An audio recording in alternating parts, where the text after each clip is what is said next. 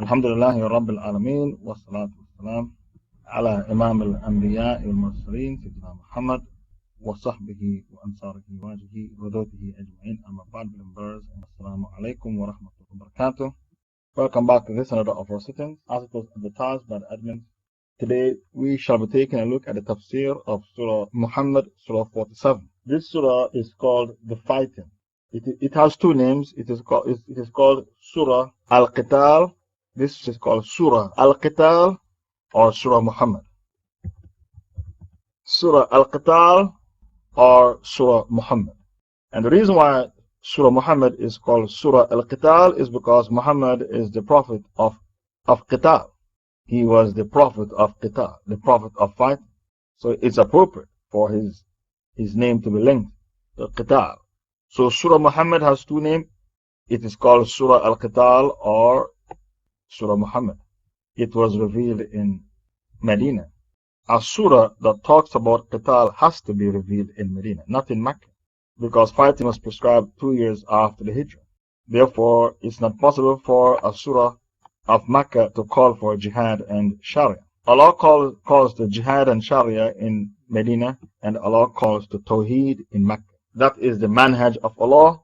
Allah called to Tawheed in Mecca, which was Dar al-Harb, and Allah called for Sharia and Jihad in Medina, and Medina was Dar al-Islam. This is the manhaj of Allah, and any other manhaj other than this manhaj is a wrong manhaj.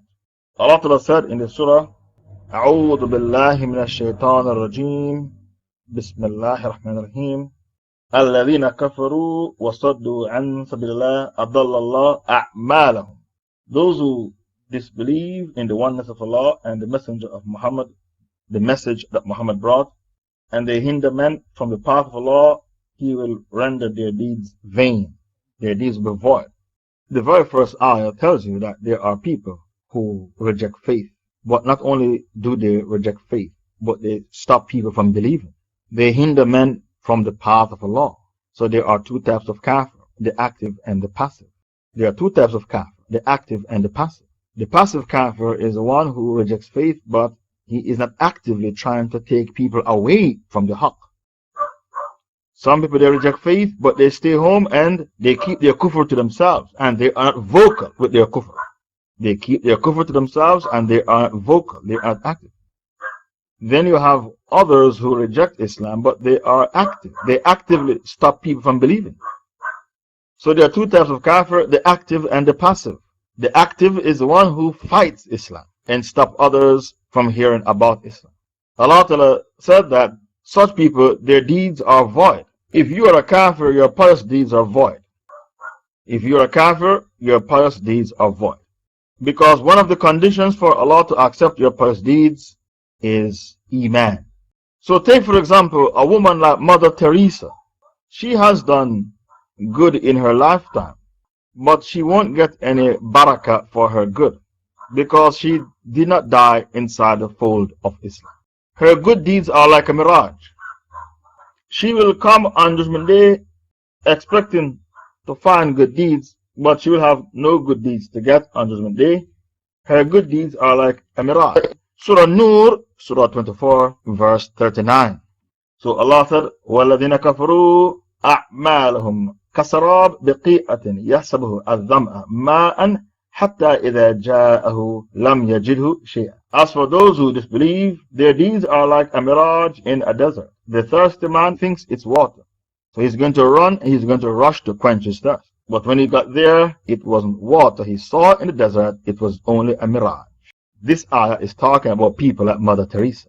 She will come on Judgment Day expecting to find good deeds, but she can't find any good deeds because she was a Catholic who worshipped three gods: God the Father, God the Son, and God the Holy Ghost. That is paganism, the Trinity. And Allah warned the Prophet Muhammad, you Muhammad, if you commit shirk, all your pious deeds are nullified. Surah Zumar, verse 65. Surah 39, verse 65. Allah warned Muhammad in Surah 39, verse 65, وَلَقَدْ أُوحِيَ إِلَيْكَ وَإِلَّذِينَ مِنْ قَبْلِكَ لَإِنْ أَشْرَكْتَ لَيَحْبَطَنَّ عَمَلُكَ وَلَتَكُونَنَّ مِنَ الْخَاسِرِينَ.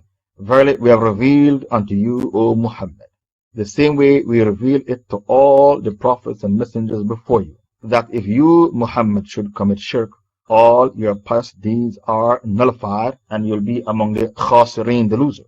If he was Muhammad, the most righteous man to walk earth, yet he was warned in Surah 39, verse 65, to abstain from shirk, because if he dabbled in shirk, all his deeds are nullified. What about the ordinary human beings? We should take this warning more serious. So Allah Ta'ala is hereby telling you in Surah Muhammad, those who reject faith and they stop men from believing, all their deeds are nullified, their deeds are void. وَالَّذِينَ آمَنُوا وَعَمِلُوا الصَّالِحَاتِ وَآمَنُوا بِمَا نُزِّلَ عَلَى مُحَمَّدٍ وَهُوَ الْحَقُّ مِنْ رَبِّهِمْ كَفَّرَ عَنْهُمْ سَيِّئَاتِهِمْ وَأَصْلَحَ بَالَهُمْ. Then Allah said in the second ayah, but those who believe and do righteous deeds and believe in what is sent down to Muhammad, for it is the truth from their Lord, He will expiate from them their sins and will make their state good. So when you embrace Islam, when you take your Shahada, all your evil deeds are nullified and Allah won't ask you about it, because the Shahada wipes out what came before and you are like a newborn baby. And those who hear the word Muhammad and do not believe in Muhammad, their destiny is in the hellfire to abide forever. So take for example George Bush and Tony Blair. They belong to the Ummah of Muhammad, even though they are kuffar. The same way Nimrod belonged to the Ummah of Abraham and the Pharaoh belonged to the Ummah of Moses, even though the Pharaoh was a kafir. The kuffar that you are living amongst today, they belong to the Ummah of Muhammad. Christian, Jews, Sikhs, Buddhists, atheists, agnostics, they all belong to the Ummah of Muhammad. So if they die rejecting faith in Muhammad, their destiny is in the hellfire to abide forever. The evidence for this is Surah 98 verse 6. إِنَّ الَّذِينَ كَفَرُوا مِنْ أَهْلِ الْكِتَابِ وَالْمُشْرِكِينَ فِي نَارِ جَهَنَّمَ خَالِدِينَ فِيهَا أُولَٰئِكَ هُمْ شَرُّ الْبَرِيَّةِ. Surah 98 verse 6. Verily those who reject faith from among the Jews and the Christians and the pagans, reject faith in the message of Muhammad, and reject faith in the Quran, and reject faith in Muhammad himself, they will abide in hellfire forever, and they are the worst of created creatures, the worst of creatures. Sharr al-Bariyah. That is evidence from Quran. I will now bring you evidence from Sunnah. Sahih Muslim. Authentic 35, bring me the Hujjah. Sahih Muslim. The Prophet said, by Allah in whose hand is my life, any Jew or Christian who heard about me, Muhammad, and then die rejecting faith in me, such a person shall be in hellfire to abide forever. وَالَّذِي نَفْسِي بِيَدِهِ لَا يَسْمَعْ بِي يَهُودِي أو نصراني ثم مات ولم يؤمن به إلا دخل النار. That is a hadith in Arabic. So I've brought you evidence from Quran, then I brought you evidence from Sahih Muslim that any Jew or Christian who heard about Muhammad and died rejecting faith in him, such a person abide forever. And Allah told you in the Quran, such a person is the worst of created things. Sharr al-Bari. Who are they? Those who died rejecting faith in Muhammad. And such people, their good deeds are nullified. Like Mother Teresa, she has no good deeds to get on Judgment Day because she died a Catholic, a pagan, not a believer who died believing in Muhammad. Ayah 3.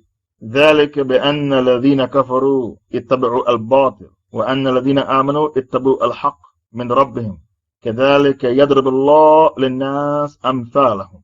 Ayah 3.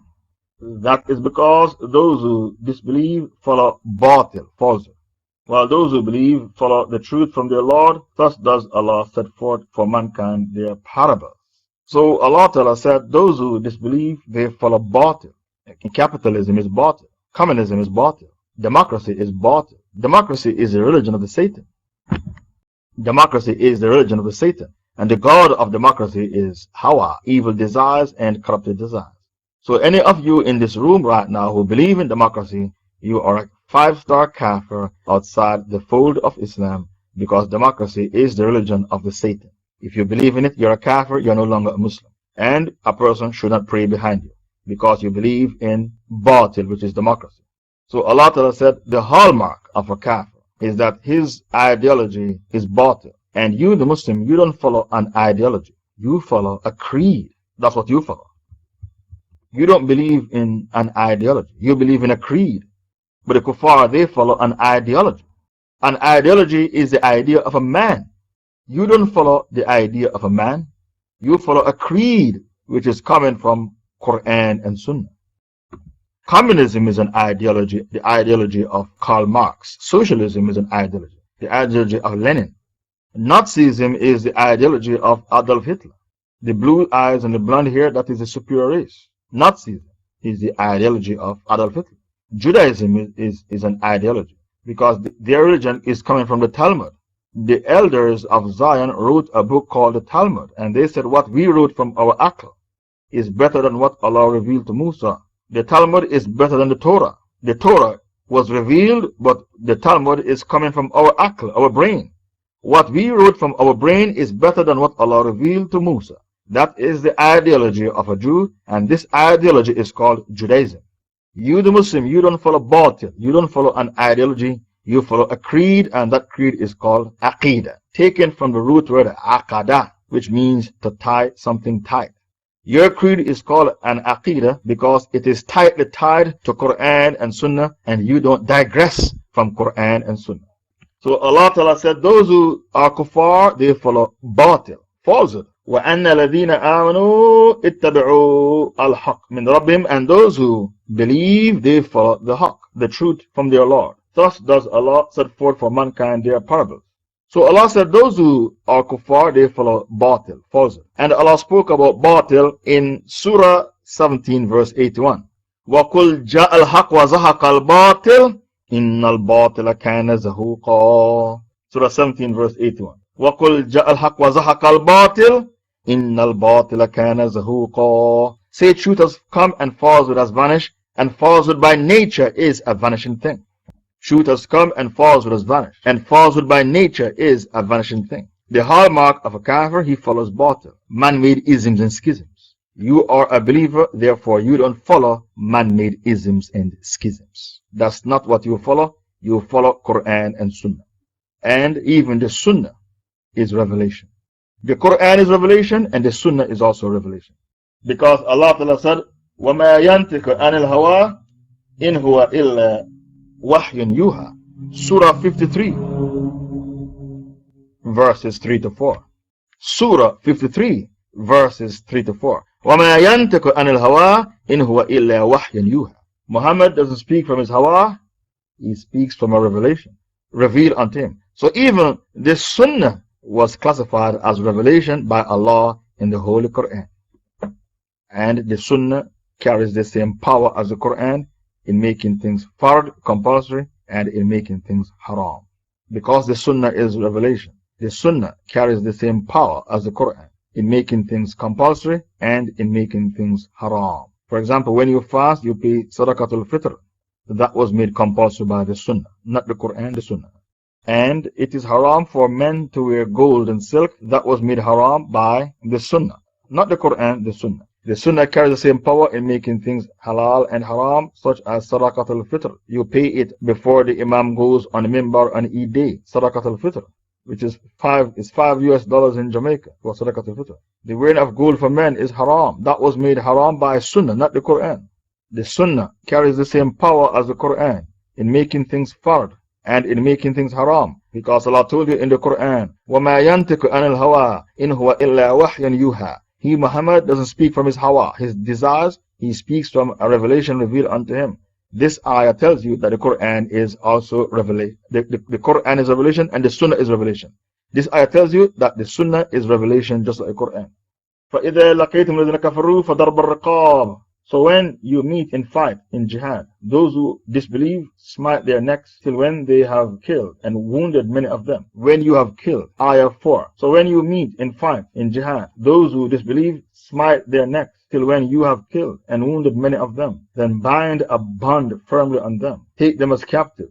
Thereafter is a time. Now, after you have taken them as captives, thereafter you have the time either for generosity, which is the freedom without ransom, or ransom them according to what benefits Islam, until the war lays down its burden. Thus, you are ordered by Allah to continue in carrying out jihad against the disbelievers till they embrace Islam and are saved from the punishment of the hellfire, or at least come under your protection and pay your jizya. But if it had been Allah's will, He, Allah, would Himself could certainly have punished them without you, but He lets you punish them. He lets you fight in order to test some of you with others.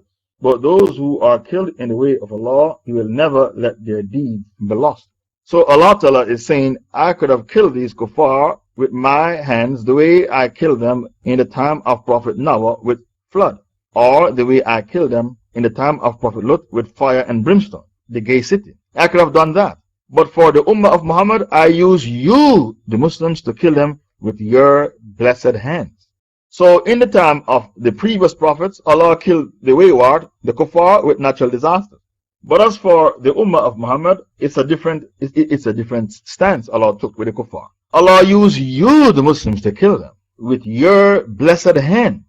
And because of that, Muhammad is called the Prophet of Qital, the Prophet of fighting. He fought 27 battles in his lifetime. And because of that, Surah Muhammad has two names.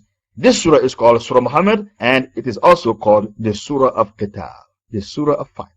What Allah is telling you in this ayah, I could have killed them with natural disasters the way I killed the people of Noah, the people of Saleh, the people of Ad, the people of Hud, in Yemen. I could have killed them the way I killed the people of Sodom and Gomorrah in the time of Prophet Lut. But you, the Ummah of Muhammad, I took a different stance with you. And that is, instead of me, Allah, killing them with a natural disaster, I prefer to kill them with your hands, with your blessed hands.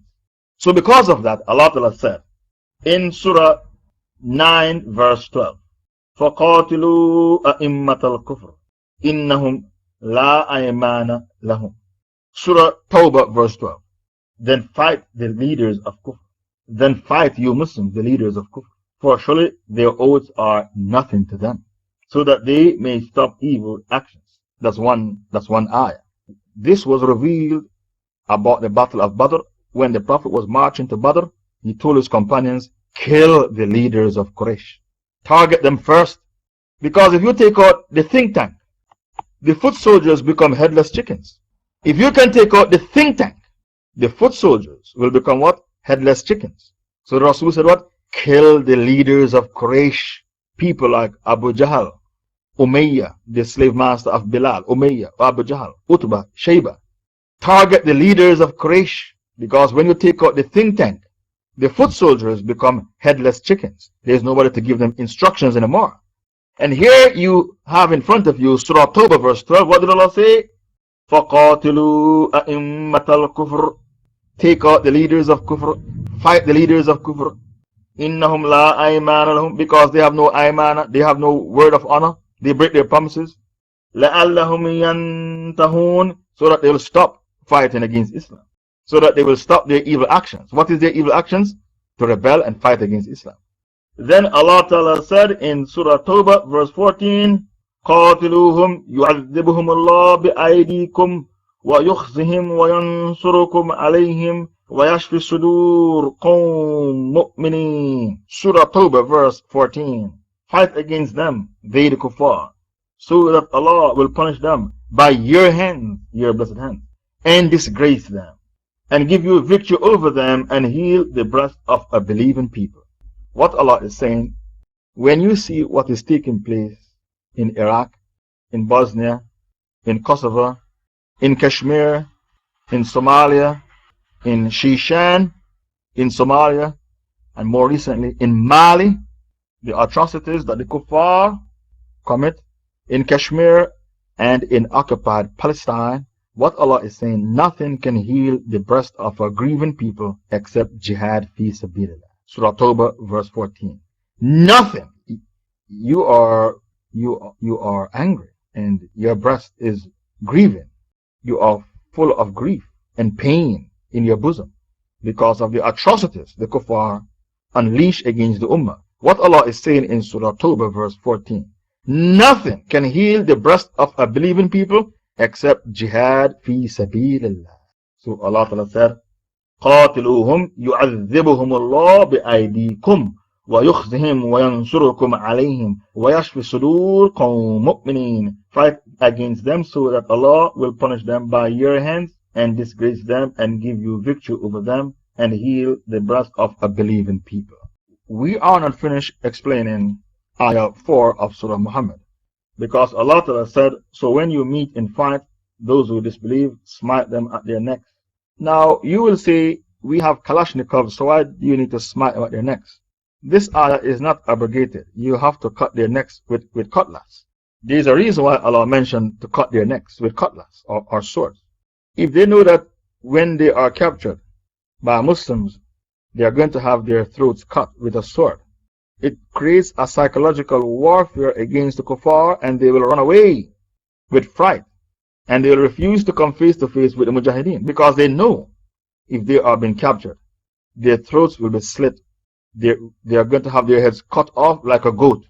And when you cut off the head of 10 kuffar, it's always good to leave one alive so that he can go back and tell the tale. He becomes your CNN to go and broadcast what he saw. He becomes your CNN or BBC to go back and tell his kafir brothers what he saw.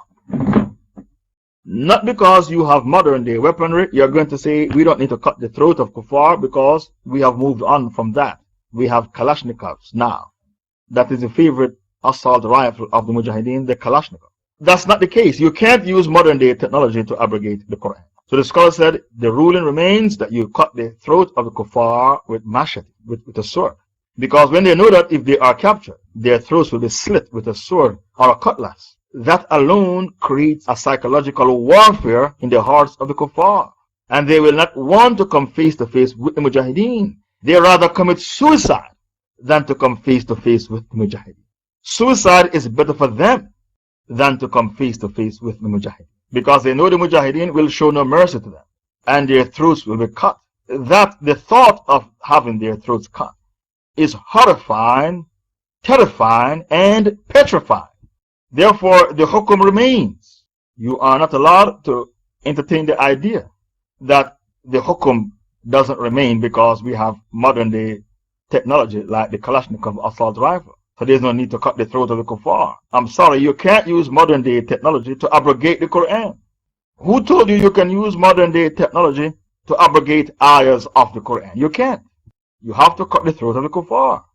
It's called a psychological warfare. And the Rasul said, I was blessed with 6 things. No one before me were blessed with these 6 things. One of the 6 things is what? Ar-Ra'b, fear. 1 month before I marched against the kuffar, they would tremble with fear just to hear that Muhammad was coming. So when your enemies are horrified and petrified of you, half the job has already been accomplished. When the enemy fears you, half your job has already been accomplished. Because the enemy fears you, half your job is over. I'm not finished explaining the ayah. Ayah 4 of Surah Muhammad. Because Allah said in the ayah, when you have killed and wounded many of them, then bind a bond firmly on them, that is, take them as captives. Thereafter is a time either for generosity, free them without ransom, or ransom them according to what benefits Islam, until the war lay down its burden. War lay down its burden means the war come to a halt, a stop. This means that when you fight the kuffar and they become captives in your hand, you have 4 options. The person taking notes, the 4 options we have with the POWs. The 4 options the Sharia gives us to deal with POWs. The person taking notes, how to deal with POWs, we have 4 options. So the other subtitle is how to deal with POWs. How to deal with the prisoners of war. Yes, the first option is you kill them. You kill the POWs. That's the first step. You kill them. Secondly, you set them free by charging them money. You set them free by charging them money. That's the second option. The third option, you do a prisoner exchange. I'm sure you have seen the Jews set free 900 Palestinians for 1 Israeli soldier. So the third option is to do a prisoner exchange. The fourth option is to set them free without charging them money. The fourth option, you set them free without charging them money and without doing a prisoner exchange. Set them free without charging them money. These are the 4 options that is in front of you when you have POW. Now, what is the best from these 4 options? You realize the translator said, you do what is suitable for Islam. The translator did not tell you what to do. Allah didn't tell you what to do. Allah said, do what suits Islam. Maybe it suits Islam to set them free with money because you need money to buy food and weaponry. Maybe it suits Islam to do a prisoner swap. Maybe that's what suits Islam. Maybe it suits Islam to kill them because these are dangerous kuffar. Maybe it suits Islam to kill them because these are dangerous kuffar. Don't forget when the Prophet, one of them was a woman who was reciting poetry against Islam. And she was a slave girl. You might say she's a slave girl. And how can you kill a slave? He was following orders. I'm sorry, if you insult Muhammad, your head has to go. We don't care if you're a free or a free person or a slave. Your head has to go. Because to insult Muhammad is a grave sin. So I gave you 4 options how to deal with the POWs. And what is going through your mind is, which one of these 4 options is best? The answer to the question is, this is a matter for the Amir to make his ijtihad. And the person who makes the ijtihad is the Amir on the front line, not a Shaykh in an air-conditioned office in Saudi Arabia. No, it has to be a Shaykh on the front line. He makes the ijtihad. Because it is haram for you to pass a fatwa until you know 2 types of fiqh. The fiqh of the book and fiqh al-waqi'. Fiqh al-waqi' means current events on the ground. How many times people come to Pal Talk to ask me questions about marital discord? And the admin say, go to your local sheikh. I can't answer the question because I don't know the fiqh al-waqi'. A man and a woman is having problems. I only hear one side of the story. The woman come to Pal Talk to complain. And I'm going to pass a fatwa about the issue. And I didn't hear the other side of the story. It's called fiqh al-waqi', current events on the ground. It is haram for a scholar to pass a fatwa until he understands fiqh al-waqi', the current events on the ground. So he needs to know 2 fiqh, the fiqh of the book and fiqh al-waqi'. So these 4 options that I gave you, when you have POWs in your hands after the jihad, and you are going to ask the question, what should the Amir do with the POW? He has to do what benefits Islam. Either he sets them free with money, or he sets them free without money, or he does a prisoner swap, a prisoner exchange, or he kills them. That is his decision to make. He is the Amir. And when he makes a decision, you should not create mutiny. Because maybe his decision is to kill them. And you can say, no, you can't kill them. One of them is my cousin, my first cousin. One of them is my blood brother. How can you kill him? And you start mutiny. If the Amir makes a decision, you have to shut up and go along with his decision. His decision might be to kill them. And you're going to create mutiny. One of them is my brother, the same mother, the same father. Don't kill him, you can't kill him. And you start to create fitna. I'm afraid if the Amir makes a decision, you have to shut up and go along with his decision because he is the Amir. You are not allowed to create mutiny on the battlefield. Because Allah said in Surah Nisa, verse 59, يَلَّذِينَ آمَنُوا أَطِيعُوا اللَّهَ وَأَطِيعُوا الرَّسُولَ وَأُولِي الْأَمْرِ مِنكُمْ.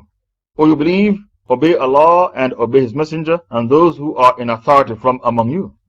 Obey those who are in authority from among you. And if you differ between yourselves in regards to a particular matter, then refer the matter to Quran and Sunnah. He will guide them and set them their state right.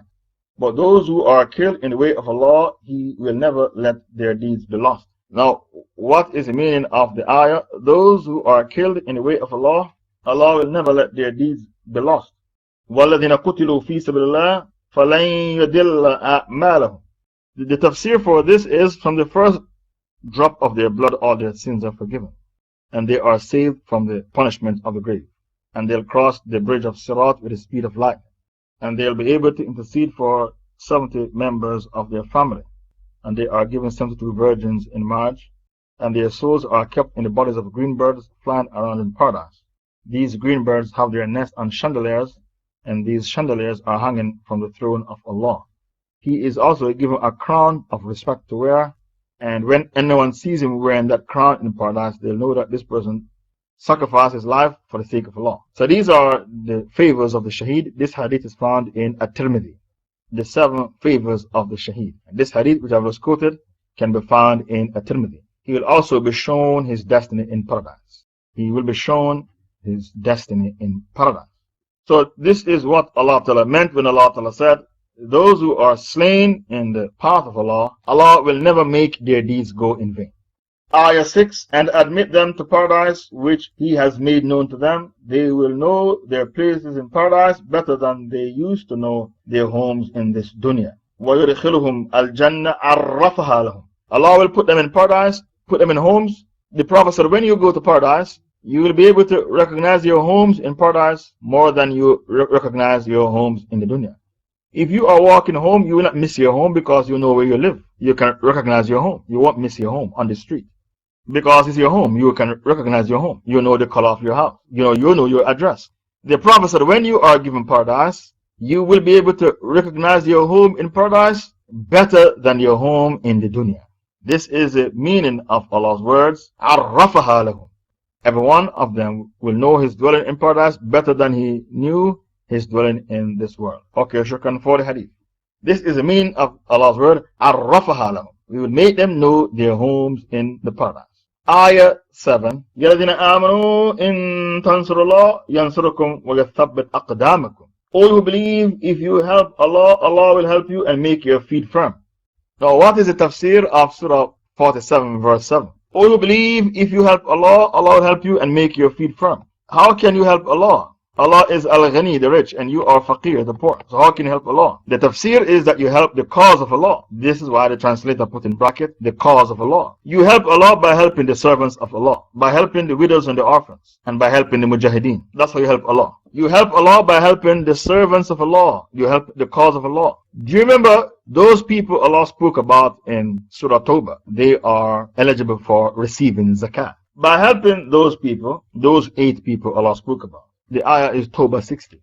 If you help those people Allah spoke about in Tawbah 60, that's helping Allah. So what Allah is hereby saying is, when you help the servants of Allah, you are helping Allah.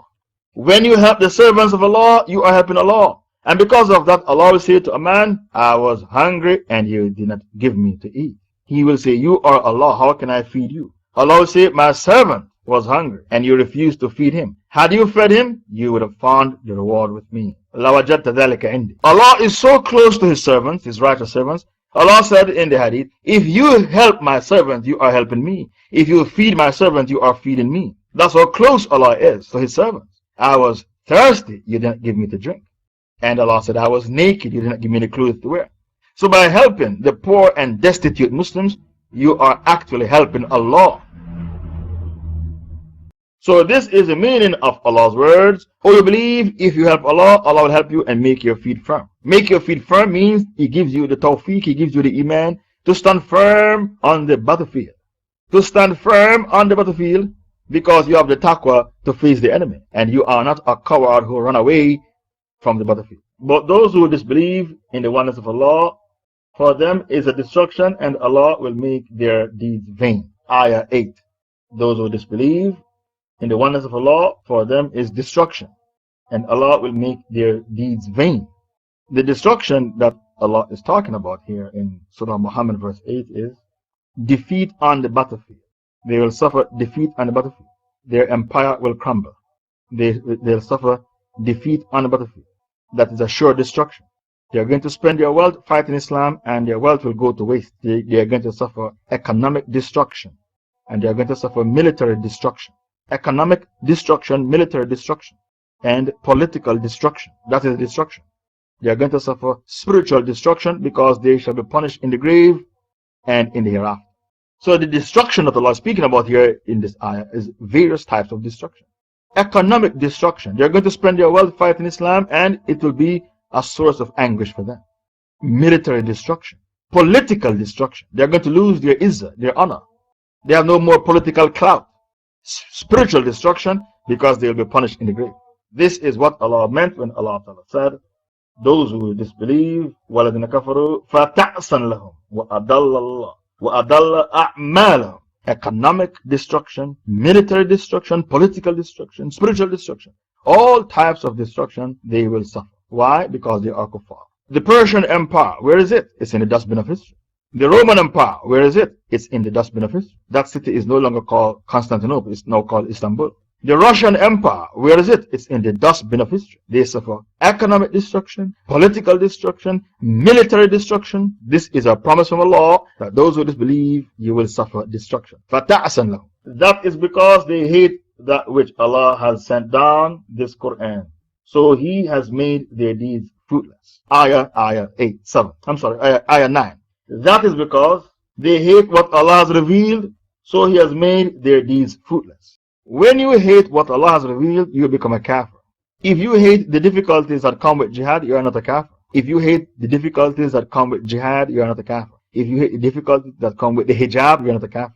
But if you hate the ayah itself and say the Quran would have been better without this ayah, then you are a kafir. You are not allowed to hate what Allah has revealed. But you are allowed to hate the difficulties that come with jihad and the difficulties that come with the hijab. People tease you and they keep you out of jobs. They don't employ you. If you hate the difficulties that come with the hijab, the khimar, you are not a kafir. But to hate the ayah itself, then you become a kafir. Because you are not allowed to hate what Allah has revealed. Have they not traveled through the earth and seen what was the end of those before them? Allah destroyed them completely. And a similar fate awaits the disbelievers. Have they not traveled through the earth and seen what was the end of those who came before them? Allah destroyed them completely, and a similar fate awaits the disbelievers. That is ayah number 10. Now what Allah is saying is that my sunnah doesn't change. My sunnah doesn't change, and my sunnah is to destroy the disbelievers. And the reason why they are destroyed is because of their sins. They are destroyed because of their sins. Don't forget, Allah told you in Surah 35. Surah 35, verse 43. فَهَلْ يَنْظُرُونَ إِلَّا سُنَّةَ الْأَوَّلِينَ فَلَنْ تَجْدَ لِسُنَّةِ اللَّهِ تَبْدِيلًا وَلَنْ تَجْدَ لِسُنَّةِ اللَّهِ تَحْوِيلًا. Then can they expect anything else but the sunnah, the way of dealing with the people of old? So no change will you find in the sunnah of Allah, no turning off will you find in the sunnah of Allah, Allah's way of dealing with the people. This is why Allah said, look what happened to the kuffar who came before you, they were destroyed. And your fate is coming to you, and it is a similar fate. When these kuffar were destroyed at the battle of Badr, the Prophet stood over their dead bodies and said, Utba, Shayba, Abu Jahl, do you find the promise of Allah to be true? Verily I find the promise of Allah to be true, my Lord. Omar said, O Messenger of Allah, you are talking to dead bodies, they can't hear you. The Prophet said, they can hear me just like you, but they can't answer me. They can hear me just like you hear me, but they can't answer me. The destruction that the Prophet was telling them about, it happened. Because the Prophet said, Ya ma'shara Quraysh, laka ji'tukum bitha. O people of Quraysh, I come to you to massacre you, to strike you down. And this was in Mecca. The Prophet told them, I am the Prophet of Jihad. Therefore, I come to you to massacre you. O people of Quraysh, I come to you to massacre you. And they were saying, you can't do anything, you're weak. You can't do anything, you're weak. What can you do? And when the massacre took place at Badr, he stood over their dead bodies and called them by their names. Utba, Shayba, Umayyah, Abu Jahl. Do you find the promise of Allah to be true? Verily, I find the promise of Allah to be true. Omar said, O Messenger of Allah, you are speaking to dead people, they can't hear. The Prophet said, they can hear me just like you, but they can't answer me. This is because Allah is the Mawla, the protecting friend and helper and master of those who believe, and the disbelievers have no Mawla, no protecting friend and helper. Ayah 11. That is because Allah is the Mawla, the protecting friend and helper of those who believe, but those who are kuffar, they have no protecting friend and helper. They have no Mawla to protect them. And when they inspire each other to go to war with the Muslims and they start lose the war, they blame each other.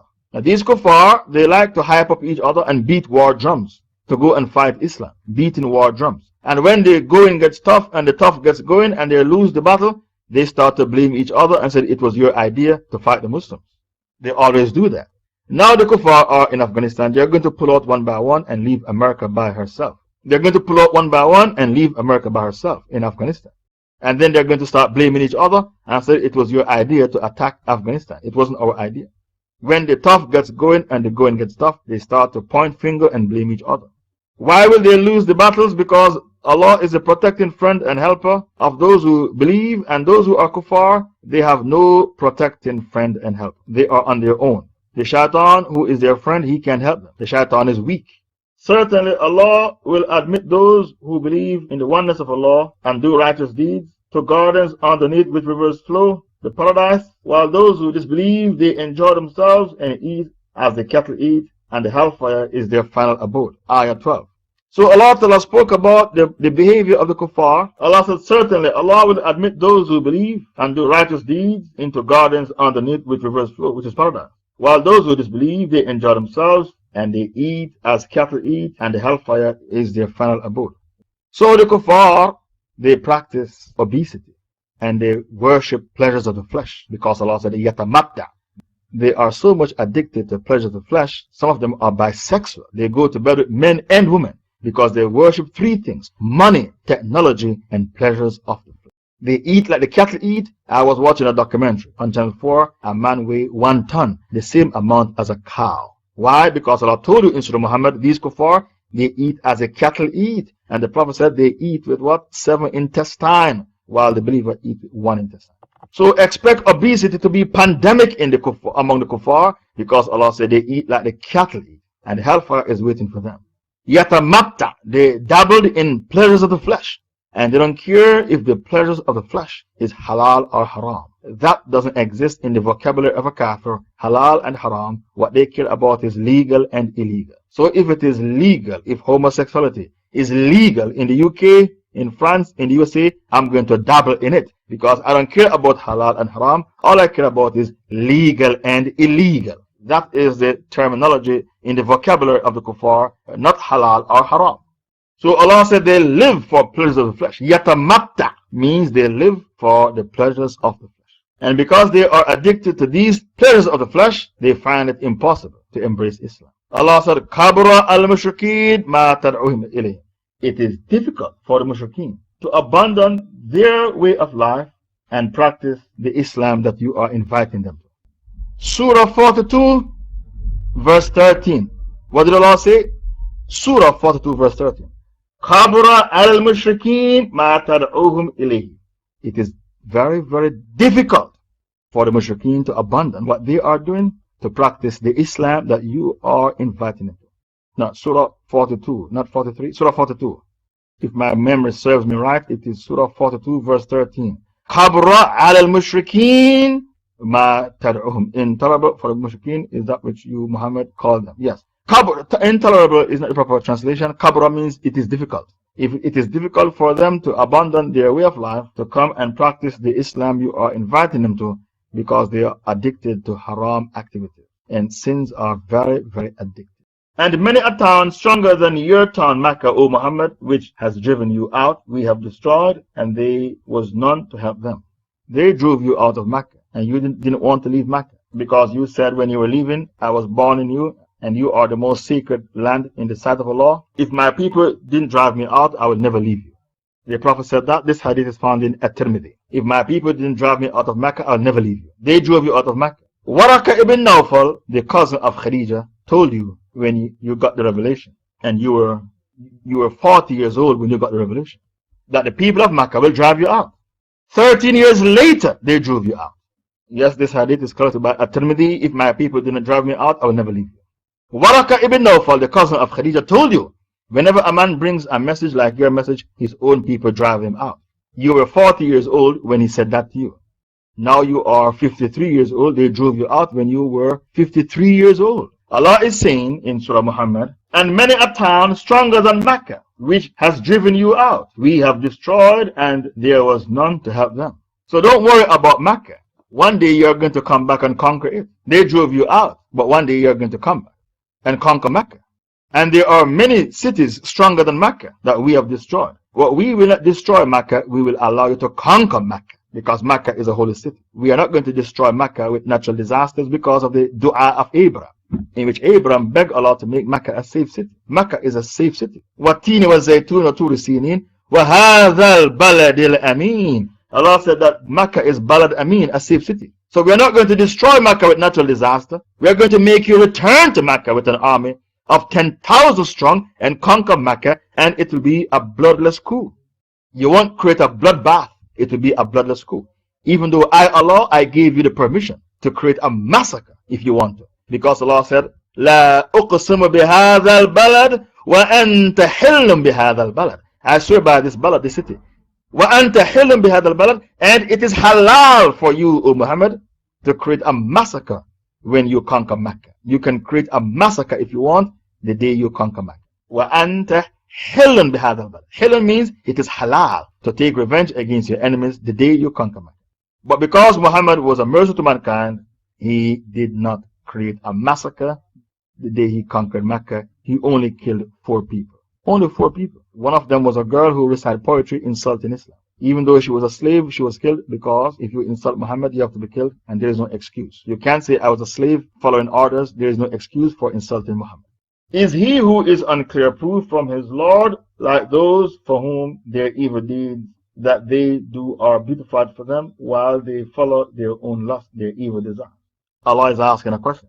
أَفَمَنْ كَانَ عَلَى بَيِّنَةٍ مِّن رَبِّهِ كَمَنْ زُيِّنَ لَهُ سُوءُ عَمَلِهِ وَاتَّبَعُوا أَهْوَاءَهُم. That's the question. Is he who is on clear proof from his Lord like those for whom their evil deeds that they do are beautified for them while they follow their own lust, their own evil desires?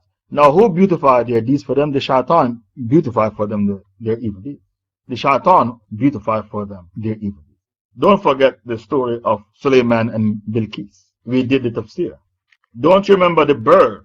The bird said to Sulaiman, I was in Yemen and I saw people worshipping the sun, not Allah, and the shaitan beautified for them their evil deeds.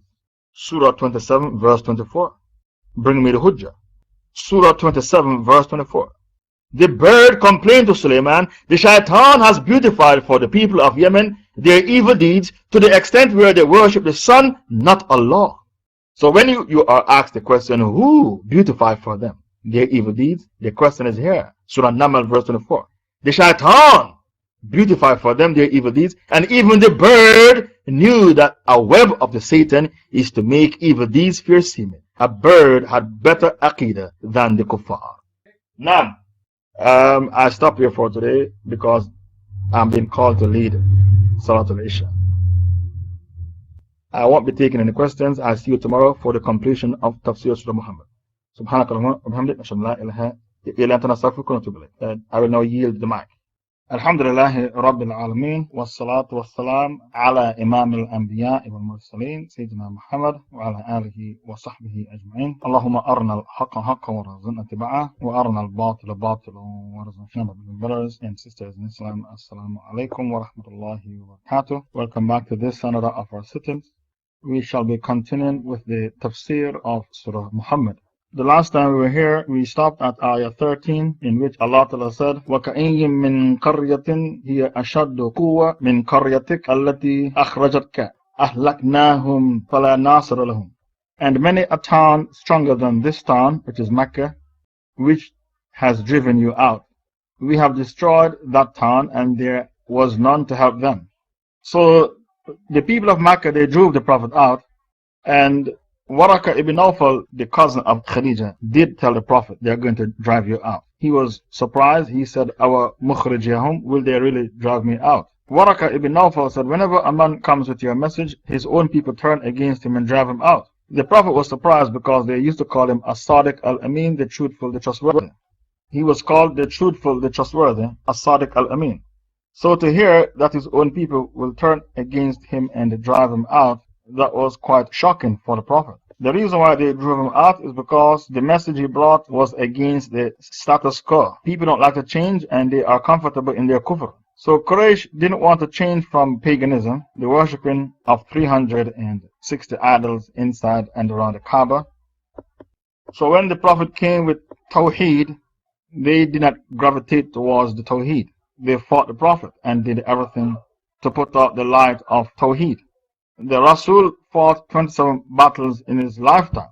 And the Rasul also said in Hadith, أُمِرْتُ أَنْ أُقَاتِلَ النَّاسَ حَتَّى يَشْهَدُوا أَنْ لَا إِلَهَ إِلَّا اللَّهُ. I was commanded to fight against people until they testify that nothing deserves to be worshipped except Allah. When the Rasul ﷺ was driven out of Mecca, he looked back at Mecca and he said, you are the most sacred land in the sight of Allah. If my people did not drive me out, I would never leave you. So the Rasul left Mecca reluctantly. He left Mecca reluctantly. He didn't want to leave Mecca because it is the most sacred place on earth. And in Mecca is the Kaaba, which is the first house built to worship Allah Ta'ala and Allah Ta'ala alone. So Allah Ta'ala said that this city, Mecca, we have destroyed many cities. And those cities were stronger than Mecca. Their population was bigger. In those days, the population of Mecca was only about 2,500 people. Cities that were much bigger than Mecca have been destroyed. And when we destroyed those cities, no one was there to help them. But Allah Ta'ala will not be destroying Mecca. Allah will not destroy Mecca the way He destroyed other cities like Sodom and Gomorrah. Because the dua of Abraham has protected Mecca. Abraham made a dua and begged Allah Ta'ala to make Mecca a city which is safe and to provide its inhabitants with food. So there will be no natural disasters in Mecca nor any famine. The dua of Abraham is Baqarah 126. وَإِذْ قَالَ إِبْرَاهِيمُ رَبِّ اجْعَلْ هَذَا بَلَدًا آمِنًا وَارْزُقْ أَهْلَهُ مِنَ الثَّمَرَاتِ مَنْ آمَنَ مِنْهُمْ بِاللَّهِ وَالْيَوْمِ الْآخِرِ. So Baqarah 126 is the dua of Abraham, in which he begged Allah Ta'ala to make Mecca a safe city. So no natural disaster can destroy Mecca, and there will be no famine in Mecca. And the Dajjal will not be able to enter Mecca as well, because of this dua of Abraham.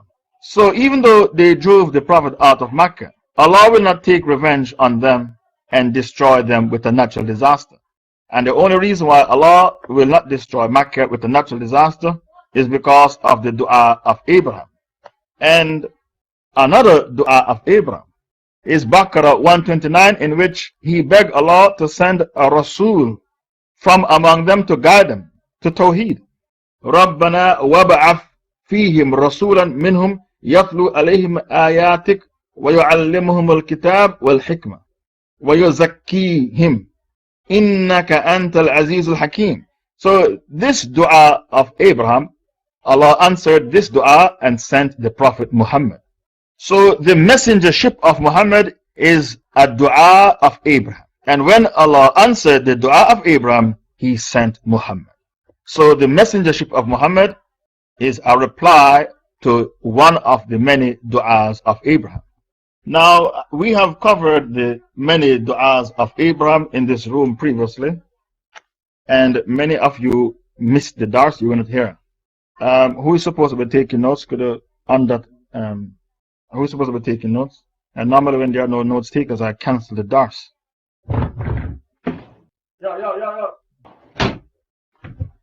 Ayah 14 is he who is on clear proof from his Lord, like those for whom their evil deeds that they do are beautified for them, while they follow their own lust, their evil desires, their corrupted desires. Ayah 14. So Allah Ta'ala said, أَفَمَنْ كَانَ عَلَى بَيِّنَةٍ مِّن رَبِّهِ كَمَنْ زُيِّنَ لَهُ سُوءُ عَمَلِهِ وَاتَّبَعُوا أَهْوَاءَهُمْ. Now Allah is asking a question.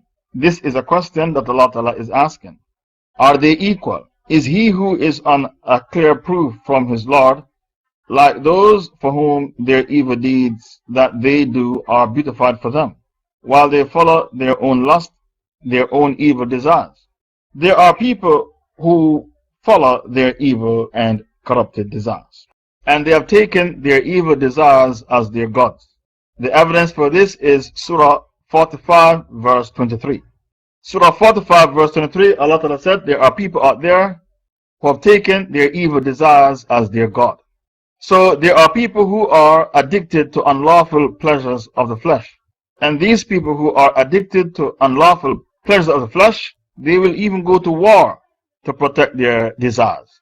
When they go to war to fight against the Sharia, and they die fighting against the Sharia, because they say the Sharia is coming to take away from them their evil and corrupted desires, and they cannot afford to relinquish their evil and corrupted desires. So whenever a person goes to war against the Sharia and call for democracy, the reason for that is because he is one of those Allah spoke about in Surah Muhammad verse 14 or Surah Jathiyah verse 23, in which Allah said there are people out there who worship instead of Allah his evil and corrupted desires.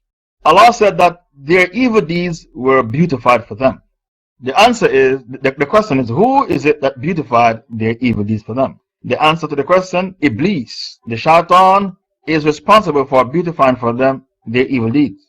Because remember when the bird went to Yemen, when the bird went to Yemen and the bird found the people worshipping the sun instead of Allah, the bird came back to Prophet Sulaiman and complained to Sulaiman that he found the people worshipping the sun, not Allah. And the bird said the shaitan has made their evil deeds fair seeming to them, so they have no guidance. So the shaitan has the ability to make evil deeds fair seeming. And the strategy of the shaitan in making evil deeds fair seeming is that he gives it a name which is appealing. So a bastard child, he says a love child. Adultery, he says, is an affair. The shaitan has beautiful names. A person who is a sodomite, he says the person is gay. Gay in the 1950s was a good word, but not anymore. The homosexual community, they captured that word and made it their own. So sins that are shameful, very shameful, the shaitan use beautiful words to call these sins so that it becomes fair seeming. When the shaitan wanted Adam to eat from the haram tree, he gave the tree a name. Allah didn't give the tree a name, but the shaitan gave it a name to make it appear beautiful in the eyes of Adam, in the psyche of Adam. He called the tree Shajaratul Khuld, the tree of eternal life. That was the name Iblis gave to the tree, so that Adam will gravitate towards the haram tree. Shajaratul Khuld, the tree of eternal life. So the shaitan knows the importance of words, and the shaitan knows that words play a vital role in the psyche of human beings and cause them to gravitate towards the sin. There is an alcohol, the shaitan calls the alcohol Southern Comfort, and it's a very strong alcohol. The shaitan calls it Southern Comfort, that if you drink the alcohol, there is comfort in the alcohol. There's another alcohol he called Take Courage. So if you drink that alcohol, you will have courage. You'll be a real man. So alcohol, the shaitan has beautiful names for alcohol and beautiful names for other sins that are a taboo in the society, in the Muslim society. It's a taboo in the Muslim society. It's not a taboo in the Kafir society, because the shaitan used the power of words to make evil deeds fair seeming. Ayah 15. The description of paradise which the muttaqun, the pious, have been promised is that in it there are rivers, rivers of water, the taste and smell of which are not changed. So water is classified as contaminated if it develops a color, a taste. If you know that impurity fell in the water and the water developed a color, an odor, a color, and a taste, then that water is classified as contaminated, and it is haram to drink it or use it to perform wudu. Wudu can only be performed with pure water, not contaminated water. If you perform wudu with contaminated water, the wudu becomes batil. Allah Ta'ala said the water in the river in paradise, there's a river of water, and this water doesn't develop a taste and a smell. The color doesn't change. Then there's a river of milk of which the taste never changes.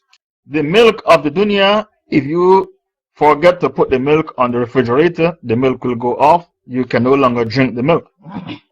But the milk in paradise, it doesn't go off. It doesn't develop a color or a taste because it becomes contaminated or it becomes old. The milk is old. It can no longer be consumed. It's no longer fit for human consumption. You have to pour the milk in the sink. You cannot drink the milk because you forgot to put the milk in the refrigerator. Allah is saying that the milk which is in paradise, there is a river, and that river is a river of milk. There are 4 lakes or 4 rivers.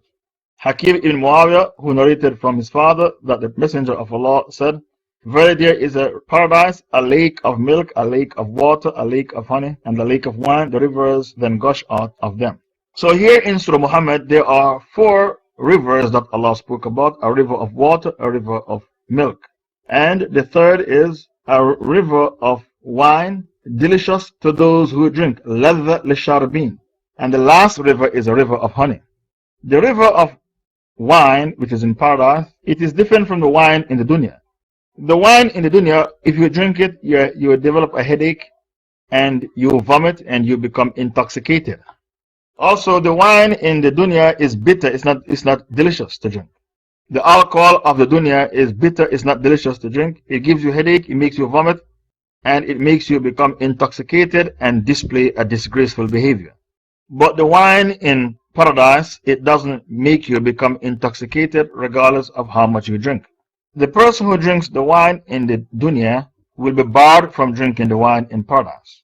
And the person who drinks the wine in the dunya will have no salah accepted for 40 days and 40 nights. So his salah will be rejected for 40 days and 40 nights because he drank wine in the dunya. Abdullah ibn Umar narrated, the Messenger of Allah said, "Whoever drinks wine in this world and does not repent from that, he will be deprived of it in the hereafter." Okay, shukran for the hadith found in Bukhari and Muslim. Now bring me the other hadith found in Musnad Ahmad and the Mustadrak of Al-Hakim, that the person who drinks wine will have his salah rejected for 40 days and 40 nights. Abdullah ibn Umar reported that Allah's Messenger said, If anyone drinks wine, then his salah over 40 days are not approved. If he repents, then Allah will relent to him. If he reverts to it, then Allah will not approve his salah over 40 days. If he repents, Allah Ta'ala will relent to him. But if he reverts to it, then Allah will not approve his salah over 40 days. This hadith was collected by Ahmad, At-Tabarani, and Nasa'i. When Aisha was approached by Anas ibn Malik and he said to her, "Tell me about earthquakes," Aisha turned her face away. She didn't want to discuss the topic. But Anas ibn Malik insisted, "Tell me about earthquakes." And she said, when a woman removes her clothing in a house which is not her husband's house, meaning this woman is having an affair, and people drink a lot of wine and they dabble in musical instruments, wind and string instruments, Allah is enraged from over the seven heavens, and Allah Ta'ala commands the earth to quake. So earthquake is a direct result of people committing zina and drinking a lot of wine. This is why the earthquake occurs, because people dabble in zina and khamr. So the consumption of alcohol is one of the reasons why earthquake occurs, as well as zina. Allah Ta'ala promised you wine in the paradise, but remember, those who drink the wine in the dunya will not be given the privilege of drinking the wine in the paradise. The wine in the dunya makes you become intoxicated, it makes you vomit, and it gives you a headache. But the wine in paradise, regardless of how much you drink, it doesn't make you become intoxicated. We continue with our tafsir. So Allah Ta'ala said, there are 4 rivers in paradise. The paradise which Allah has promised you, it contains rivers, a river of water, the taste and smell of which are not changed. Rivers of milk of which the taste never changes. Rivers of wine, delicious to those who drink. So it's not just one river of wine, it's rivers of wine. Various types of rivers with various types of wine, not just one type of wine. Allah said rivers. Allah said anhar. Anhar means the plural, rivers, many different rivers with different taste of wine. Allah said ladha lisharabin. This wine in paradise is ladha. It is a delight, it is delicious, it is tasty for those who drink. And rivers of clarified honey, clear and pure, therein for them is every kind of fruit. The honey in the dunya, sometimes they mix it with sugar to stretch it, to make more money. But the honey in the paradise is pure, it is not mixed with sugar. It is pure and clear. Therein for them is every kind of fruit, and forgiveness from their Lord. Are these like those who shall dwell forever in the fire, and be given to drink boiling water, so that it cuts up their bowels? So while the believers are given 4 rivers to drink from, a river of water that doesn't go off, the smell, it doesn't develop a smell or taste or a color. A river of milk that doesn't go off, the milk remains fresh. A river of wine that doesn't make you become intoxicated, it doesn't make you become drunk, it doesn't make you vomit or give you a headache like the wine of the dunya. And a river of honey which is pure. The honey in the dunya, the kafirs, they mix the honey with sugar to stretch it and to make more money. But the honey, Allah said, which is in paradise, it is pure, it is not mixed with any foreign substance. It is pure honey. These are the 4 drinks for the believers when they are in paradise. But as for the kafirs, when they are thirsty, they will be given boiling water to drink that will cause their bowels to be ruptured. They will be given boiling water to drink when they are in the hellfire that will cause their bowels to be cut up. That is the contrast. The treatment of the believer in paradise and the treatment of the kuffar in the hellfire.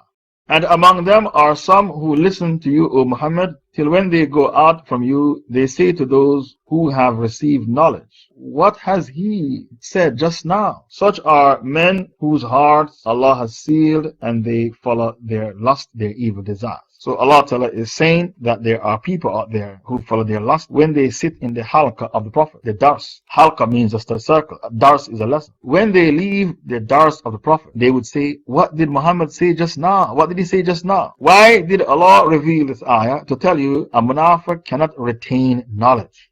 The Holy Prophet said, a munafiq will never have knowledge of Islam and a beautiful character. So when they left the dars of the Prophet, Allah said, حَتَّى إِذَا خَرَجُوا مِنْ عِنْدِكَ قَالُوا لِلَّذِينَ أُوتُوا الْعِلْمِ مَاذَا قَالَ آنِفًا. They were in your company, and among them are some who listened to you, O Muhammad. They came to your dars, your halqa, your study circle. They listened to you. Till when they go out from you, they say to those who have received ilm, knowledge, what has he said just now? What did Muhammad say just now? They questioned Abu Bakr, Umar, Uthman, Ali, Talha, Zubair, Sa'd ibn Abu Waqqas, Abdurrahman bin Auf, Ibn Mas'ud, Ibn Abbas. These were the scholars of the Sahabas. And when Umar was a caliph, he didn't allow them to leave Medina because he wanted to surround himself with great scholars to help him to implement the Sharia. Just in case, while he's implementing the Sharia, he forgot something. Just in case he forgot something. He didn't allow the scholars of the Sahabas to leave Medina. He surrounded himself with scholars. The reason why they said, what did Muhammad say just now? Is because a munafiq, he can't retain the knowledge. So even though he's sitting down in the masjid listening to the Prophet preaching, it goes from one ear and came out through the other ear, and it didn't enter his heart. It go from one ear, the knowledge came from one ear and go out through the other ear, and it didn't enter his heart. Why? It's not his interest. It is as simple as that. Why he said, what did Muhammad say just now? You are asking Abu Bakr, Umar, Uthman, Ali, what did Muhammad say just now? But you were in the dars. Weren't you in the dars? You were sitting beside Umar al-Khattab in the dars, or Ali, or Abdurrahman bin Auf, or Uthman ibn Affan. You were sitting beside the Sahabas in the dars. What do you mean? What did Muhammad say just now? You were there. The problem is, you were there in your body, but you weren't there with your mind. Your mind was somewhere else. Why you can't retain the knowledge? The answer is simple. It's not your interest. A munafiq will never have knowledge of Islam and a beautiful character.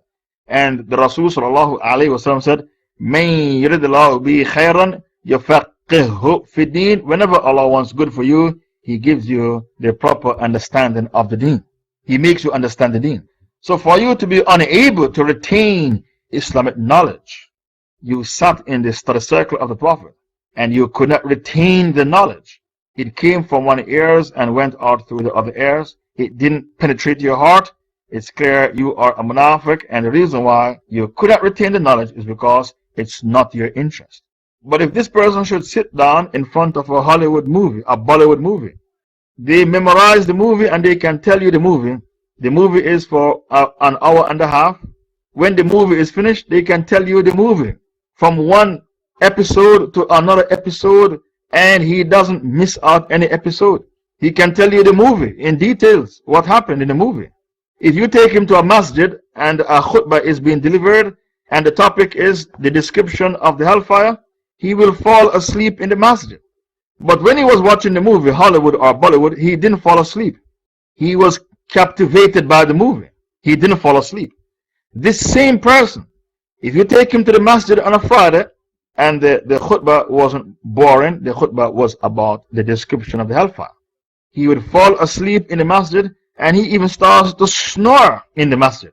Not only did he fall asleep, he started to snore in the masjid. But when he's watching a movie, Hollywood or Bollywood, he doesn't fall asleep and he doesn't snore. His heart is fixed to the movie. But his heart finds the khutbah in the masjid very boring. And because of that, he fell asleep and he started to snore. Why he finds the khutbah boring? Because it's not his interest. So Allah is hereby telling you one of the characteristics of a munafiq. He can't remain focused on Islamic knowledge. When a munafiq comes to talk, he doesn't come to this room. He goes to a room where they play music. Or he goes to a room that is called the flirting zone. Even though he's a married man, he goes to a room that is called the flirting zone. Or he goes to a room where they play music, zina music. But to come to a room like this, to listen to Quran and Sunnah, he can't. His heart doesn't accept it. His heart is corrupted. His heart gravitates towards a talk room where they play zina music. That is his interest. and not a room where Quran and Sunnah is being taught. He finds it boring and you are bothering him. For you to invite him to a room like this, you are bothering him. Now, many of you have invited your families and friends to Paltalk and to come to a room where Islam is being taught. And they promise you, oh yes, I'm going to come, but they never come. They are lying to you. They promise you, oh yes, I'll be there. I'm coming tonight, but they never come. Had you invited him to a Paltalk room where they play Zina music, he would be happy to accept your invitation. But for you to invite him to a room like this, where Quran and Sunnah is being taught, you are bothering him, you are pestering him, you are harassing him, because it's not his interest. Medina had munafiqun living there, and Allah exposed them. One of the characteristics of the munafiq, when they sat in the halqa, the study circle of the Prophet, when they leave the dars, the study circle, they said to Abu Bakr, Umar, Uthman, Ali, Ibn Abbas, Ibn Mas'ud, Abdurrahman bin Auf, Uthman ibn Affan, what did Muhammad say just now? They can't remember a single hadith. They can't remember a single Quranic verse. What did Muhammad say just now? They can't retain the knowledge. It's like water on the back of a duck. They can't soak up the knowledge.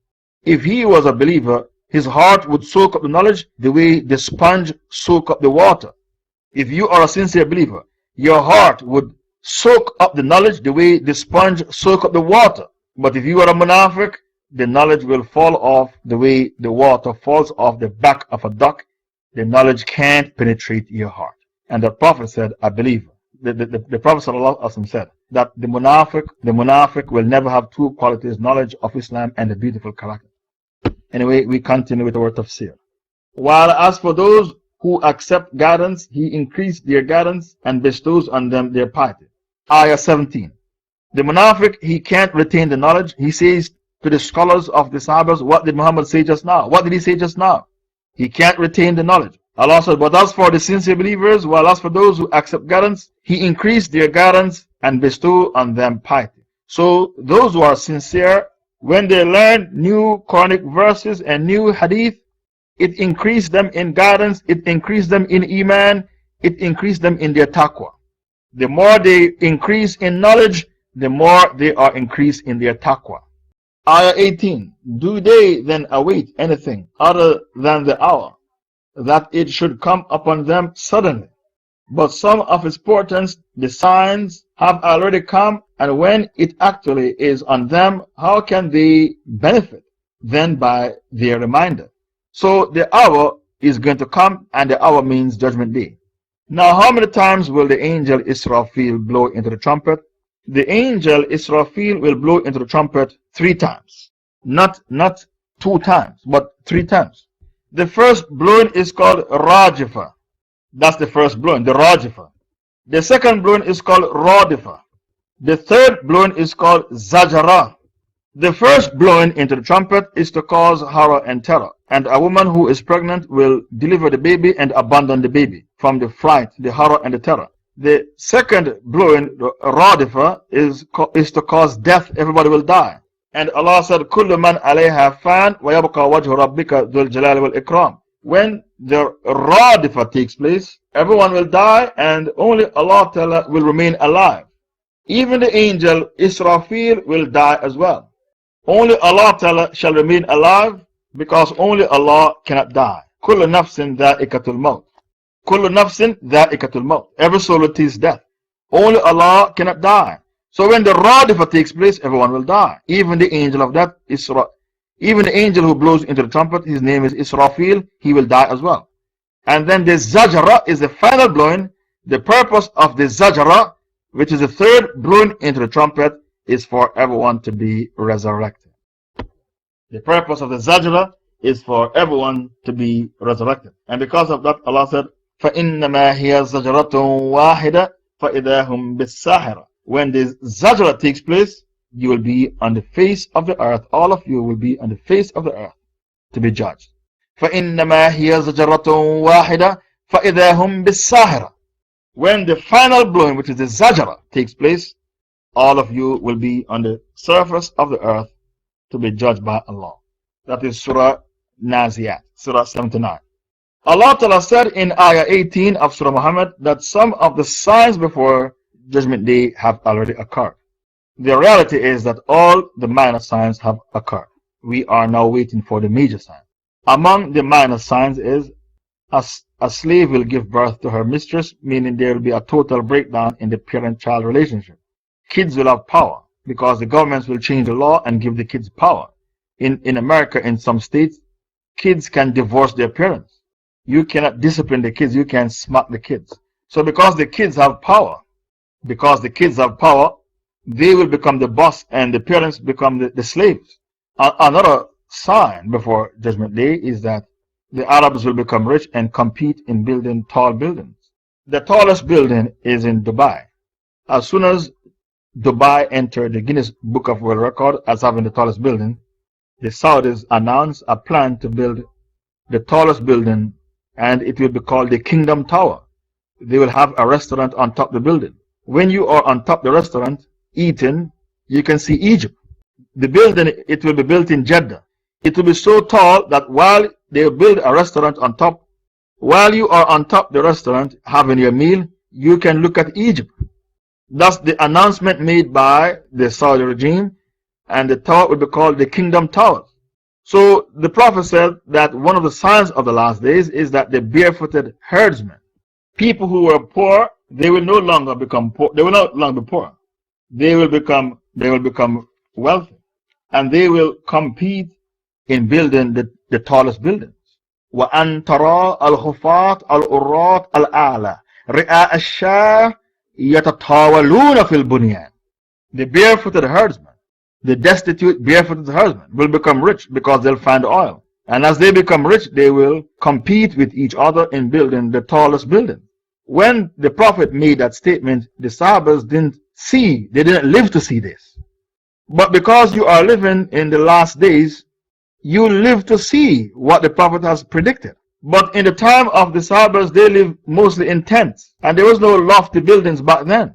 There are a lot of prophecies the Prophet predicted. The Sahabas didn't live to see those things.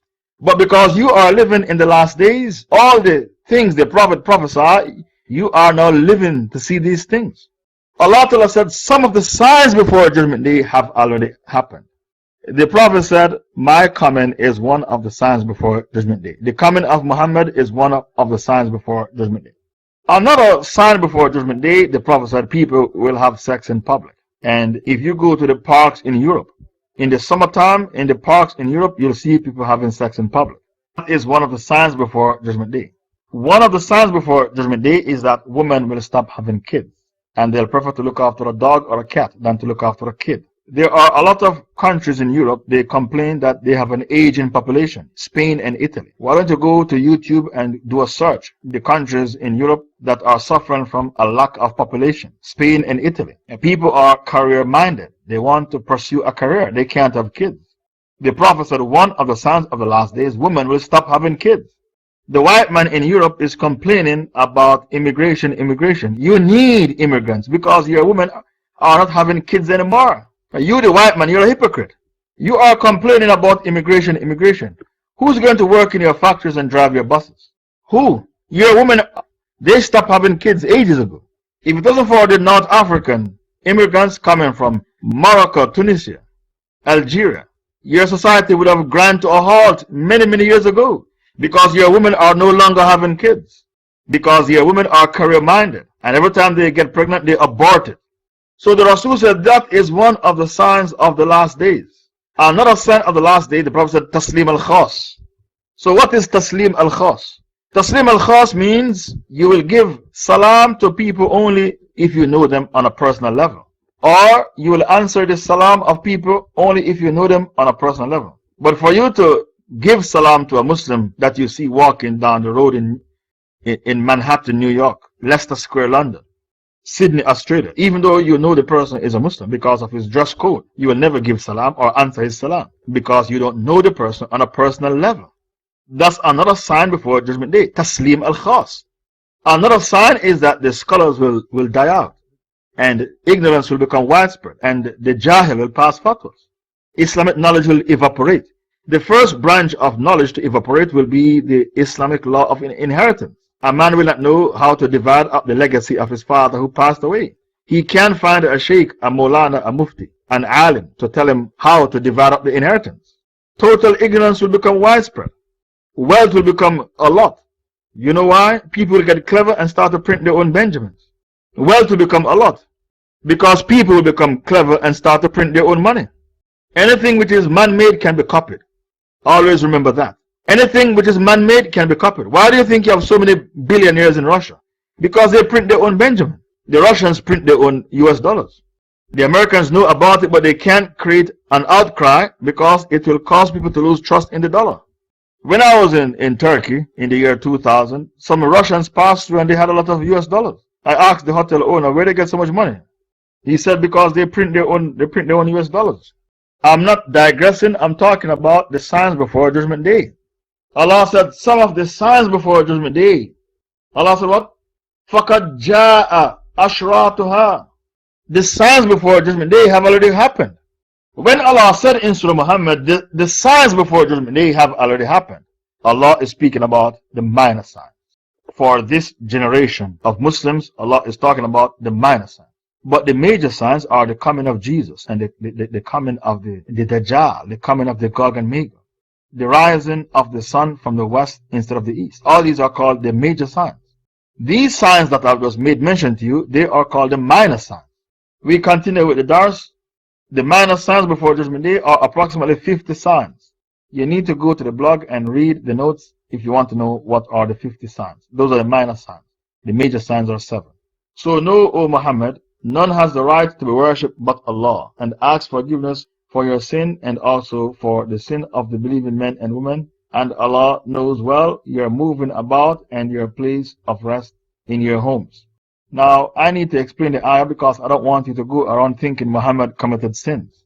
So know, O Muhammad, that there is no deity worthy of worship but Allah, and ask forgiveness for your sin, and also for the sin of the believing men and women. And Allah knows well your moving about and your place of rest in your homes. I need to explain this ayah because I don't want you to go around thinking Muhammad committed sins. Now, what is the tafsir of the ayah? The prophets were ma'soom. Ma'soom means infallible. Prophets are ma'soom. Ma'soom means infallible. Prophets don't commit sins. So you're going to say, what about the sin of Adam? How do you explain the sin of Adam? He ate from the haram tree and he was thrown out of heaven. Adam was in heaven, not paradise. That is a mistake that many of you are making. You think Adam was in paradise. He was not. He was in heaven. No one is allowed to enter paradise before Muhammad. The keeper of paradise said, I was commanded by Allah not to open the gates of paradise to anyone before Muhammad. When Adam ate from the haram tree, it was a mistake. He thought the ruling was abrogated. He thought the ruling was abrogated because the shaitan said, Wallahi, and he did not know a man can say Wallahi and tell a lie. So he was tricked. As for the lies of Abraham, they were indirect lies, not direct lies. On the authority of Anas ibn Malik, the Messenger of Allah said, I will come to the gate of paradise on the day of resurrection and ask for it to be opened.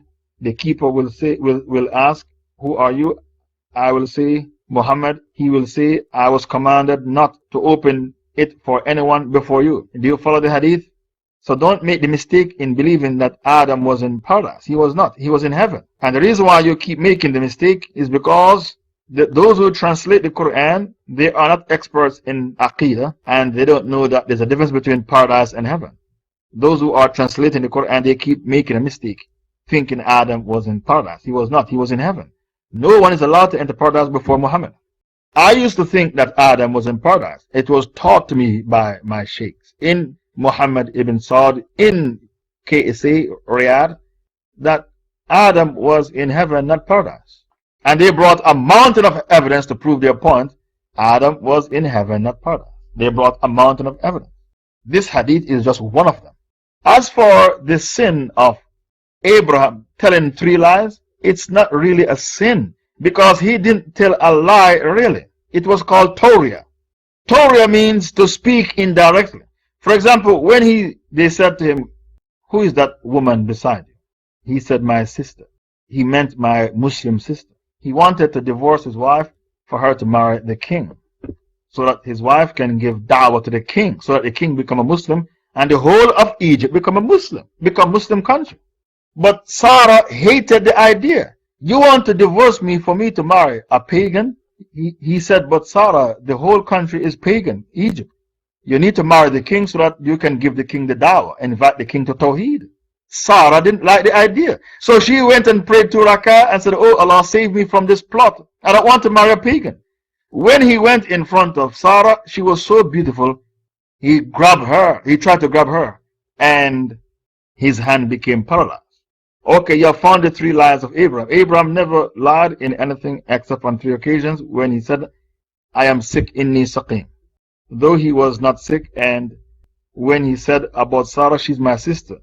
And when he said, rather, the biggest of them has done it.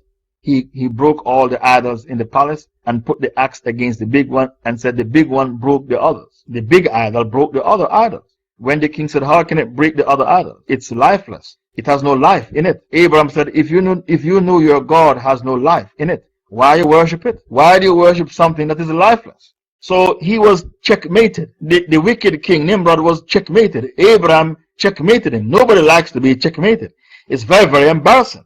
So he built a big fire and dumped Abraham in the fire. But Allah commanded the fire to be cool on Abraham. The only thing that burnt was the ropes they used to tie him. Everything was fine. The fire didn't burn his body. When he said, I am sick, it's because he didn't want to leave the city to go with the pagans to worship their idols in their pagan festival. So he said, I am sick. It wasn't a lie. What he meant, I am sick about the idea of going with you to another city to worship idols. So it wasn't a lie. When he said, Sarah is my sister, he meant my Muslim sister. He wanted to divorce his wife, marry her to the king, for his wife Sarah, who was a Muslim, to give dawah to the king of Egypt, because the king was a pagan and everybody in Egypt was a pagan. He was ready to sacrifice his wife for the sake of Islam. Look at that. He was ready to sacrifice his wife to spread Islam. Muhammad sallallahu alaihi wasallam didn't commit anything. However, he made mistakes. The mistakes of Muhammad were not deliberate. One of the mistakes of Muhammad sallallahu alaihi wasallam was when he took captives at the Battle of Badr. It was a huge mistake. It would have been better to kill them. Because when he set them free, they came back the next year to take revenge at the Battle of Uhud. And Allah corrected the Prophet in Surah 8 verse 67. Surah 8 verse 67. ما كان لنبي أن يكون له أسرى حتى يثخن في الأرض. It is not for a prophet that he should have prisoners of war and free them with ransom until he had made a great slaughter among his enemies in the land. That is Surah Anfal. Now you know why the kuffar, they don't like this surah. They said it is politically incorrect. They don't like Surah Tawbah as well. That is Surah Anfal. Allah did not mince his words in the ayah.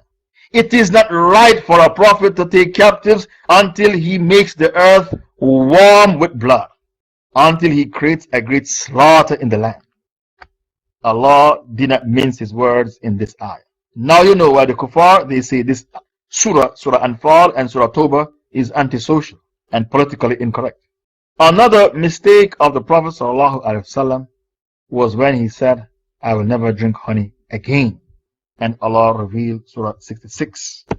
O Prophet, why do you make haram on yourself what Allah has made halal for you, seeking to please your wives? That is a second example of a second mistake of the Prophet. A third mistake of the Prophet ﷺ was when he prayed over a hypocrite, Abdullah ibn Ubay ibn Salul. And Allah revealed Tawbah 84. وَلَا تُصَلِّي عَلَىٰ أَحَدٍ مِّنْهُمْ مَاتَ أَبَدًا وَلَا تَقُمْ عَلَىٰ قَبْرِهِ إِنَّهُمْ كَفَرُوا بِاللَّهِ وَرَسُولِهِ وَمَاتُوا وَهُمْ فَاسِقُونَ. Don't pray over any one of them who die as of today. Don't even stand by their graves. They died rejecting faith in Allah and His Messenger. They die as fasiqun. It is haram to pray over a munafiq. Therefore, it is haram to go to the janazah of a Barelwi or a Saudi Salafi. Did you hear the latest fatwas of the Saudi Salafis? Did you hear the latest fatwa? If I tell you the fatwa, it makes you want to vomit. The latest fatwa of the Saudi Salafis, it is halal to imprison those who demonstrate against the Taghut and even kill them for demonstrating. Just when you think these Saudi Salafis have committed enough kufr, they keep shocking you day by day. Bring me the fatwa, Authentic Tawhid 5. Bring me the fatwa. The latest fatwa coming from the Saudi Salafis, it is halal to lock up those who participate in demonstrations against the Taghut, the apostate regimes, and you are even allowed to kill them for demonstrating in such demonstrations against the Taghut. They are protecting their kafir paymaster. It's all about the Benjamin. These scholars are called scholars for dollars. How can you pass a fatwa like that? Where is the fatwa that I quoted? You're allowed to imprison those who participate in demonstrations against the Taghut, and you are even allowed to kill them for demonstrating against our kafir paymaster. Just when you think the Saudi Salafis have gone deep enough in their kufr, they are going deeper and deeper and deeper in their kufr. Permissible to imprison, kill, and torture demonstrators? Yes. And if we see your nick in a Saudi Salafi room, you might be banned from this room for life. But all your munafiq take his deen from a munafiq. If we catch your nick in the room of a Saudi Salafi, you might be banned from this room for life. Unless you were debating them. And even if you debate them, they are going to bounce you anyway, because nobody likes to be exposed and checkmated. Only a munafiq take his deen from a munafiq. Just when you think the Saudi Salafis have shocked you enough, they come up with another fatwa which is even more shocking. These people have sold their deen for the dunya, and they have made up their minds that they have sold their deen for the dunya. Those who believe say, why is not a surah sent down for us? But when a decisive surah explaining and ordering things is sent down, and fighting jihad is mentioned in the surah, you will see those in whose heart is a disease, the disease of hypocrisy, looking at you with a look as if to say they are going to drop down and faint and die. But it was better for them, the hypocrites, to listen to Allah and obey Allah. So whenever a surah is revealed and Allah mentioned fighting in it, Allah said qital. And the reason why Allah used the word qital is because you can put a spin on that word. It's impossible to put a spin on the word qital, because qital means physical fighting on the battlefield. It is impossible to put a spin on the word qital. Qital means the physical fighting on the battlefield. Allah said, every time I reveal a surah and qital is mentioned in the surah, fighting, the hypocrites look at you as if to say they are going to drop down and faint and die. فَأَوْلَى لَهُمْ, it would have been more appropriate for them to hear and obey and listen to Allah and obey Allah. Because in life, sometimes you love a thing which is bad for you, and sometimes you dislike a thing which is good for you. With Surah Baqarah 216. Baqarah 216. What did Allah say? Sometimes in life, you love a thing which is bad for you, and you dislike a thing which is good for you. Baqarah 216. Jihad. Kutiba alaykum al-qital wa huwa kurhun lakum. In Baqarah 216, Allah said, Kutiba alaykum al-qital.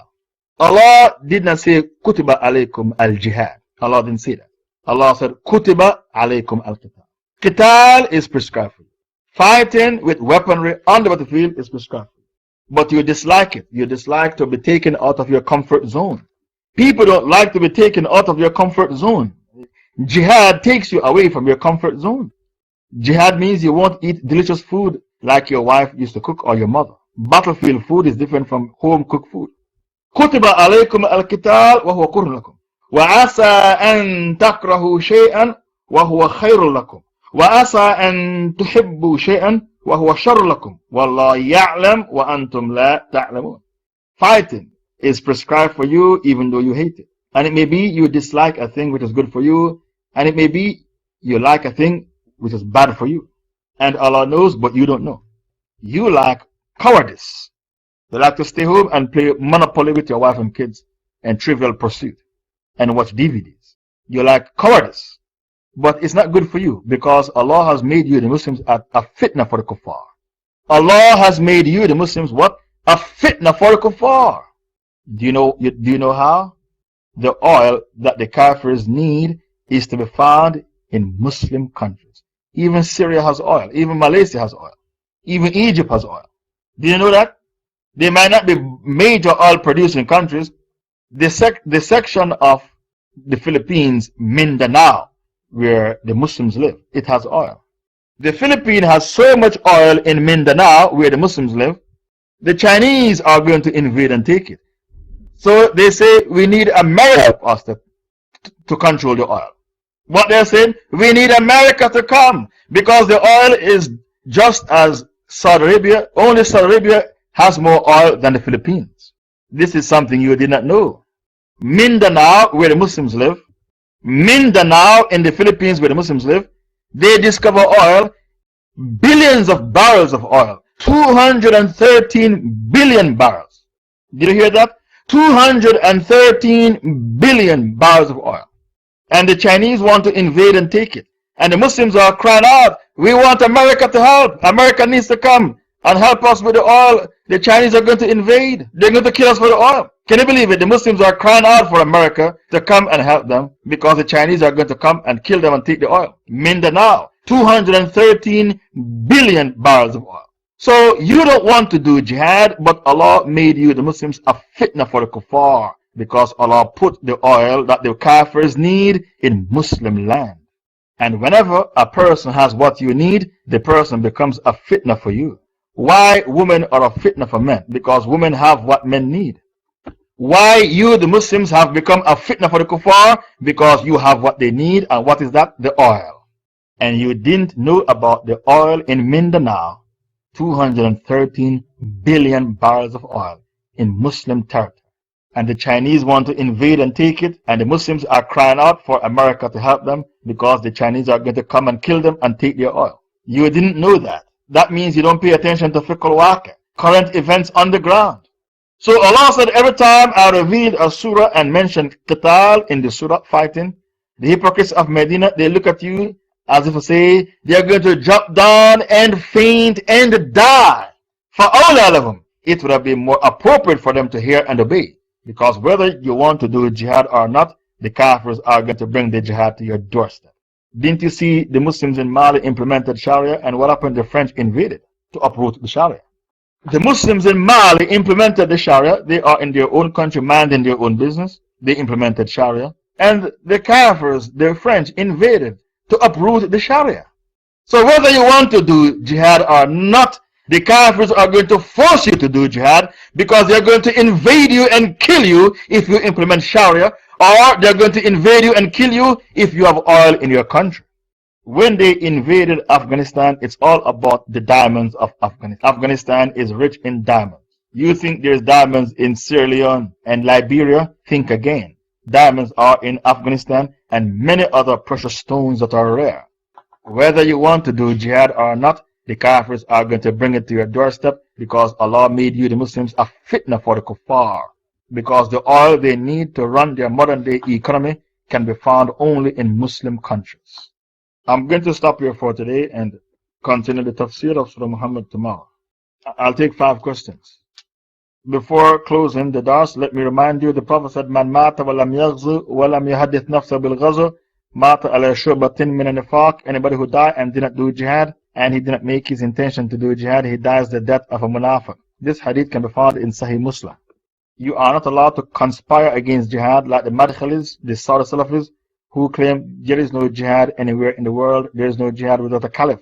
That is a conspiracy against jihad. No jihad without a caliph. How do you checkmate the Madkhali? Remind them of the Battle of Ain Jalut. The Battle of Ain Jalut, this took place without a caliph. And the Muslims defeated the Tatars. 1260 CE. 1260 CE, the Muslims did the battle without a caliph. So for you to be preaching no jihad without a caliph, you are a conspiracy against jihad. When Bin Baz passed the fatwa in 1980 to fight the Russians in Afghanistan, we didn't have any caliph in 1980. And Bin Baz said the jihad is Fardul Ain, to fight against Russia because it's an evil empire and they invaded a Muslim country. He said Fardul Ain. A friend of mine has a question about the Prophet. She disagrees the gates of paradise was not open to anyone before Muhammad, that Jesus entered the paradise before. Jesus is in heaven, not paradise. I think also you should explain the difference between paradise and heaven in English and Arabic. Jesus is in heaven, not paradise. Nobody is in paradise as yet. The only people in paradise are the virgins of paradise. The virgins of paradise are in paradise, but Jesus is in heaven, not paradise. Adam was in heaven, not paradise. And the reason why your friend disagrees is because the knowledge is new to her. When you are given certain drink, at first it tastes bitter, you have to keep drinking. It's called an acquired taste. It's an acquired taste. Now, since you asked me to bring the evidence in Arabic, I will say to you Surah 98 verse 6. Surah 98 verse 8, not verse 6, Surah 98 verse 8. The evidence, Surah 98 verse 8. جزاؤهم عند ربهم جنات عدن تجري من تحتها الأنهار خالدين فيها أبدا رضي الله ورضوا عنه ذلك لمن خشي الرب. Their reward with their Lord is Aden, Eden, paradise, gardens of eternity. Do you follow? Aden, Jannat Aden. When Allah said, O Adam, live with your wife in Jannah, that is heaven. But for paradise, you have to say Jannat Aden, gardens of eternity. Aden here means gardens of eternity. You will abide forever, you won't be thrown out. So that is the evidence you asked me for in Arabic to explain the difference between heaven and paradise. I'm taking 5 questions. Where are the others? We have no Jama'ah in my small city, only Madkhalis and Democrats. Should I go to a bigger city or make hijrah outside of this kafir country? It seems to me you are in the USA or the UK. A Madkhali is a kafir. You cannot pray behind a Madkhali. They are the worst of kuffar. Why? Because they have given their wala to the Taghut against the Muslims. They have ganged up with the Taghut against the Muslims. You can't be a Muslim until you reject the Taghut. Don't entertain the idea that when you are a Muslim who believes in Allah, that is enough. That's not enough. When you believe in Allah, that's half of the Shahada. The second half is to reject the Taghut. You can't be a Muslim until you reject the Taghut. This is something that most sheikhs are not telling you, that you can't be a Muslim unless you reject the Taghut. When you believe in Allah, you are only practicing half of the Shahada. The reason why a Madkhal is a kafir is because they have no al-wala wal-bara. They love and hate for the sake of the Benjamin. They don't love and hate for the sake of Allah. They love and hate for the sake of the Benjamin. For them, it's all about the Benjamin. They have no al-wala wal-bara whatsoever. They condemn the shirk of the qubur. They condemn the shirk of the qubur, but they don't condemn the shirk of the qusur. Do you follow? The Madkhalis, they condemn the shirk of qubur, the graves, but not the shirk of qusur, the palaces, because they have a total lack of sincerity.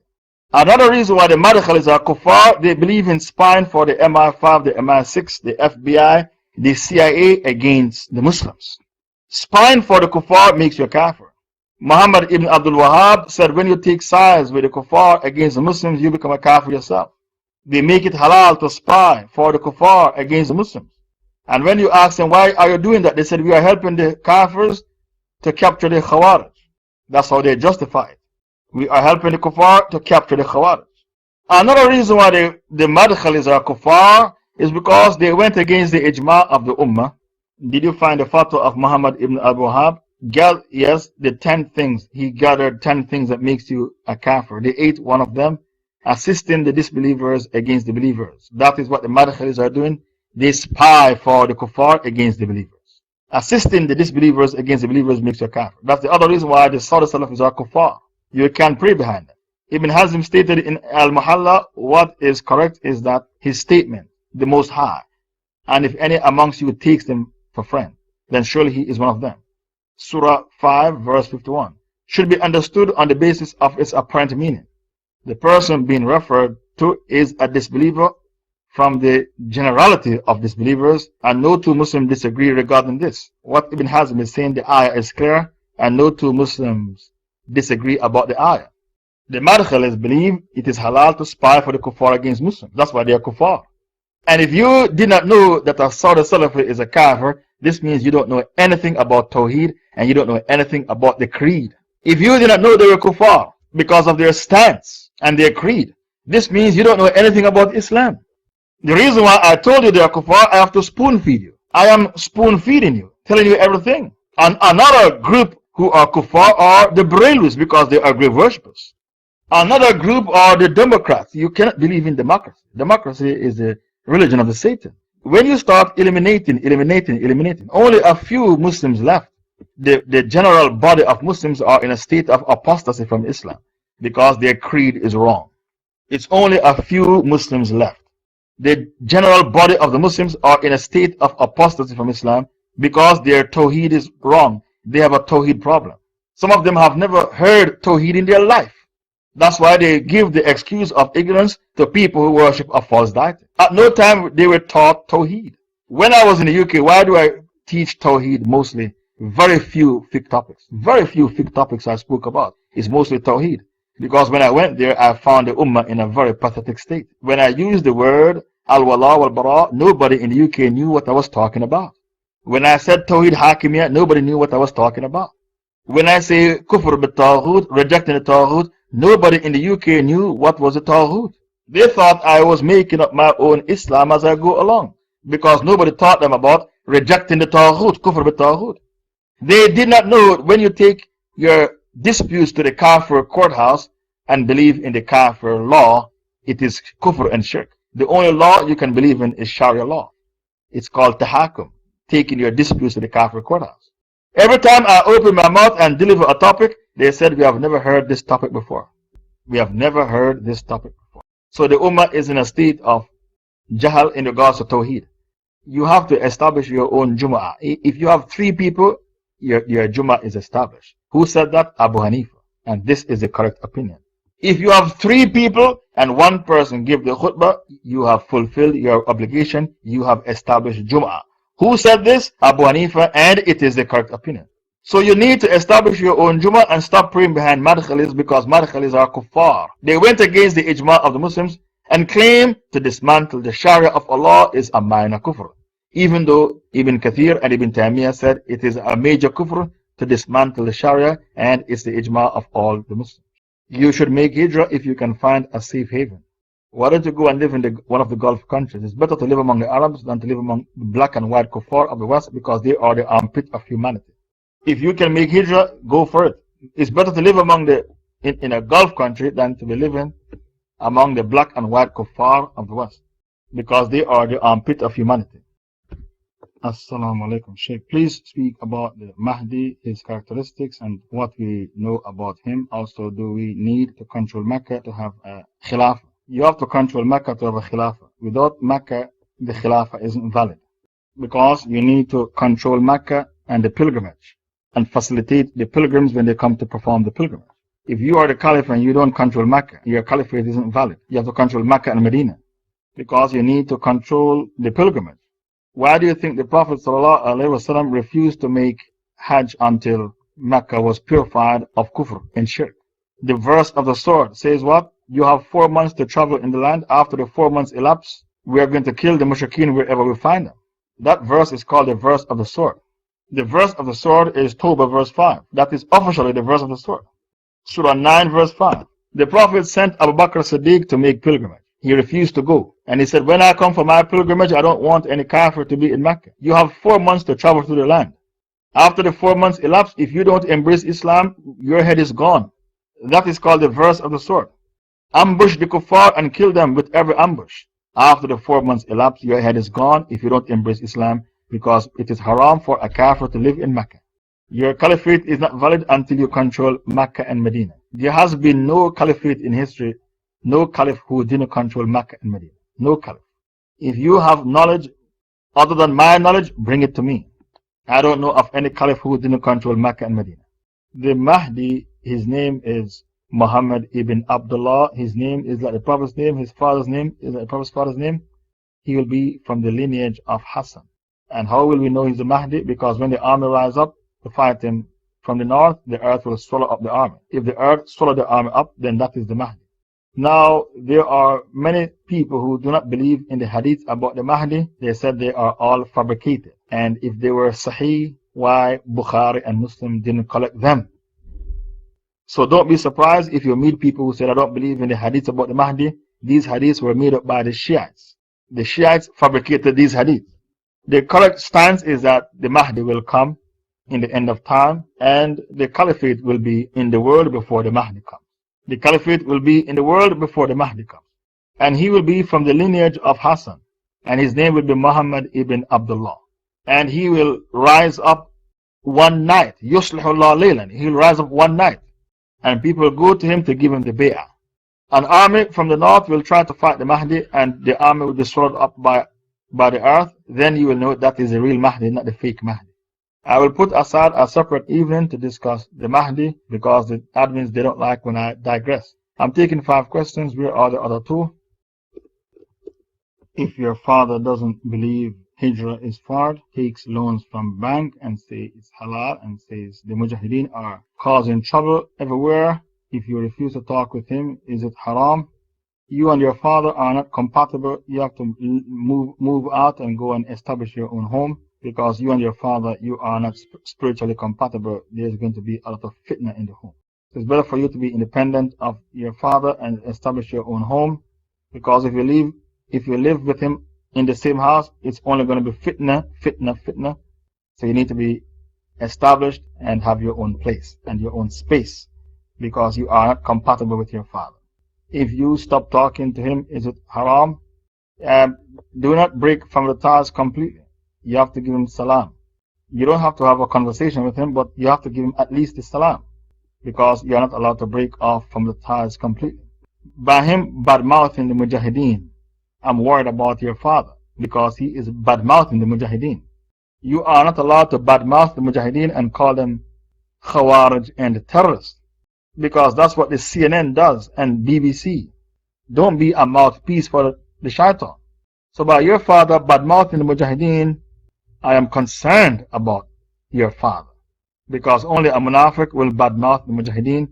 They are fighting to liberate land and man, bilad and ibad.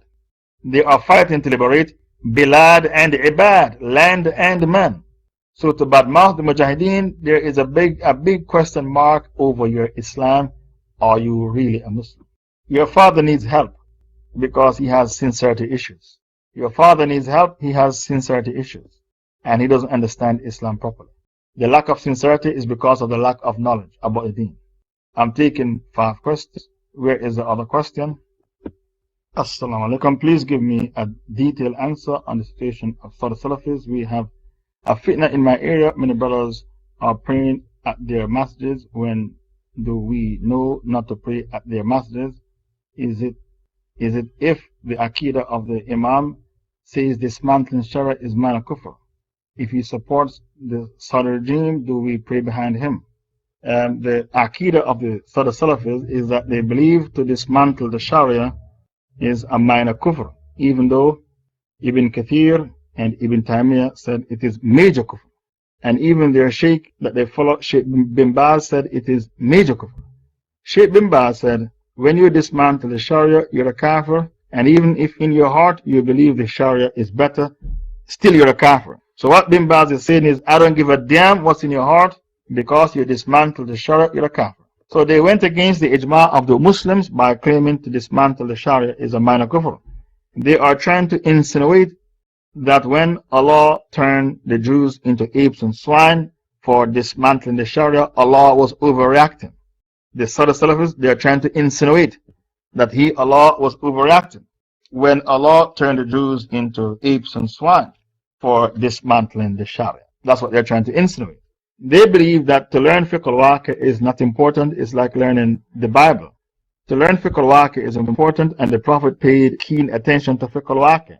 The Prophet said to his Sahabas, go to Ethiopia. In that country there is a king, no one is oppressed. The Sheikhs who explained Seerah said the reason why the Prophet chose Ethiopia is because the Prophet paid attention to fiqh al-waqi.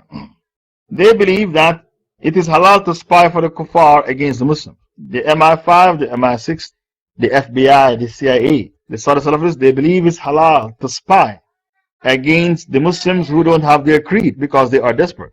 They believe that it is halal to lock up and torture and kill anybody who demonstrates against the Taghut. Listen to the fatwa of the Saudi Salafis. It is halal to incarcerate, to lock up, to torture, and to kill anybody who demonstrated against the Taghut. That is how evil a Saudi Salafi is. They will kill for their kafir paymasters, because for them it's all about the Benjamin. They have no sincerity. They are not real Muslims. They have sold their deen for the dunya. Their scholars are called scholars for dollars. Absolutely no sincerity. They have sold their deen for the dunya. You are not allowed to pray behind a Saudi Salafi or go to their janazah, because they are fake Muslims and their creed contradicts Quran and Sunnah. You want a detailed answer, the admins brought you the link. Go and read from the blog how to refute a Saudi Salafi. That was the last question. I'd like to thank Authentic 25 for recording the dars and for bringing the Quranic Hujjah and the Hadith Hujjah. Subhanakallahumma wa bihamdik, nashhadu an la ilaha illa anta, nastaghfiruka wa natubu ilayk. Alhamdulillahi Rabbil Alameen. Wassalatu wassalam ala Imam al-Anbiya wal Mursaleen Sayyidina Muhammad wa ala wa sahbihi ajma'in. Allahumma arna al-haqqa haqqa wa razaqna tiba'a wa arna al-batila batilan wa razaqna shnaba. Brothers and sisters in Islam. Assalamu alaikum wa rahmatullahi wa barakatuh. We are now on ayah 20 of Surah Muhammad. In this ayah, Allah Ta'ala said, وَيَقُولُ الَّذِينَ آمَنُوا لَوْلَا نُزِّلَتْ سُورَةٌ فإذا أنزلت سورة محكمة وذكر فيها القتال رأيت الذين في قلوبهم مرض ينظرون إليك نظر المغشية عليه من الموت فأولى لهم. The translation, those who believe, the sincere believers, they say, why is not a surah, a chapter of the Quran sent down for us, but when a decisive surah explaining and ordering things is sent down, and qital, the physical fighting, is mentioned in the surah, you will see those in whose heart is the disease of hypocrisy looking at you with a look of one fainting to death. He looks at you as if to say he's going to drop down and faint and die. فَأَوْلَى لَهُمْ. But it was better for them, the hypocrites, to listen and obey Allah. So the sincere believers in Medina, they always want a surah to come down talking about jihad, because jihad will bring you back your izzah. Your honor, your izzah is in jihad. The believers, they know that. So they always want a surah to come down and qital is mentioned. Now look how Allah checkmated the munafiqun. Allah used the word qital. Do you know why Allah used that word qital? Because it's impossible to put a spin on that word. If Allah had used the word jihad in the surah, the ayah, the hypocrites can say the jihad is the jihad of the pen, the jihad of the tongue. Jihad has different meanings. Maybe Allah meant a different type of jihad, the jihad of the pen, the jihad of the tongue. He used the word qital, he checkmated munafiqun. You can't put a spin on that word. It's impossible. And Allah Ta'ala said, Kutiba alaykum al-qital. Allah said, qital is prescribed for you. Allah didn't say, Kutiba alaykum al-jihad. Allah didn't say that. Allah said, Kutiba alaykum al-qital. Baqarah 216. Qital is prescribed for you. Now, there are people in the Muslim world today who are suffering from the disease of hypocrisy. So they try to undermine jihad. This ayah that Allah is referring to the munafiqun in Surah Muhammad verse 20. Allah Ta'ala said the believers, they want a surah to come down and in it should be mentioned qital. Because the believers, they know that jihad will bring back their izzah, their honor. Jihad will protect their women folks. Jihad will protect their natural resources. Jihad will protect their holy places. And Allah told you in the Quran, if He did not repel one set of people with another, the whole world would have been destroyed. And this principle is called the law of repelling. Qanun ad-dafa'. Baqarah 251. Baqarah 251. If we did not repel one set of people with another, the whole world would have been destroyed. The believers, they want a surah to come down that mentions jihad. You know why? Because the law of nature says you need to resist in order to exist. That is the law of nature. Resist to exist. We covered the topic, the laws of nature, in this room, and many of you were not present. Where you were, Allah knows best. But when we covered the laws of nature, many of you were not present to hear that dars.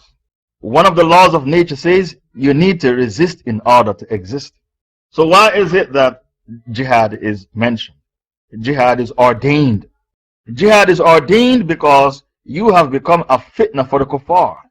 Allah has made you a fitna for the kuffar. Whenever a person has what you need, that person becomes a fitna for you. Why women are a fitna for men? Women are a fitna for men because women have what men need. Why you, the Muslims, have become a fitna for the kuffar? You have become a fitna for the kuffar because the oil that the kafirs need to run their modern economy can be found in Muslim countries.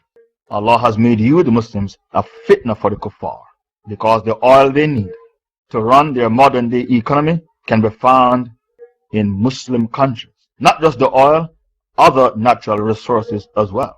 Why do you think the French are in Mali? The French are in Mali because Mali has the third largest gold reserve in the whole of Africa. The French are in Mali because Mali has the third largest gold reserve in the whole of Africa. So Allah has made you, the Muslims, a fitna for the kuffar by putting their needs in your land, and they are going to invade you to kill you and steal it. Whether you want to do jihad or not, you have to do jihad because the Kafirs are coming to kill you and steal your natural resources, like what is presently taking place in Iraq, in Afghanistan, in Mali, in Somalia. Did you know that Afghanistan is rich in diamonds? You keep thinking about the diamonds of Sierra Leone, the diamonds of Liberia. Afghanistan is rich in diamonds and many other natural resources and precious stones that the kuffar need. So the Kafirs, because they worship their bellies and their private parts, they live for dunya. They can't resist, they have to invade your country. They have no choice, they have to invade your country to steal the natural resources that Allah has put in your land.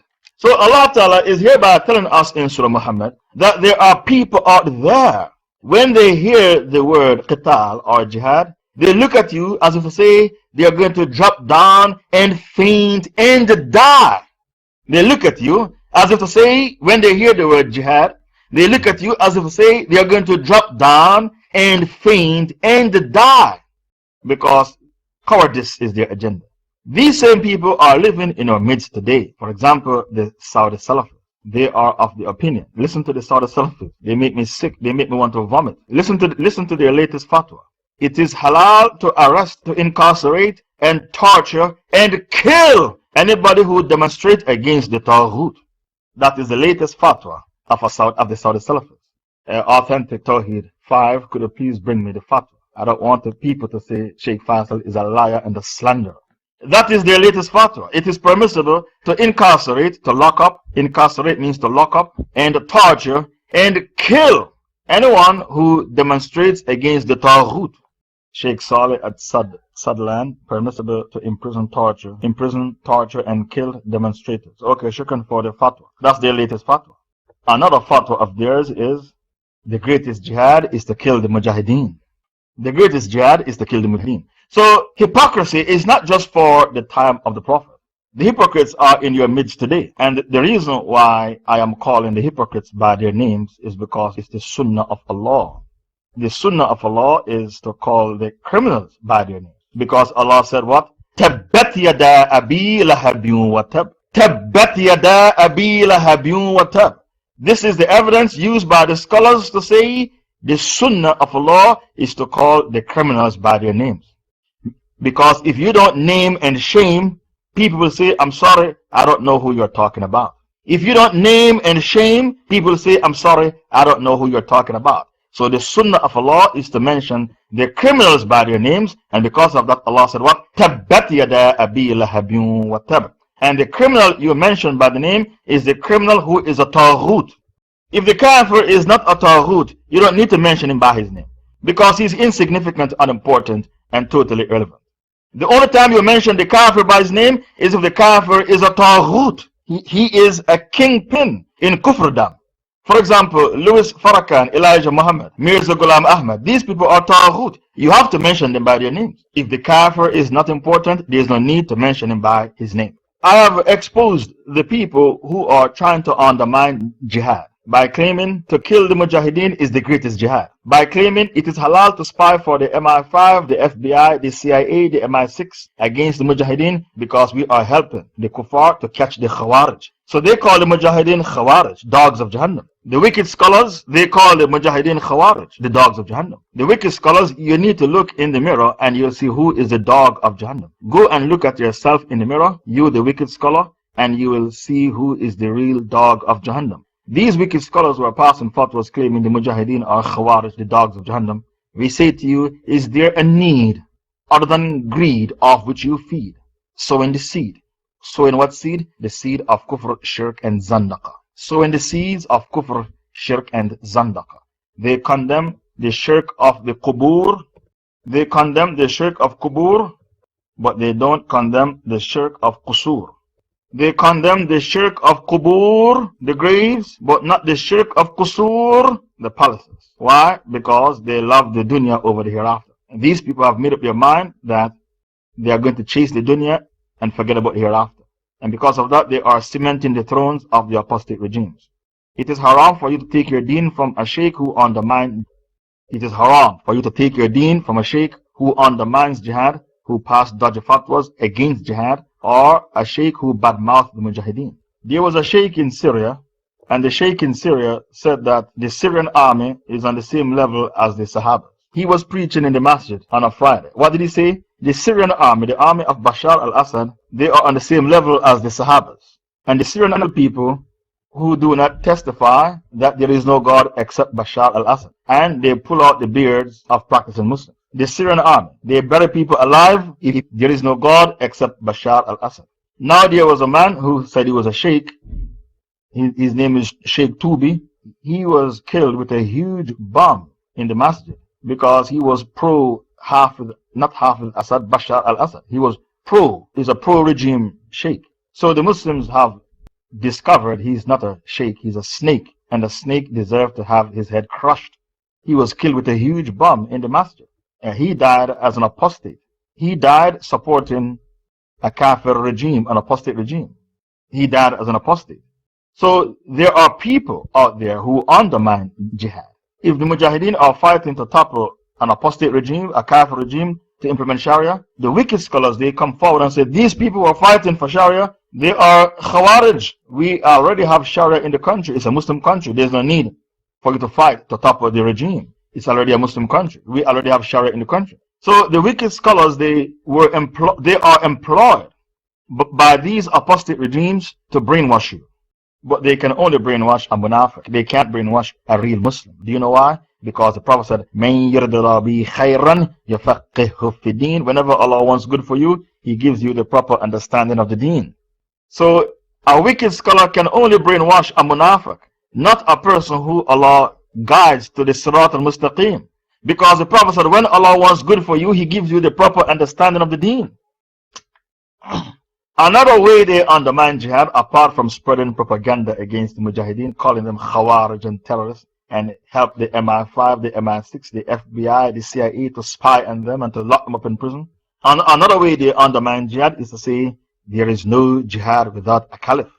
Listen to their fatwa. No jihad without a caliph. Somebody PM me and said Bilal Phillips has this aqidah. Somebody PM me one day and said Bilal Phillips has this aqidah. We know you are close to Bilal Phillips, but you need to make bara from him because he has this aqidah. Somebody PM me. Yes, I used to live in his house and he gave me Allah used him to obtain this scholarship. The scholarship I got in Saudi Arabia was obtained by Bilal Phillips, and I used to live in his house. Now, I don't know if he has this aqidah. For me to believe what you are saying, you need to bring me a DVD of Bilal Phillips saying there is no jihad without a caliph. Now, this fatwa is wrong, and it goes against Quran and Sunnah. Those who undermine jihad, they pass this fatwa. No jihad without a caliph. Have you heard about the Battle of Ain Jalut? Have you heard about that battle? When did it take place? 1260 CE. Somebody told me not to say AD because AD is kufr and shirk. I have to say CE, Christian era. Because AD is kufr and shirk. It means in the year of our Lord. And they think Jesus is Lord. So I'm obliged to say CE, not AD. Because AD is kufr and shirk. 1260 CE. That battle took place without a caliph. Because the caliph Musta'sim was killed by the Tatars. Musta'sim was killed by the Tatars. So we had no caliph. Yet the Muslims fought the Battle of Ain Jalut without a caliph. And after they defeated the Tatars, they reinstated a caliph. So where did you get your aqidah from? There is no jihad without a caliph. Where did you get your aqidah from? Because Ibn Taymiyyah was alive when this battle took place. And Ibn Taymiyyah fought in many battles against the Tatars. Ibn Taymiyyah fought in many battles against the Tatars. And when they defeated the Tatars, Ibn Taymiyyah pronounced the army Firqa Najiyah and Ta'ifa Mansura. Firqa Najiyah and Ta'ifa Mansura. So my question to you is, where did you get your aqidah from that there is no jihad without a caliph? Because your aqidah doesn't stand up to scrutiny. And the Rasul sallallahu alayhi wa sallam said, I don't know if Ibn Taymiyyah fought in the Battle of Ain Jalut, but he fought in many other battles against the Tatars. I'm not sure he fought at Ain Jalut, but he fought in many other battles against the Tatars. The Rasul sallallahu alayhi wa sallam said, لا تزال طائفة من أمتي يقاتلون حتى تقوم الساعة. In another hadith, there will be a group of my ummah who will forever do jihad until they fight the army of the Dajjal. La tazal means there will always be a group of my ummah fighting until they fight the army of the Dajjal, and in another hadith, until Judgment Day. Narrated by Muawiyah, I heard the Prophet saying, a group of people, the Prophet said, a group of people amongst my followers will remain obedient to Allah's order, and they will not be harmed by anyone who will not help them or who will oppose them till Allah's order, the last day, comes upon them while they are still on the right path. Bukhari. Another hadith, it has been narrated on the authority of Jabir ibn Samurah that the Holy Prophet said, the religion will continue to exist and a group of people from the Muslims will continue to fight for its protection until the hour is established. Sahih Muslim. Imran ibn Hussein narrated, the Messenger of Allah said, a group of people from our Ummah will continue to fight for the sake of the truth until the last of them fights the Dajjal. Sunan Abu Dawud, Musnad Ahmad, and the Mustadrak of Al-Hakim. Do you see how we have used many hadiths to refute those who say there is no jihad anywhere in the world right now because there is no jihad without a caliph? Do you see how easy it is to refute these people? Jabir ibn Abdullah reported, I heard the Messenger of Allah say, a section of my people will not cease fighting for the truth and will prevail till the day of resurrection. He said Jesus, the son of Mary, would then descend and the Muslims' commander would invite him to come and lead them in Salah. But he would say, Jesus would say, no, some amongst you are commanders over some amongst you. This is the hour from Allah for this ummah. When I asked my sheikhs in university why Jesus refused to lead the Salah, they said because he is coming back not as a prophet but as an ordinary human being. When I asked my sheikhs why Jesus refused to lead the Salah, their reply to me was, he is coming back not as a prophet but like an ordinary human being, and because of that he excused himself and refused to lead the Salah. And said, some of you Muslims are leaders over others from among you. All these are many evidences to refute those who say there is no jihad anywhere in the world because there is no jihad without a caliph. This is not our creed, and this is a creed of the munafiqeen, the hypocrites. Also, in 1980, Shaykh bin Baz of Saudi Arabia, he passed a fatwa and said jihad in Afghanistan is fardul ain because a Muslim country is invaded by an evil empire, the Soviet Union, USSR. When Shaykh bin Baz passed a fatwa, 500,000 Muslim men and boys picked up weapons and went into Afghanistan to fight the Soviet Union, and they broke the back of the Soviet Union. Osama bin Laden was one of them. He was only 22 when he went. He heeded the call of bin Baz, Osama bin Laden. He heeded the call of bin Baz and entered into Afghanistan to fight against the Soviet Union. We say to the munafiqun, the hypocrites, when Shaykh bin Baz passed a fatwa in 1980 to say jihad has become fardul ain because a Muslim country is invaded by an evil empire, the communists, nobody said the fatwa of bin Baz was wrong because we have no caliph. Everybody keep quiet and accepted the fatwa of bin Baz. So where did you get your aqidah from? There is no jihad without a caliph. Where did you get that creed from? Well, it's an ideology. What you are preaching is called an ideology. It's not really an aqidah, it's ideology. Ideology is a false doctrine, an idea of a madman. Communism is an ideology, and Nazism is an ideology, and socialism is an ideology. Capitalism is an ideology, and democracy is an ideology. But Islam is not an ideology. Islam is an aqidah, from the word aqada, which means to tie something tight. So your creed is tightly tied to Quran and Sunnah, and you don't digress from Quran and Sunnah, and because of that your creed is called an aqidah, something which is tightly tied. So when Allah Ta'ala said there are people out there, when they hear the word jihad, they look at you as if to say they are going to drop down and faint and die, and their eyes roll over. It's not just for the time of the Prophet that the munafiqun existed and they preach against jihad. These same munafiqun are in our midst today, and because of that they pass fatwas. The greatest jihad is to kill the mujahideen, and that is the ideology of a Saudi Salafi. And the mujahideen are khawarij, they are the dogs of Jahannam, and they are terrorists. Another set of people who call mujahideen terrorists is the Goofy Sufi. The Goofy Sufi, they call mujahideen terrorists. Now, another set of people who undermine jihad is the Tablighi Jama'ah. I have debated on many occasions with the Tablighi Jama'ah. In the year 2008 to 2009, when I was on tour of South Africa, I clashed with them on the tour. They told me that when Allah Ta'ala said you should strive fi sabilillah, it means you should leave your home to go for 40 days or 4 months in India and Pakistan. That's what striving means. So whenever Allah said yujahiduna fi sabilillah, are you trying to tell me the words yujahiduna fi sabilillah, to wage jihad fi sabilillah, means you should leave your home to go for 40 days or 4 months? That is what Allah meant? They said yes. It's not the physical fighting. So the Tablighi Jama'ah is another group who set out to undermine jihad. So it's not just the Saudi Salafis who undermine jihad by saying the Mujahideen are Khawarij and terrorists, and you can spy against the Mujahideen for the MI5 and the CIA and the MI6 and the FBI. It's not just the Saudi Salafis. The Tablighi Jama'ah, they undermine jihad as well. The Goofy Sufis, they undermine jihad as well.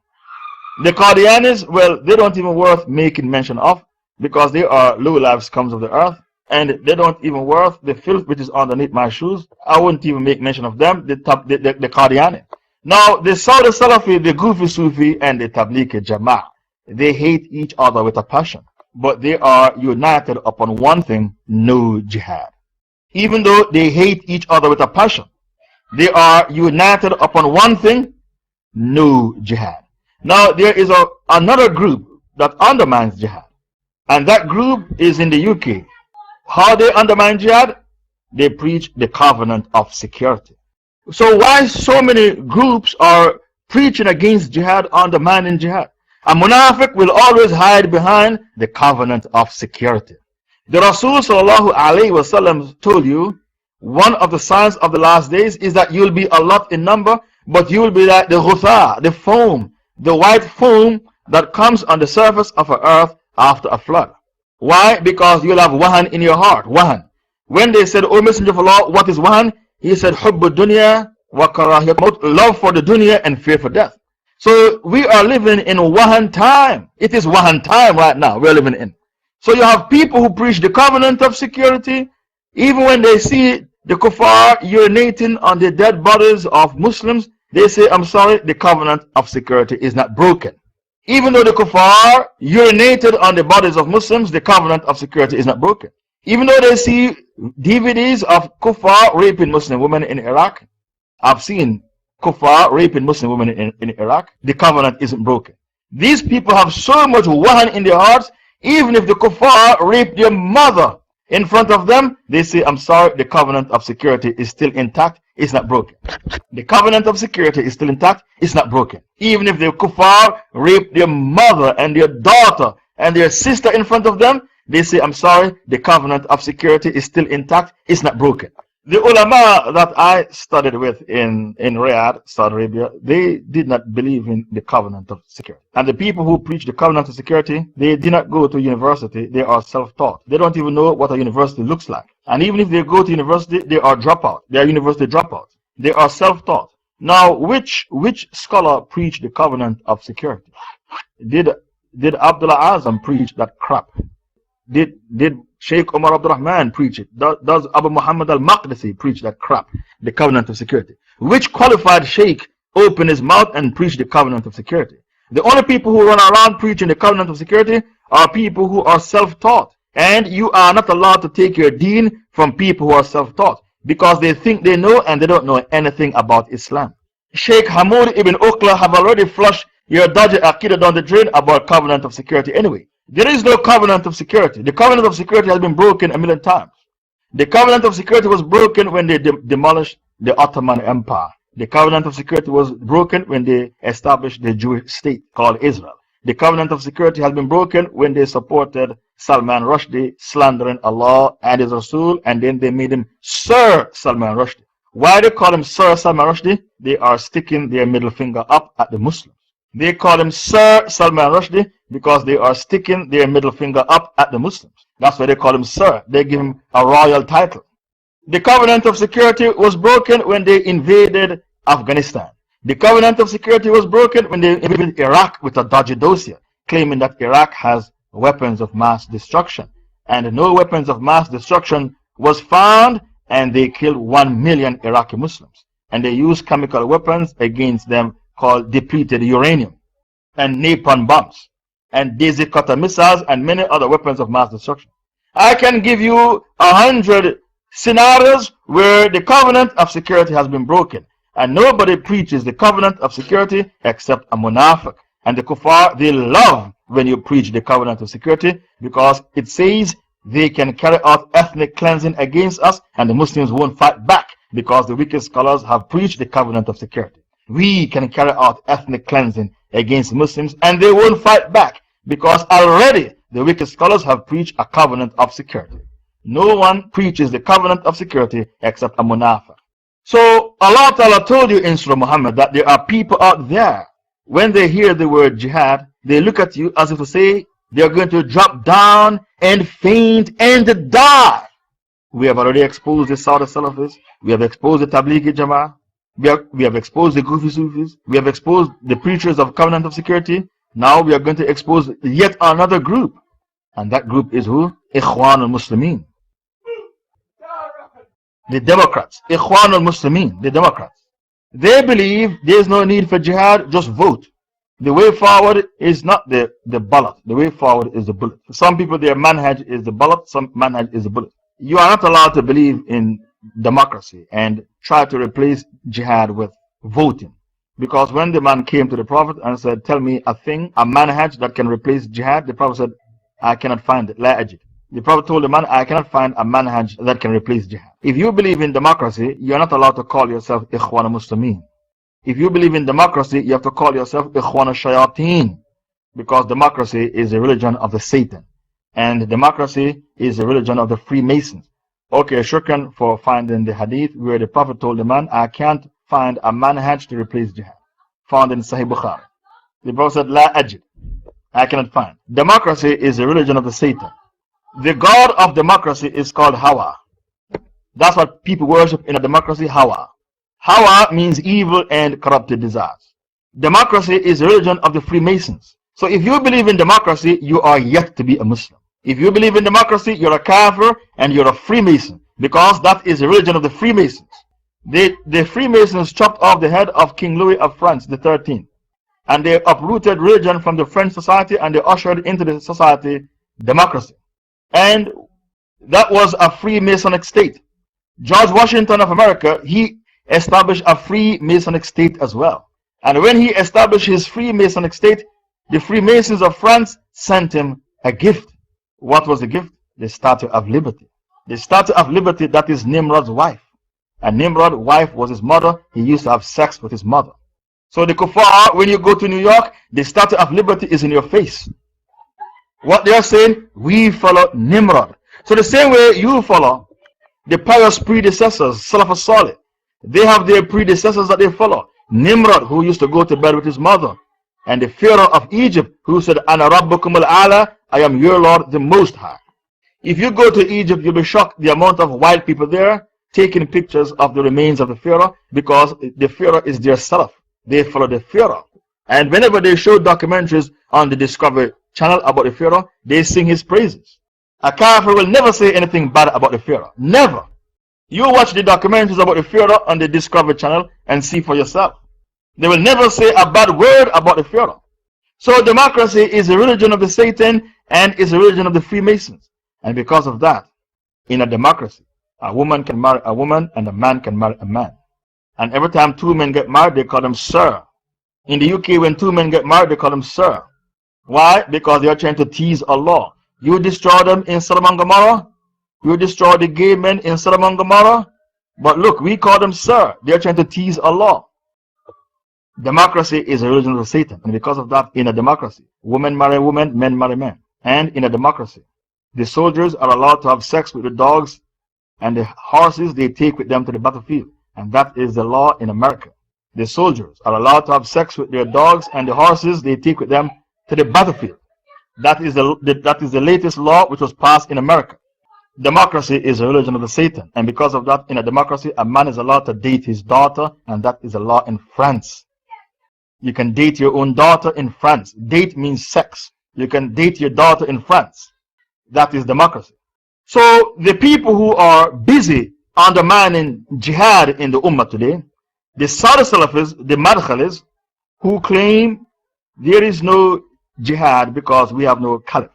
And the Mujahideen are Khawarij and terrorists, and the greatest jihad is to kill the Mujahideen. We say to you, Hal ataka hadith al-Ghashiyah? Did the news of Judgment Day come to you, the Ghashiyah? Hal ataka hadith al-Rafida? Did the news of the Rafida come to you? Those who make takfir on the Sahabas and said the Quran is corrupted, the Rafida. Hal ataka hadith al-Madakhila? Did the news of the Madakhila come to you? Those who say it is halal to imprison, torture, and kill anybody who demonstrates against our Taghut, our paymasters. How dare you demonstrate against our paymasters? It is halal to incarcerate, torture, and kill anyone who demonstrates against our paymasters, our kafir paymasters, the Taghut. Who told you you can demonstrate against the Taghut? Hal ataka hadith al-Madakhila, the Saudi Salafis, the Madakhila, who claim the greatest jihad is to kill the Mujahideen. And it is halal to spy for the MI5, the MI6, the FBI, the CIA, because we are helping the kuffar to catch the Khawarij. That's what they say. We are helping the kuffar to catch the Khawarij. That is the Aqidah of the Madakhila. If we find your nick in their room, you'll be banned from this room for life. If we find your nick in the room of the Madakhila, you'll be banned from this room for life. Why? Only a munafiq take his deen from a munafiq. You are nothing but a munafiq taking your deen from another munafiq like yourself.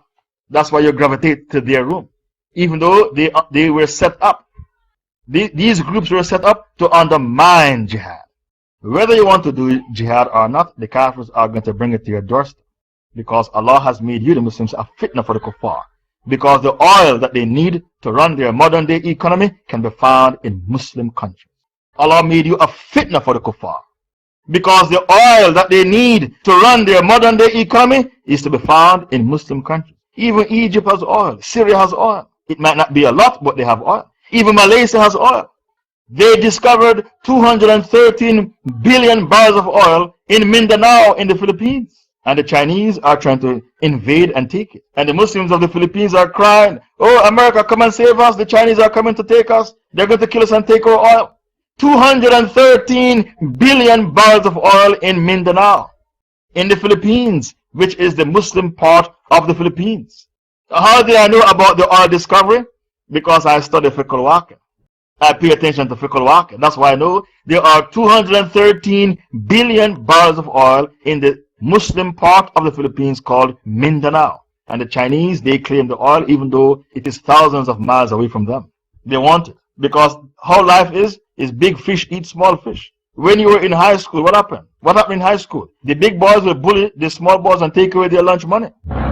In high school, the big boys bully the small boys and take away their lunch money. It's the same thing happening right now in the world. The big countries bully the small countries and steal their oil. Countries behave like people.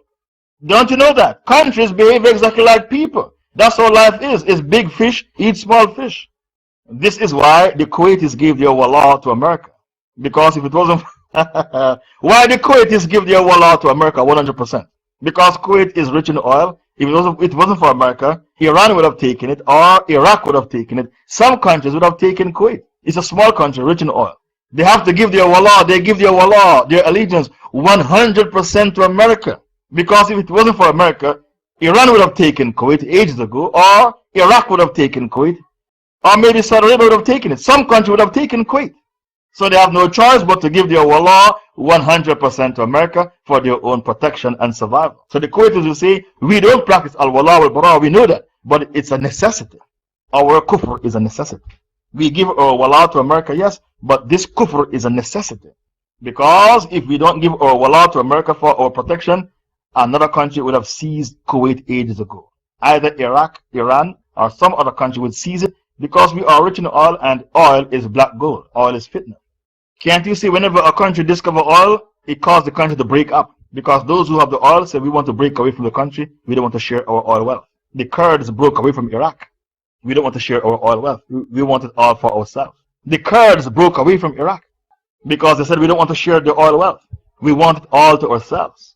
Even in Nigeria, they tried to break away the South and they had to fight a bloody war in the 1960s. In Nigeria, they tried to break up the country because those with the oil said, we don't want to share the oil with the rest of the country. We rather become independent and have a different passport. Can't you see Southern Sudan broke away from Sudan? Southern Sudan broke away. It's a different state, different passport, because they have oil and they don't want to share the oil. People don't like to share. They're like dogs. Share. Southern Sudan is an independent state. They broke away from Sudan because they said we are rich in oil and we don't want to share. We want it all to ourselves. They now have a different passport. So Allah Ta'ala said, those who are cowards, when the word jihad is mentioned, they look at you as if to say they're going to drop down and faint and die. That was in the time of the Prophet. Those same munafiqun, they exist in our midst today. The munafiqun, we call them cockroaches. You know why? They are found in every era and in every race. Black, white, yellow, brown, Arab, non-Arab. And they are found in every country and in every city. So the munafiqun, because they are found in every race, black, white, yellow, brown, Arab, non-Arab, and they are found in every city, every village, and in every era, we call them the cockroaches. You just can't escape. That's the best animal. The best animal to use to describe them, the cockroaches. They are found in every era, every race, every city, every village, every single country. Do not entertain the idea that those who hate jihad only exist in the time of the Rasul. They exist in your midst today, and I have already exposed those who are against jihad. I've already told you who they are, and I told you what their ideology is. They don't have an aqidah, they have an ideology. If your belief is correct, you have an aqidah. If your belief is wrong, you have an ideology. Islam is not an ideology because it's not the idea of a madman. Communism is an ideology, the idea of Karl Marx, a Jew. Existentialism is an ideology, the idea of a Frenchman called Jean-Paul Sartre. Nazism is an ideology, or fascism, the idea of Adolf Hitler. Capitalism and democracy, these are ideologies.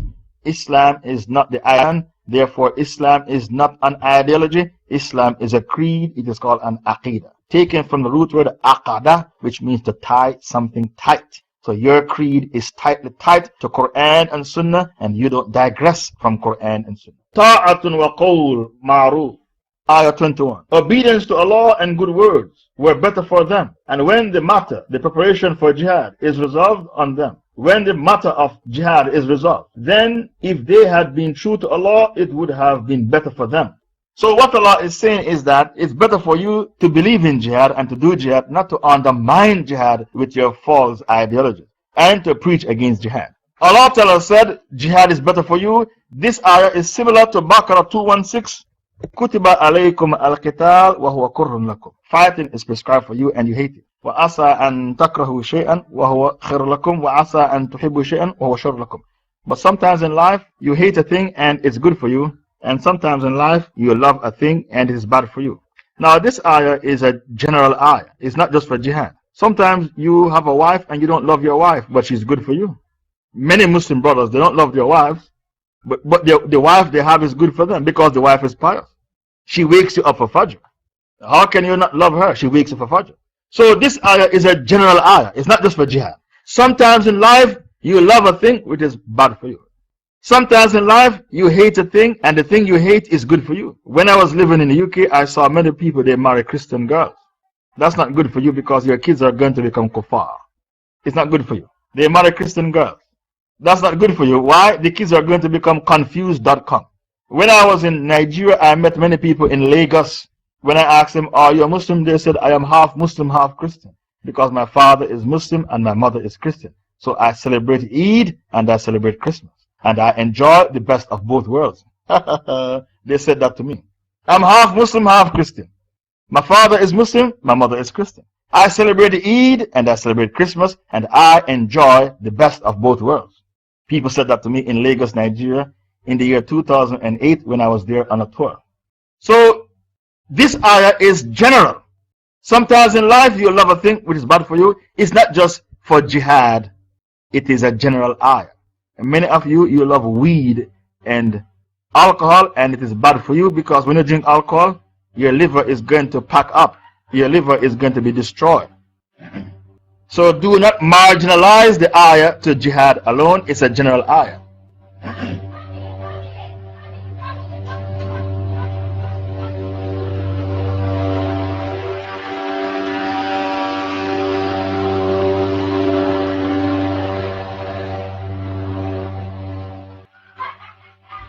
فهل عسيتم إن توليتم أن تفسدوا في الأرض وتقطعوا أرحامكم. Ayah 22.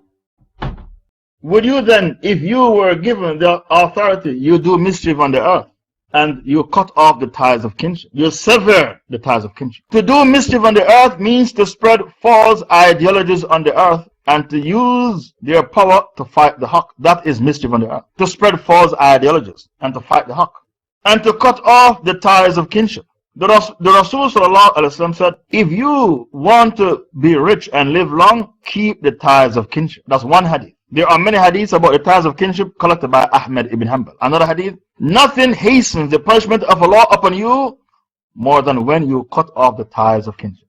Have you found the hadith? Whoever would like his provision to be increased and have a long lifespan, let him uphold the ties of kinship. Okay, that's one hadith.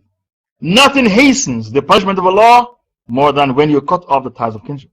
The Prophet said, no sin deserves that Allah hasten its punishment in the worldly life in addition to what He reserves in the akhirah, the next life, for those who commit it more than injustice and the severance of the ties of kinship. Silatul Rahim. What hastens the punishment of Allah the most is when you sever the ties of kinship. In another hadith, anyone who breaks off the ties of kinship will never enter the paradise. Silatul Rahim. Anyone who breaks off the ties of kinship will never enter the paradise. The ties of kinship is so important, you can even go to the janazah of your kafir mother, who is a Christian. Now, a statement of this magnitude, you need to back it up with hujjah, because I know what you're thinking. I can tell you what you're thinking. You're thinking Allah corrected the Prophet when he prayed over Abdullah ibn Ubay. I say to you, the hadith is clear and the ayah is clear. The man was a munafiq. So you have taken the evidence out of context. The ties of kinship is so important, you can even go to the janazah of your kafir mother who died as a Christian. So what's the evidence? The scholars cited a hadith as their evidence. The body of a Jew was passing through Medina. Listen carefully to the hujjah. The body of a Jew was passing through Medina, and the Prophet stood up to pay his respect. Somebody said, "O Messenger of Allah, it's a Jew, a Jew." In other words, why did you stand up to pay your respect? It's a Jew, a Jew. The Rasul said, "Alaysa nafsan khalaqaha Allah." Isn't that Jew a nafs that was created by Allah? Isn't that Jew a soul created by Allah? So this is the evidence used by the scholars. You can go to the janazah of a kafir relative. Why? To show respect to the ties of kinship. Because if you don't go to the janazah, you're given anti-dawah. They'll say your religion turned you into a monster. You didn't even come to the janazah of your mother. Your religion, Islam, turns you into a monster. You didn't even come to the janazah of your mother. So this is the evidence used by the scholars to say you can go to the janazah of a relative as long as they were not antagonistic towards Islam. But if they were antagonistic towards Islam, then you are not allowed to go to their janazah. We continue the tafsir. So to spread mischief on the earth is to preach a false version of Islam, to undermine Islamic morals and ethics, to preach false ideologies and call it Islam. That is called what? To spread mischief on the earth. And Allah spoke about these mischief makers. They even build masajid. Tawbah 107. Surah 9, 107. In their endeavor to spread mischief on the earth, they establish masajid. But their masjid is called Masjid Dirar. وَالَّذِينَ اتَّخَذُوا مَسْجِدًا دِرَارًا وَكُفْرًا وَتَفْرِيقًا بَيْنَ الْمُؤْمِنِينَ وَإِرْصَادًا لِمَنْ حَارَبَ اللَّهَ وَرَسُولَهُ مِنْ قَبْلِ. Tawbah 107. They are so desperate to spread mischief on the earth, they even establish masajid to preach a false version of Islam, which is called Islam. They preach Islam, not Islam.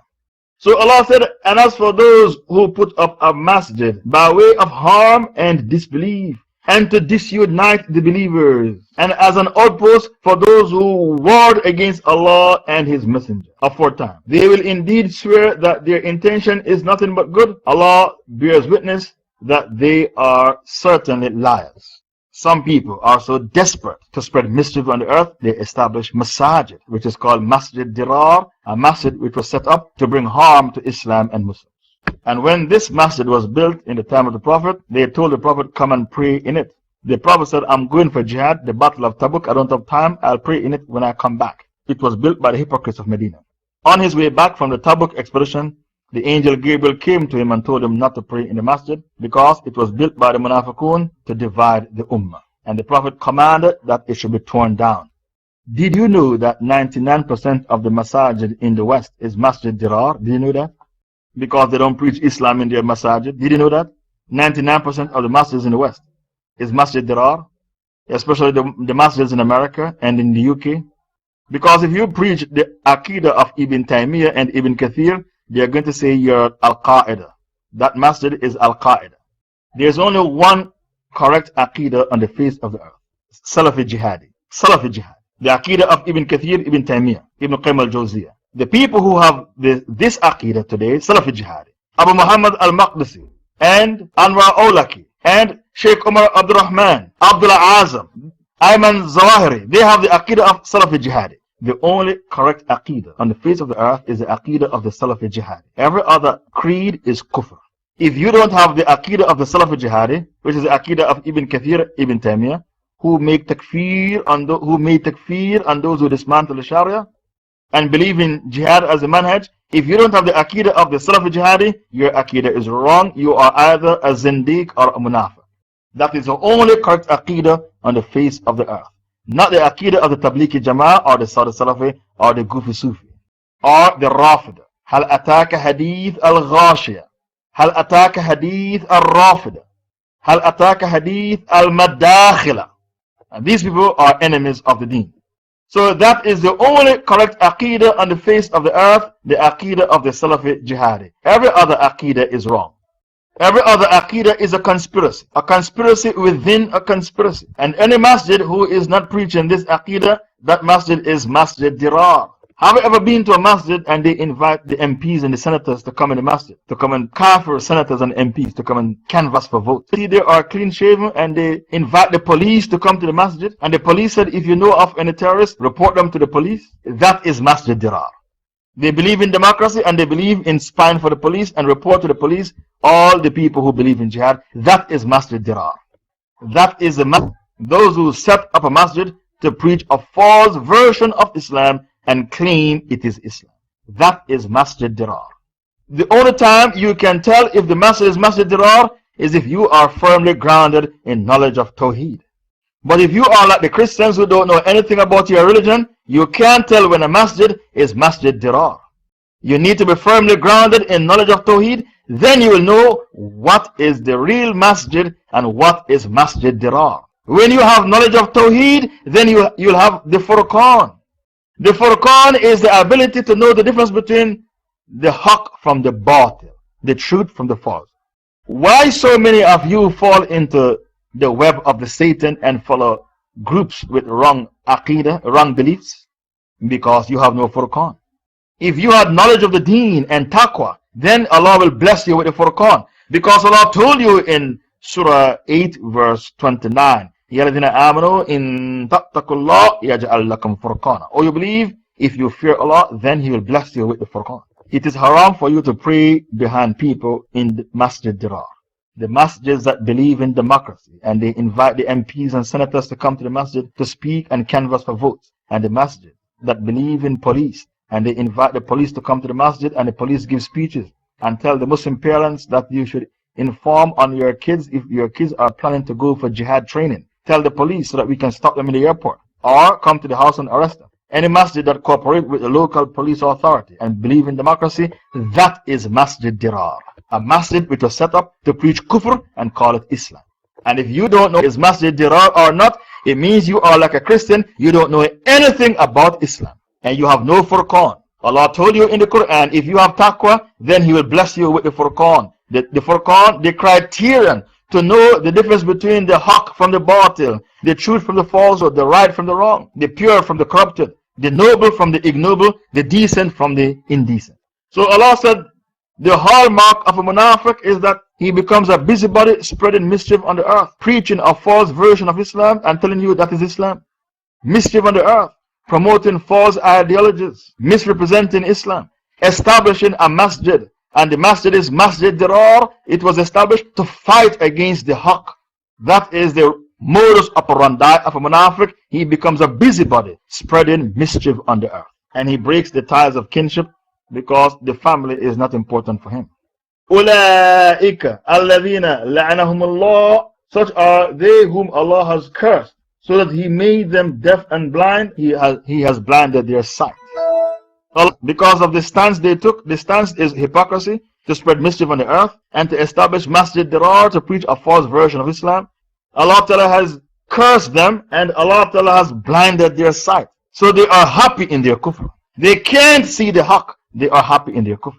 Why they are happy in their kufr and the stance they have taken?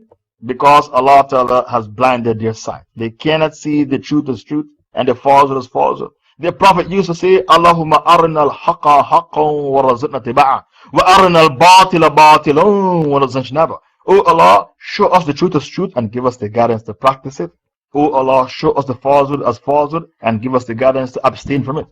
For you to see truth as truth and falsehood as falsehood, that is a gift from Allah.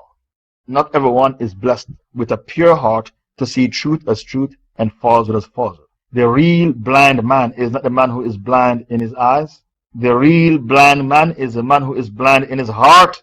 We had blind Sahabas. Abasa wa tawalla and ja'ahul a'ma. He frowned and turned away because the blind man came to him. That blind man who is mentioned in Surah Abasa, he became a Muslim and became a righteous Muslim. But he was blind. The real blind man is not the man who is blind in his eyes. The real blind man is the man who is blind in his heart. Because if you are blind in your heart, you cannot detect the truth. We had many blind Sahabas. And this Sahaba who was blind, he used to go for jihad. This blind Sahaba went for jihad. You will say, what did he do on the battlefield? He went for jihad. He carried a flag for the Muslims.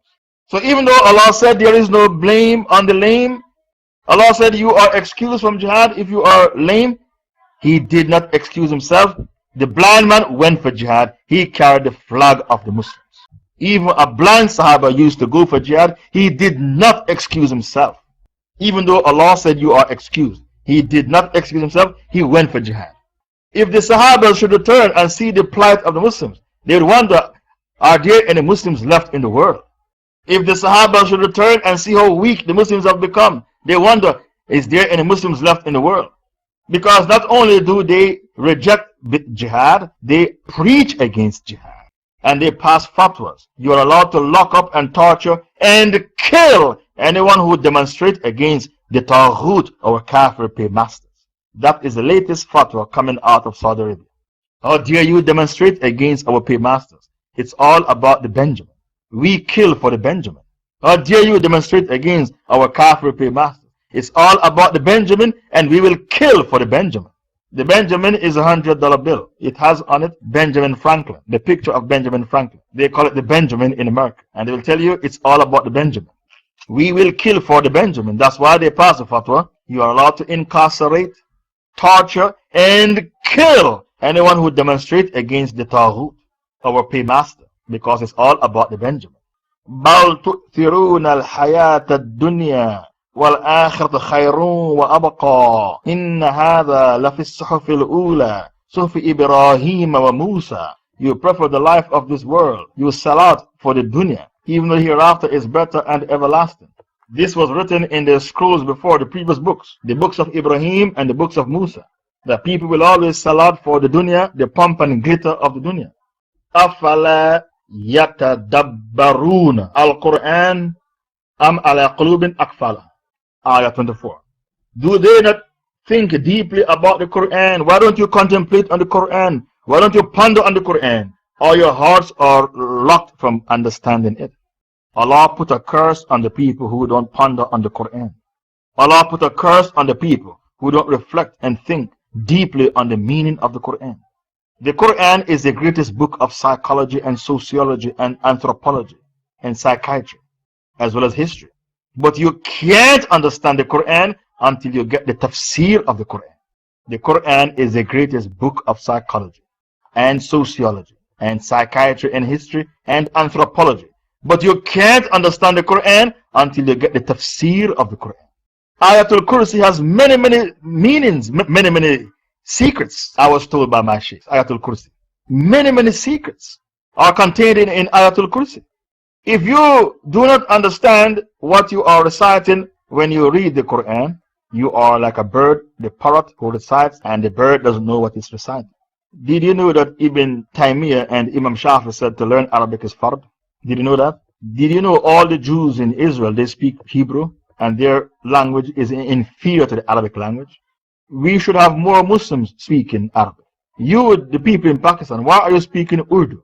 Why are you speaking Urdu? That's racism. You, the Malaysians, why are you speaking Malay? You, the Iranians, why are you speaking Persian? Why? You, the Turks, why are you speaking Turkish language? Why? And you, the Kurds in northern Iraq, why, when you broke away from Iraq, you stopped speaking Arabic? I met Kurds in London who said, I can't speak Arabic because we broke away from Iraq. There are many Kurds, the new Kurds nowadays, they don't know a word of Arabic because they broke away from Iraq and they stopped speaking Arabic. So the Kurds stopped speaking Arabic in Iraq, they don't teach it anymore. Their kids can't speak Arabic, they speak Kurdish. That's racism. The Pakistanis speak Urdu, that's racism. The Malaysians speak Malay, that's racism. Why don't you speak Arabic? Why hang on to your national language? It's an inferior language. Arabic is the Sunnah of Allah. And if you have two Muslims, one speak Arabic and one can't speak Arabic, the one who speaks Arabic and he's practicing is better than the one who can't speak Arabic. The one who cannot speak Arabic is inferior to the one who speaks Arabic. And the Arab race is the master race. Ibn Taymiyyah said, whoever. Moreover, the Arabic language itself is part of Islam. And knowing Arabic is an obligatory duty. Did you hear that? To learn Arabic is fard.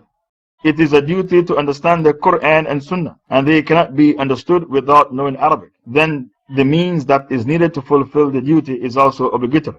Now look at the people in Persia, in Iran. They are astray with their Shiite. Look at the Brahmins, grave worshippers, Brahmins. So when you are a huge Islam properly, and you are not allowed to learn your deen from any man who can speak Arabic. Don't take your deen from anyone who can speak Arabic. أَفَلَا يَتَدَبَّرُونَ الْقُرْآنَ أَمْ عَلَىٰ قُلُوبٍ أَقْفَالُهَا. Won't you contemplate on the Quran? Won't you ponder on the Quran? Or your hearts are sealed, your hearts are wrapped. Allah put a curse on people who don't contemplate and ponder over the Holy Quran. In another ayah, Nisa 82, أَفَلَا يَتَدَبَّرُونَ الْقُرْآنَ وَلَوْ كَانَ مِنْ عِنْدِ غَيْرِ اللَّهِ لَوَجَدُوا فِيهِ اخْتِلَافًا كَثِيرًا. Won't you contemplate on the Quran? Had it been from someone instead of Allah, you would have found in it many discrepancies, many far-fetchedness, and many contradictions. So if you read the Quran but you don't know what you are reading, you are like a bird, the parrot that recites, and the bird doesn't have a clue what it's reciting. I'm going to stop here because the next ayah is talking about something else. I'm taking 5 questions. I'm going to stop here for today because the next ayah is talking about something totally different. I'm taking 5 questions in regards to the dars you have just heard.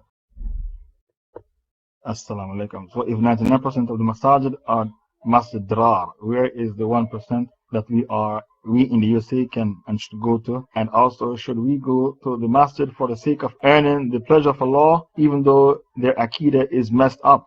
You are in a plight because you cannot travel 3-4 hours to find a masjid. You are allowed to pray in your local masjid, even though it is masjid dirar, because you are a victim of circumstances. And your salah will still be accepted because you are a victim of circumstances. So even though you are in that situation where 99% of the masjid is masjid dirar, if you pray in the masjid, your salah will still be accepted because you are a victim of circumstances. And for me to tell you to travel 3-4 hours to find a masjid, that is making the religion a burden on you and making it impossible for you to practice Islam. For you to have the masjid preaching the aqidah of Osama bin Laden, Ayman Zawahiri, Abdullah Azam, Anwar Olaki, the Kafirs are going to close on the masjid. They're going to say this masjid is Al-Qaeda. The only masjid they will allow to open in Europe and America is Masjid Dirar, not the masjid with the Aqidah of the Mujahideen. The only proper Aqidah is the Aqidah of the Mujahideen. No other Aqidah is correct. The only correct Aqidah on the face of the earth is the Aqidah of the Mujahideen. No other Aqidah is correct. Not the Aqidah of the Democrats who preach democracy, voting, who preach voting. No jihad, just vote.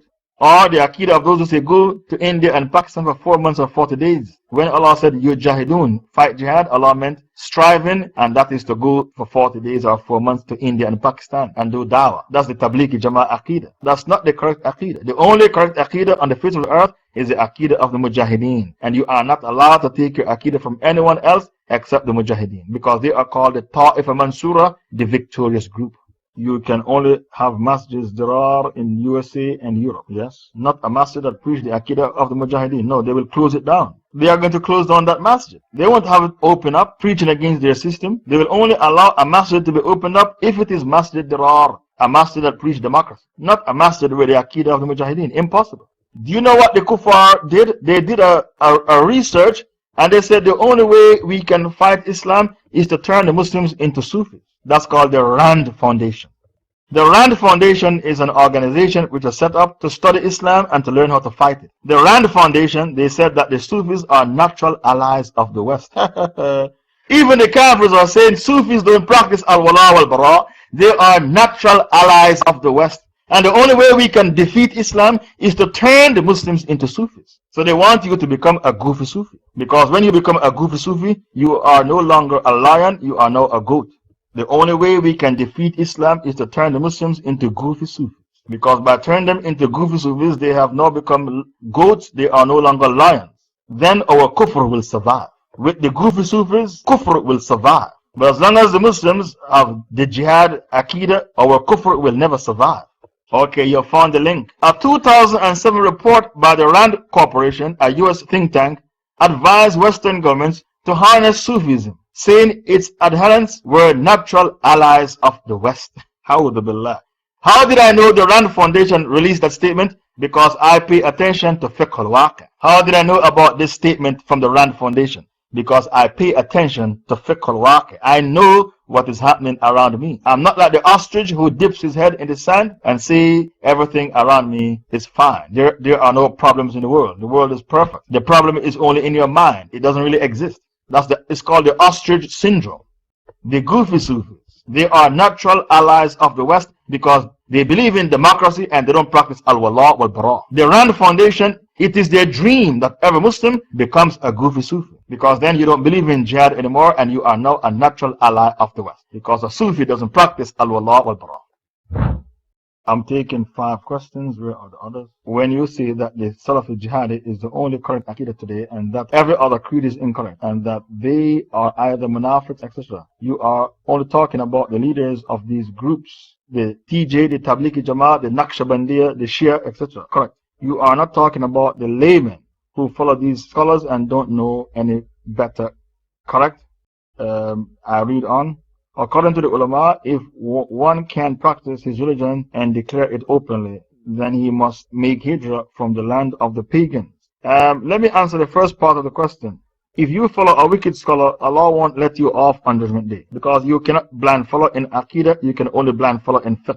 According to our Aqidah, you can blind follow in fiqh, not Aqidah. If you follow a wicked scholar, Allah is going to dump you and your wicked scholar in the hellfire on Judgment Day. And there is no excuse for major shirk, the shirk of Ibadah. Baqarah 266. Bring me the evidence. Baqarah 266 and 267. Just a minute. I think, 1 minute. I think it's Baqarah 165. Sorry, Baqarah 165. The evidence, Baqarah 166 to 167. Baqarah 166, 167. The scholar said, this is the Hujjah. Allah is going to dump you and your wicked scholar in the hellfire. إِذْ تَبَرَّأَ الَّذِينَ اتَّبِعُوا مِنَ الَّذِينَ اتَّبَعُوا وَرَوُا الْعَذَابَ وَتَقَطَّعَتْ بِهِمْ الْأَسْبَابُ وَقَالَ الَّذِينَ اتَّبَعُوا لَوْ أَنَّ لَنَا قَرَّةً فَنَتَبَرَّأَ مِنْهُمْ كَمَا تَبَرُّوا مِنَّا. When those who were followed disown, declare themselves innocent of those who followed them, and they see the torment, then all their relations will be cut off from them. And those who followed will say, if only we had one more chance to return to the dunya, we would disown, declare ourselves innocent from them, as they have disowned us, declare themselves innocent from us. So this is the evidence that Allah will dump you and your wicked scholar together in the hellfire. You cannot follow a wicked scholar and use that as an argument with Allah, like a person like Shaykh Nazim or Hamza Yusuf or Tariq Ramadan, who are known for preaching kufr. You cannot follow a wicked scholar and expect Allah to let you off on Judgment Day, because Allah gave you an aql. And Allah said the worst of creatures are those who don't use their aql, the brain. Baqarah 166 to 167 is the evidence. Allah will dump you and your wicked scholar together in the hellfire. So don't follow a wicked scholar and try to use that as an argument against Allah on Judgment Day, because Allah will dump you and your wicked scholar together in the hellfire. Baqarah 166 to 167. The question has a second half. Let me see what it says. I was told that the question has a second half. According to the ulama, if one can practice his religion and declare it openly, then he must make hijrah from the land of the pagans. Me being Hanafi in fiqh, obviously not a scholar, but we have a difference between wajib and fard. Would it be safe to conclude that hijrah from lands of the West would be wajib upon Muslims today? If you can make hijrah from the West, it's better for you because your kids will apostate. Many Muslim kids have already apostated because of the hawa. The white man gives you hawa, desires, and tell you it's a free country. You can fornicate, you can smoke, you can go to nightclubs, you can become a gay, you can become a lesbian. It's a democracy. You're free. And the Muslim kids, many of them have left the fold of Islam because of the fitna of the West. Ibn Taymiyyah said, the state of a place reflects, listen to what Ibn Taymiyyah said, the state of a place reflects the state of a person. It is possible to be sometimes a Muslim and at other times a disbeliever, sometimes sincere and at other times hypocritical, sometimes good and pious and at other times rotten and corrupt. Thus, a person becomes like the place of his abode. The migration of a person from a land of disbelief and profanity to one of faith and probity is an expression of repentance and of his turning away from disobedience and perversion to belief and obedience. This is so until the day of resurrection. Majmu' Fatawa. So, when you make hijrah from Darul Harb, like Europe and America, to a Muslim country, that hijrah by itself is a form of tawbah. Because when you were in Darhab, your eyes sin every day by looking at bad things. Your tongue sins. Your limbs keep sinning because you are living in an evil and corrupt society. So by making hijrah to a society where there is more Islam, that in itself is an act of tawbah, repentance that you have done. Because when you live in Darhab, your heart was corrupted with the sins you saw around you. Your eyes became corrupted because you look at sin. Your tongue became corrupted. So by leaving that society to a Muslim society where there is more Islam, that in itself is an act of tawbah. Ibn Hazm said if a man was given the opportunity to live among the Muslims and he turned down the opportunity and he went to live among the kuffar, anybody who can kill him should kill him because he has no al-wala wal-bara. He prefers to live among the kuffar than to live among the Muslims. Ibn Hazm, this is a long photo. Ibn Hazm states that whoever joins, listen to what Ibn Hazm has to say. Whoever joins the land of war and disbelief of his own free will and in defiance of whoever amongst the Muslims calls him to his side is by virtue, this act is an act of apostasy. Is by virtue of this act an apostate. Because he was given the opportunity to live among the Muslims and he refused to go and live among the kuffar, the land of disbelief. And land of war means Darul Harb. Ibn Hazm has a whole chapter on Darul Harb. Is by virtue the act of an apostate by all the laws of apostasy in Islam. Whoever is able to kill him must do so. That is the fatwa of Ibn Hazm in regards to people who prefer to live among the kuffar in Darul Harb than to live in Darul Islam. Do you remember the man who killed 100 people and he went to a scholar and he said, can I make tawbah? The scholar said, yes, you can make tawbah, but you need to leave the land you are in and go to a holy land to make tawbah. Because by leaving the evil land that corrupted you and caused you to kill 100 people, by leaving that land to go to the land of piety, the land of taqwa, that in itself is a part of the tawbah. To leave the evil country to go to a better country, a pious country, that in itself is tawbah. Because you are leaving the evil society behind. It corrupted you. It caused you to kill 100 people. So your tawbah is only accepted if you leave the wicked country, the evil country, to the land of piety. This hadith is found in Sahih Muslim. So by you leaving Darul Harb to go and live in a Muslim society, that in itself, Ibn Taymiyyah said, is an act of tawbah. Because when you were living in the Kafir society, it corrupted you. Your tongue became corrupted, your heart became corrupted, your eyes became corrupted. Because you see haram every day, you speak haram every day, you think haram every day. So by leaving an evil society behind, that is an act of tawbah. And when you are migrating, don't look. When you are leaving the evil society to go to a Muslim society, don't even look back when you are leaving. Because when you leave, that in itself is an act of tawbah. Question number 3, you mentioned the Muslim Brotherhood believe in democracy, but President Morsi is trying to implement Sharia and we haven't seen any kufr or democracy from him. Is there dalil to say they don't want Islam and Sharia? Whenever something is in the pot boiling up, be patient and it will spill over to know what is the contents of the pot. Do you follow? Let us see what the leaders of Egypt have up their sleeve. It's very difficult to implement Sharia with democracy because democracy and Sharia is 100% diametrically opposed. 100% diametrically opposed. Muhammad Baradei, who was in charge of the nuclear non-proliferation movement, he's secularist and he is calling the people to demonstrate against the Sharia. According to Sharia law, if you demonstrate against the Sharia, you become an apostate and you have to be killed. But democracy says freedom of speech and freedom of religion. So when Muhammad Baradei in Egypt tell the people to demonstrate against the Sharia because he believes in secularism, not Sharia, Muhammad Baradei, becomes a kafir. But you can't say anything about him, you can't put him in prison because it's a democracy, and democracy means Muhammad Baradei has the right to speak his mind. So when you try to implement Sharia by way of democracy, people can demonstrate against the Sharia and you can't touch them. People can come to the streets by the millions and demonstrate against the Sharia and you can't touch them because they are saying it's a democracy and we have freedom to demonstrate and to speak. Islam and democracy has nothing in common and you are not allowed to use Islam, yet you are not allowed to use democracy to implement Islam. The Prophet did not use kufr to implement Sharia. When the Kafir said, let us come to a compromise, 1 year we worship Allah and the next year we worship Lat, Uzza, Hubal, Manat, Allah revealed, قُلْ يَا أَيُّهَا الْكَافِرُونَ لَا أَعْبُدُ مَا تَعْبُدُونَ وَلَا أَنْتُمْ عَابِدُونَ مَا أَعْبُدُ وَلَا أَنَا عَابِدٌ مَا عَبَدتُّمْ وَلَا أَنْتُمْ عَابِدُونَ مَا أَعْبُدُ لَكُمْ دِينُكُمْ وَلِيَ دِينِ. Why Allah revealed Surah Kafirun? No compromise with our manhaj and our aqidah and our stand. There is no compromise with our aqidah, our stance, our manhaj. No compromise with our aim and our objective and our goal.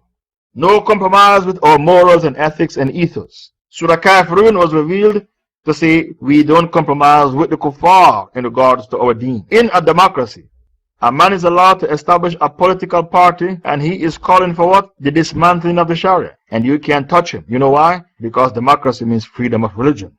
But if you did not use democracy to implement Sharia, when a man opens his mouth and condemn the Sharia, you are allowed to make takfir on him and kill him because he spoke out against the Sharia. So then you're allowed to make takfir on him and kill him in the Sharia state. But if you use democracy to implement Sharia, a man can campaign, he can establish his movement, he can campaign against the Sharia and call millions of people to come to the streets and demonstrate against the Sharia, and you can't touch him because democracy says freedom of speech. Islam and democracy has nothing in common, and those who believe in democracy are kuffar outside the fold of Islam. Democracy means the demons have gone crazy. Democracy means what? The demons have gone crazy. Assalamu alaikum, Shaykh. Many kuffar and munafiqeen say that at least 80% of masajid in the West are radical because they sell books of Ibn Taymiyyah, Ibn Kathir and Said Qutb. So is what they are saying propaganda. It is called propaganda warfare and it is called scaremongering. These are Jewish newspapers saying these things. It's called scaremongering. These are proper scholars, Ibn Taymiyyah, Ibn Kathir and Said Qutb. The Saudi Salafis, they don't like Said Qutb because he used the expression Tawheed Hakimiyya and he made takfir on those who dismantle Sharia. So if you make takfir on those who dismantle Sharia, they call you Qutb. He was a sincere scholar. Said Qutb was a sincere scholar, and you're not allowed to call people Qutubi because they believe in Sharia and they make takfir on those who dismantle the Sharia. It's not Said Qutb who first make takfir on those who dismantle the Sharia. Ibn Kathir and Ibn Taymiyyah used to make takfir on those who dismantle the Sharia in their works. Not Said Qutb didn't start it. Haven't you heard of Fatawa, volume 28, page 524? Fatawa, volume 28, page 524. Ibn Taymiyyah made takfir on those who dismantle the Sharia in his Fatawa. It's not Said Qutb who started it. Haven't you heard about Al-Bidayah wa Nihaya, volume 13, page 119? Okay, this is Al-Bidayah wa Nihaya, volume 13, page 119. Ibn Kathir and Ibn Taymiyyah made takfir on those who dismantle the Sharia. If you're going to call people Qutubi because they make takfir on those who dismantle the Sharia, Shaykh bin Baz is a Qutubi. Shaykh bin Baz made takfir on those who dismantle the Sharia. Shaykh bin Baz said, I don't give a damn what's in your heart. Even if you believe the Sharia is better, because you dismantle the Sharia, you're a kafir. Shaykh bin Baz himself used to make takfir on those who dismantle the Sharia in his books. This is not the only book he said it. Shaykh bin Baz made takfir in many books on the people who dismantle the Sharia. Sheikh Abdulaziz bin Baz said, there is no iman for the one who believes the laws of the people and their opinions are superior to the hukum of Allah and His Messenger, or that they are equal to it, or that they resemble it, or who leaves it or replaces it with fabricated laws and institutions invented by people, even if he believes that the laws of Allah are more encompassing and more just. What Bin Baz is saying, I don't give a damn what's in your heart. As long as you dismantle the Sharia, you're a kafir, even if you believe the Sharia is better. We debated as Saudi Salafi and we used this fatwa of Bin Baz to checkmate him. He ran away from the room and said, I don't take from Bin Baz. He ran away from the debate and said, I don't take from Bin Baz. Every time we debate with a Saudi Salafi and we use this fatwa of Bin Baz to checkmate him, he ran away from the debate and said, I don't take from Bin Baz. And 10 minutes before that, he used to praise Bin Baz. In the debate, he praised Bin Baz. And when we say, since you praise Bin Baz, we're going to bring you Bin Baz, and we bring this fatwa, the same person who was praising Bin Baz 10 minutes ago, he runs away from the debate and said, I don't take from Bin Baz. The stench of their hypocrisy is excruciating. The stench of their hypocrisy is unbearable. The stench of their hypocrisy is untenable, excruciating, and it's unbearable. This is why a debate is dangerous, because you don't know what ammunition your opponent is coming at you with. A debate is like a boxing match. You bring your hujjah, I bring my hujjah, until somebody gets a knockout punch. There is absolutely no difference between a debate and a boxing match. This is why a lot of people, because you don't know what ammunition your opponent is going to come at you with, how you will be checkmated and be disgraced. You'll be checkmated and disgraced. People are petrified and terrified about coming forward for a public debate because no one likes to be checkmated. Do you remember when Prophet Abraham, he used the axe and broke all the idols. Then he put the axe against the big idol. When the king said, Ibrahim, who broke the idols? He said, the big idol broke the idols. Can't you see the axe is against it? The king said, that idol is lifeless. It has no life. How could it do the crime? Abraham said, if you know that your God is lifeless, why then do you worship it? The king was checkmated. He was so embarrassed about being checkmated, he built a big fire and dumped Ibrahim in the fire. The fire was so huge they had to use a catapult, a slingshot, to toss Abraham in the fire. And all the animals tried to put the fire out except the gecko. All the animals tried to put the fire out except the gecko, the lizard. And the Prophet said, kill the gecko, because all the animals tried to put the fire out except that lizard, the gecko. It blew the fire up on Ibrahim to make it bigger. He wasn't the first to make takfir on those who dismantle the Sharia. Sharik, the Messenger of Allah, ordered that the salamander should be killed. It blew the fire up on Abraham. Salamander, isn't that the gecko? Sahih Bukhari. The word is gecko. Assalamu alaikum was the Shaykh Ibn Bouti in Syria who got killed, a Sufi, and is his masjid Dirar. The word is Masjid Dirar. Masjid Dirar, a masjid that preached a false version of Islam. Yes, he was Sufi inclined. His masjid was Masjid Dirar because he said the Syrian army is like the Sahabas. That is the fatwa he passed on a Friday, given speech. The Syrian army is like the Sahabas, and that Bashar al-Assad is like the Khalifa, a Khalifa. Those are the type of khutbahs he was delivering on a Friday. So the Muslims decided he's not a sheikh, he's a snake. How can you say Bashar al-Assad is like a Khalifa and the Syrian army they have the same iman as the Sahabas? They are the Sahabas. You are not a sheikh, you're a snake. And a snake will get his head crushed. And because of that, he was killed by a huge bomb. He passed dodgy fatwas. If you're going to pass dodgy fatwas, the Muslims are going to kill you. Why? Because you are no longer a sheikh, you have now become a snake. And because he became a snake, he got what he deserved, he was killed. How can you say the Syrian army is like the Sahabas? They bury people alive. If you don't say Bashar al-Assad is God, they bury you alive. Didn't you go on YouTube and see the Syrian army burying a man alive because the man refused to say Bashar al-Assad is God? That's the Syrian army. How can you compare them to the Sahabas? The man was not a sheikh, he was a snake. So he got what he deserved. He got killed. He got eliminated. That is the link. Look at the link. They buried a man alive because the man refused to say there is no God except Bashar al-Assad. Then a so-called Shaykh said the Syrian army is like the Sahabas. A'udhu billah. If you are a wicked scholar, you're going to be killed. If you are a wicked scholar, you're killed. Because you are no longer a Shaykh, you're a snake. And the snake deserves to have his head crushed. Syrian Alawites say, we worship Bashar al-Assad before Allah. They buried the man alive because he refused to say there is no God except Bashar al-Assad.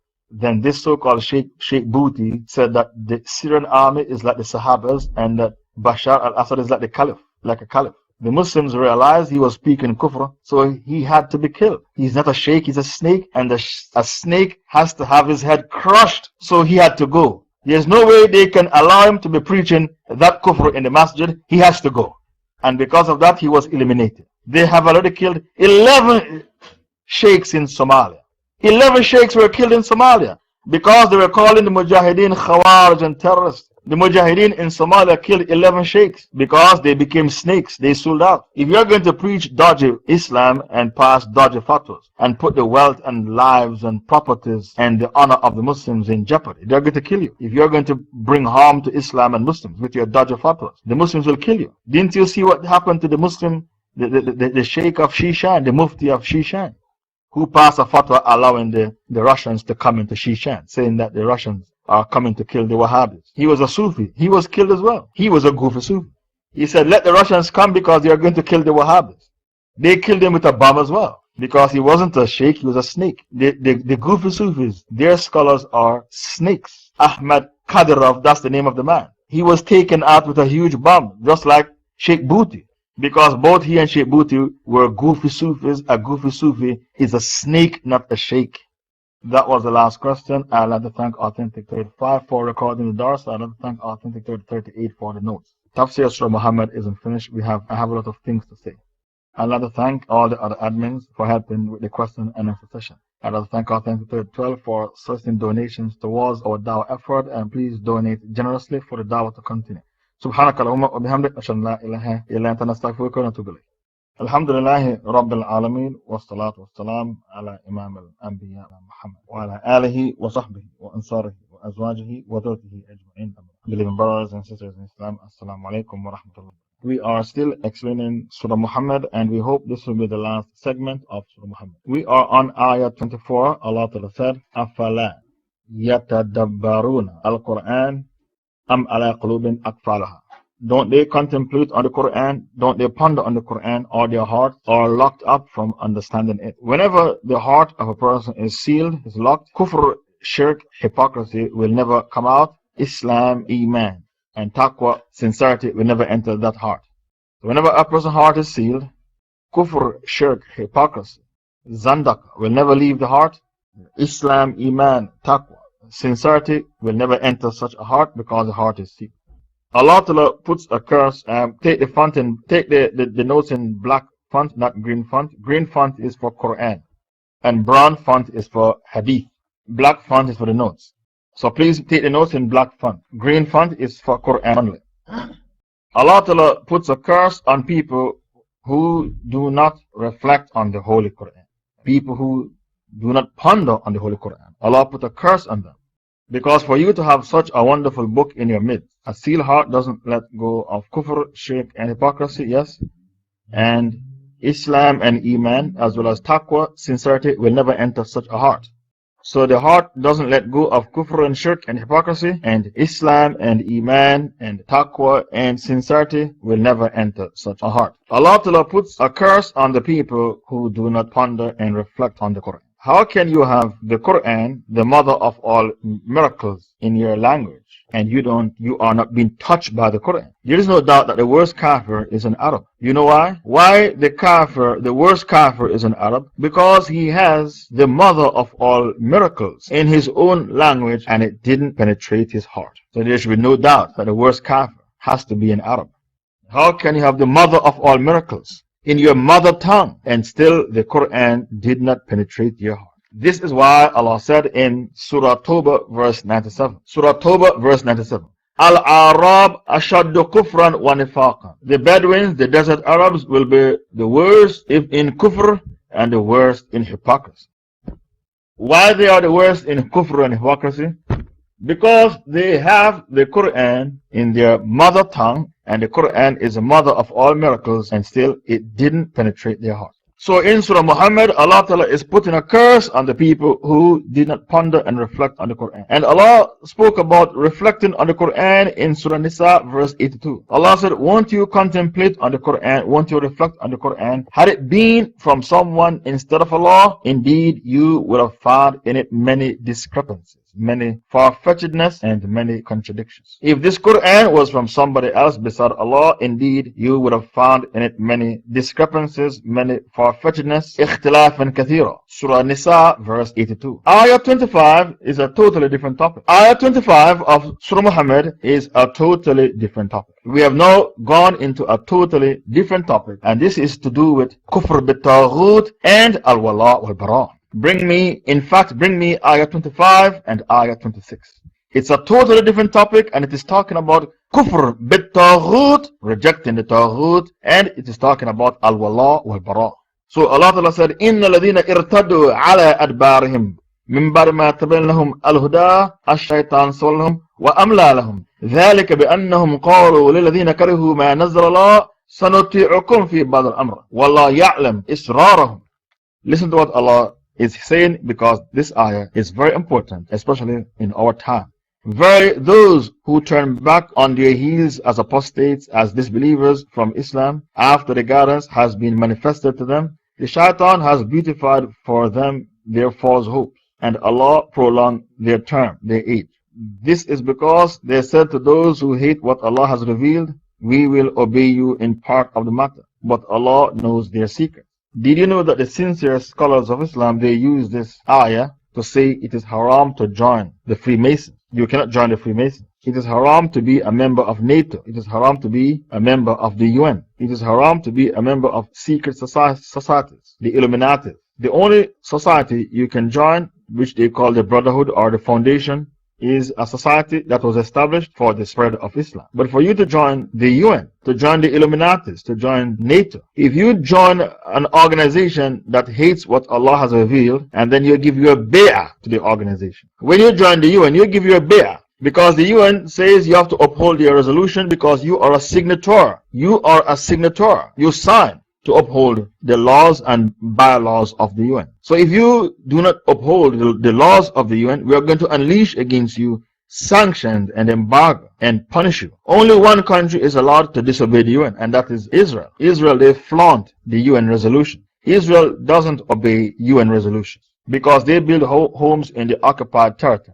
And nobody say we are going to put sanction on Israel because they are building homes on the occupied territory.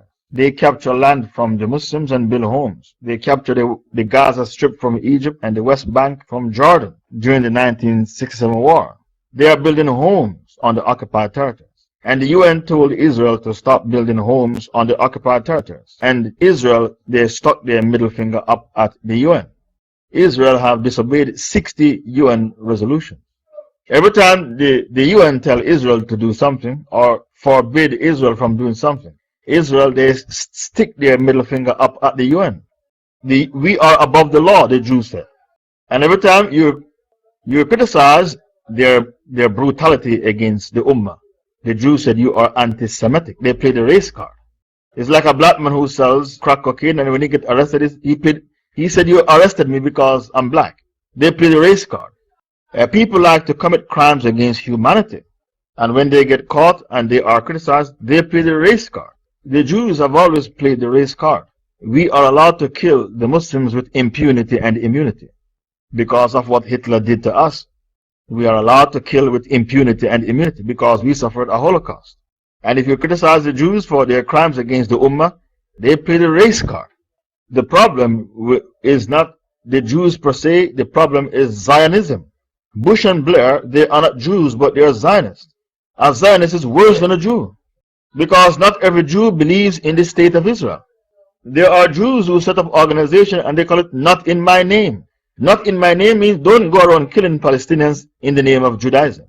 There are Jews who do not believe in the state of Israel, and they speak out against Jewish crimes against the Ummah in Israel. So the problem is Zionism. The Nigerian Christians, they believe in Zionism. They believe that the Jews have a right to Israel. These are black people in Nigeria who are Christians, but they're Zionists. So the Christian world believe in Zionism. They even believe that the sacrificial son was not Ismail, the sacrificial son was Ishaq. That's how much the Christians were brainwashed into Zionism. The Christians believe that the sacrificial son was not Ismail, the sacrificial son was Ishaq. The Christians are Zionists. They take sides with the Jews against Muslims at any time, hands down. Even though the Jews say Jesus was a bastard child. The Jews call their God a bastard child, but they prefer Jews over Muslims. Even though Jews say Jesus was a bastard child. They make songs about it and sing it on YouTube. You can go on YouTube and see Jews singing that Jesus was a bastard child. And they're laughing about it. How can you love a person who calls your God a bastard? Because every Christian is a hypocrite and a waste of space. A Christian is a hypocrite and a waste of space. That's why they love Jews who call their God a bastard child. You are not allowed to join an organization that was set up. Okay, Shukran Authentic 35 for bringing the link. Don't click on the link now. Click on it later, not now. I'm speaking now. Go and watch the video later, not now during the speech. Jews singing Jesus was a bastard child. And they're laughing about it. And Christians love Jews even though they call their God a bastard, because a Christian is a hypocrite and a waste of space. Very, very evil people. No Muslim would love people who insult Muhammad. We don't love people who insult Muhammad. Christians love people who insult Jesus, because a Christian is a hypocrite and a waste of space. You are not allowed to join any organization which is not set up to spread the haqq. If you know that there is an organization that was set up to fight Islam, how can you join that organization like the Freemasons? How can you join NATO? How can you join the UN? Allah said, whenever you give your bay'ah to an organization, if you give your bay'ah to an organization that was set up to fight Islam, you become a murtad, an apostate. That's what you become, a murtad, an apostate. Why? Because you joined an organization that was set up to fight Islam. And you told the organization, we are going to obey some of your resolutions. Surah Muhammad, verse 25 to 26 is clear evidence you cannot join an organization that was set up to fight Islam. To join such an organization and give your oath of allegiance, you have turned an apostate from Islam. Surah Muhammad, verses 25 to 26. You are only allowed to join an organization that was set up to spread the haqq. You are allowed to unite with Christians on some issues. If homosexuality is spreading in the society, and there is an organization that was set up to preach against homosexuality and to promote marriage, you are allowed to join that organization, even though the founder was a Christian. Because of the ayah, وَتَعَاوَنُوا عَلَى الْبِرِّ وَالتَّقْوَى وَلَا تَعَاوَنُوا عَلَى الْإِثْمِ وَالْعُدْوَانِ. Cooperate for the spread of birr and taqwa. Righteousness, birr is righteousness, taqwa is piety. Do not cooperate to spread sins and transgression. Surah 5 verse 2. وَتَعَاوَنُوا عَلَى الْبِرِّ وَالتَّقْوَى وَلَا تَعَاوَنُوا عَلَى الْإِثْمِ وَالْعُدْوَانِ. If there is a Christian organization that was set up because atheism, radical atheism is spreading in Europe and America. Radical atheism is spreading in Europe and America. If the Christians establish an organization to preach intelligent design, the world was intelligently designed by Allah, a supreme being. Even though it's a Christian organization which was set up to fight against atheism, you, the Muslim, can join that organization because it is to fight against. You are allowed to cooperate with Christians and even Jews in regards to the haqq. If you are living in Europe and they say we are going to ban halal meat, you have to stun the meat. We are going to ban circumcision because it's child abuse. Circumcision is child abuse. And then the Jews started an organization to campaign for circumcision because it's the religious right. And they campaign for halal meat because Jewish meat and Muslim meat is the same, halal meat. They cut the throat and the blood comes out. You are allowed to unite with the Jews on that regard. You unite upon the haqq. Now, what is the evidence for what I'm saying? Where is the hujjah?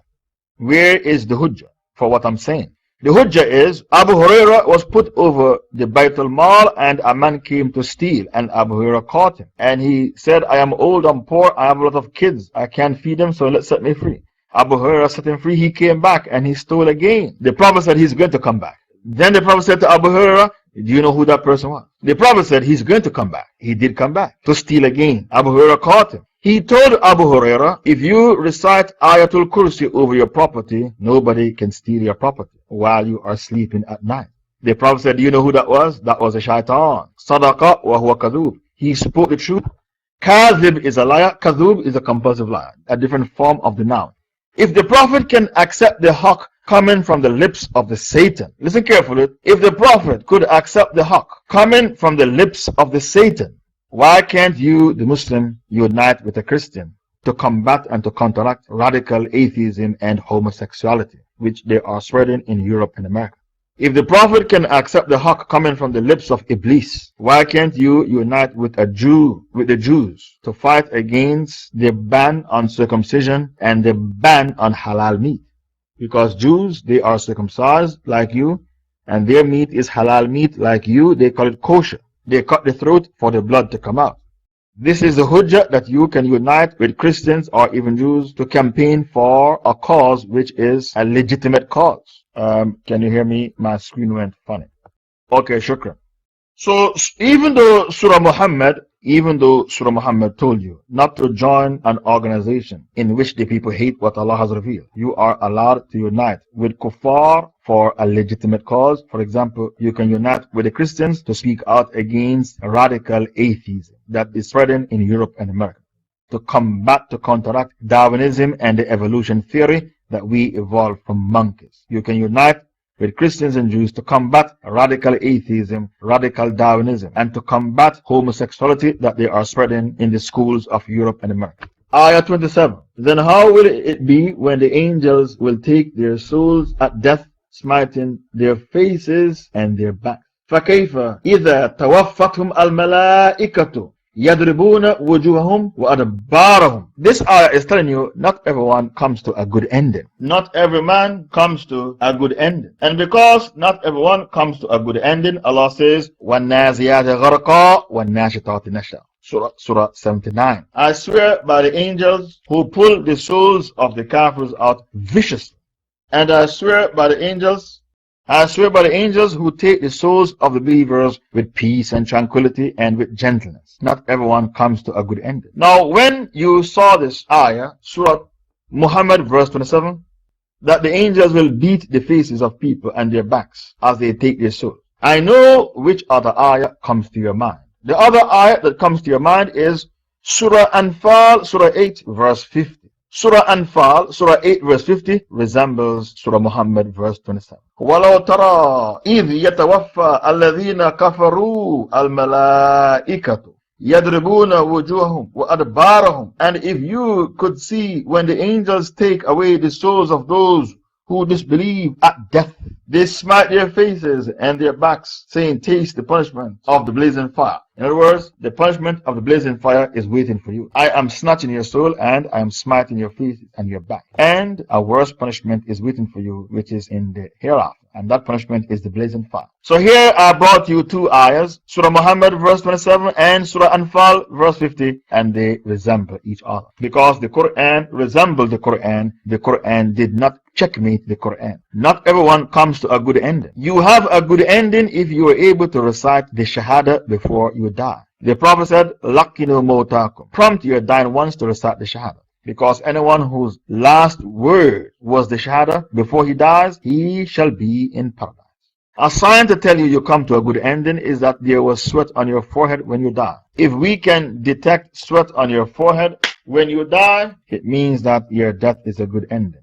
Not everyone has a good ending. On a Friday, it's a good ending. The Kafir said, we killed Anwar Awlaki on a Friday with a drone, a hellfire drone. We use a hellfire drone to kill Anwar Awlaki on a Friday.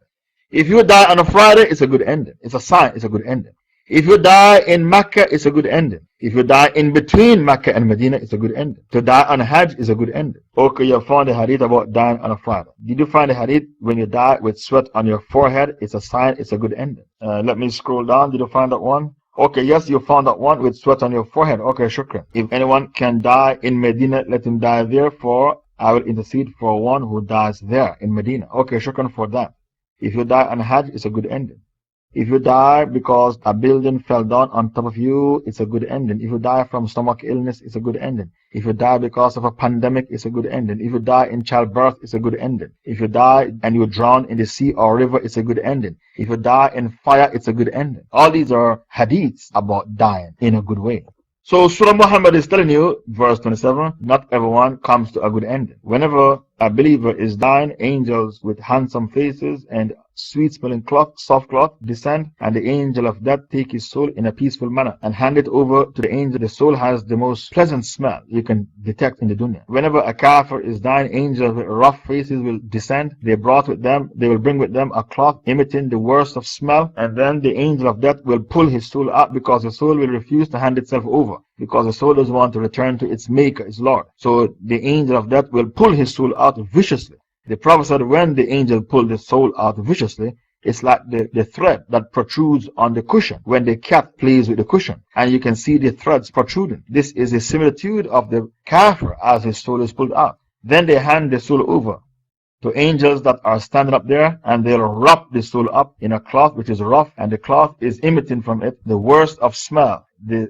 stinkest of smell, the foulest of smell. So not every human being comes to a good ending. Some people, their ending is a bad ending, because when they were in the dunya, the life they lead was a very bad life. They did everything which is haram. They were quick to disobey Allah and slow to obey Allah. So Surah Muhammad is reminding us that we should prepare for our ending. You do not know when you are going to die. You should prepare yourself for a good ending, and do not live an evil life so that you come to a bad ending. You become of those the angels smite your face and beat you in your back as they snatch your soul. Allah made mention of it in Surah Anfal verse 50 and Surah Muhammad verse 27. Not everyone comes to a good ending because of the lifestyle that they lead when they were alive in the dunya. Ayah 28, that is because they followed that which angered Allah and hated that which pleased Allah. So He made their deeds fruitless.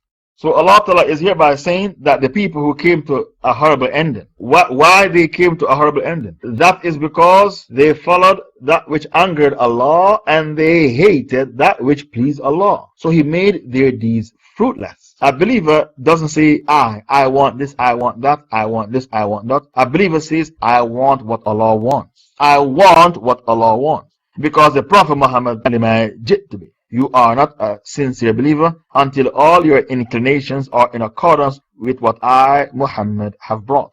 So these people who follow what Allah hates, if you know that Allah Ta'ala hates alcohol, why do you drink alcohol? If you know that Allah Ta'ala hates homosexuality and lesbianism, why do you dabble in it?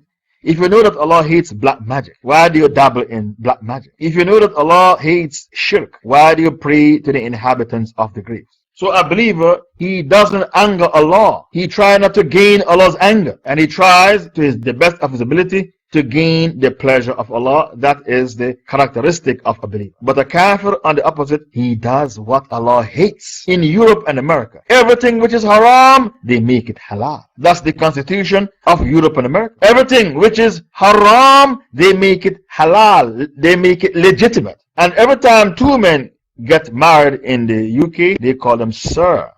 Okay, shukran for finding the hadith. You are not a sincere believer until all your inclinations are in accordance with what I, Muhammad, have brought.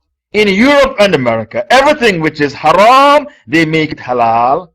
They are trying to tease Allah. And every time two men get married in the UK, they call them sir. They are trying to tease Allah. You destroy them in Sodom and Gomorrah with fire and brimstone. But look, we give them royal titles. We call them sir. They are trying to tease Allah. That's why they call them sir. So Allah Ta'ala is hereby telling you in Surah Muhammad, these people who the angels snatch their souls and beat them in their faces and in their backs, why they came to such a pitiful, appalling and pathetic state. Their death was pitiful, appalling and pathetic. Allah is telling you the reason why.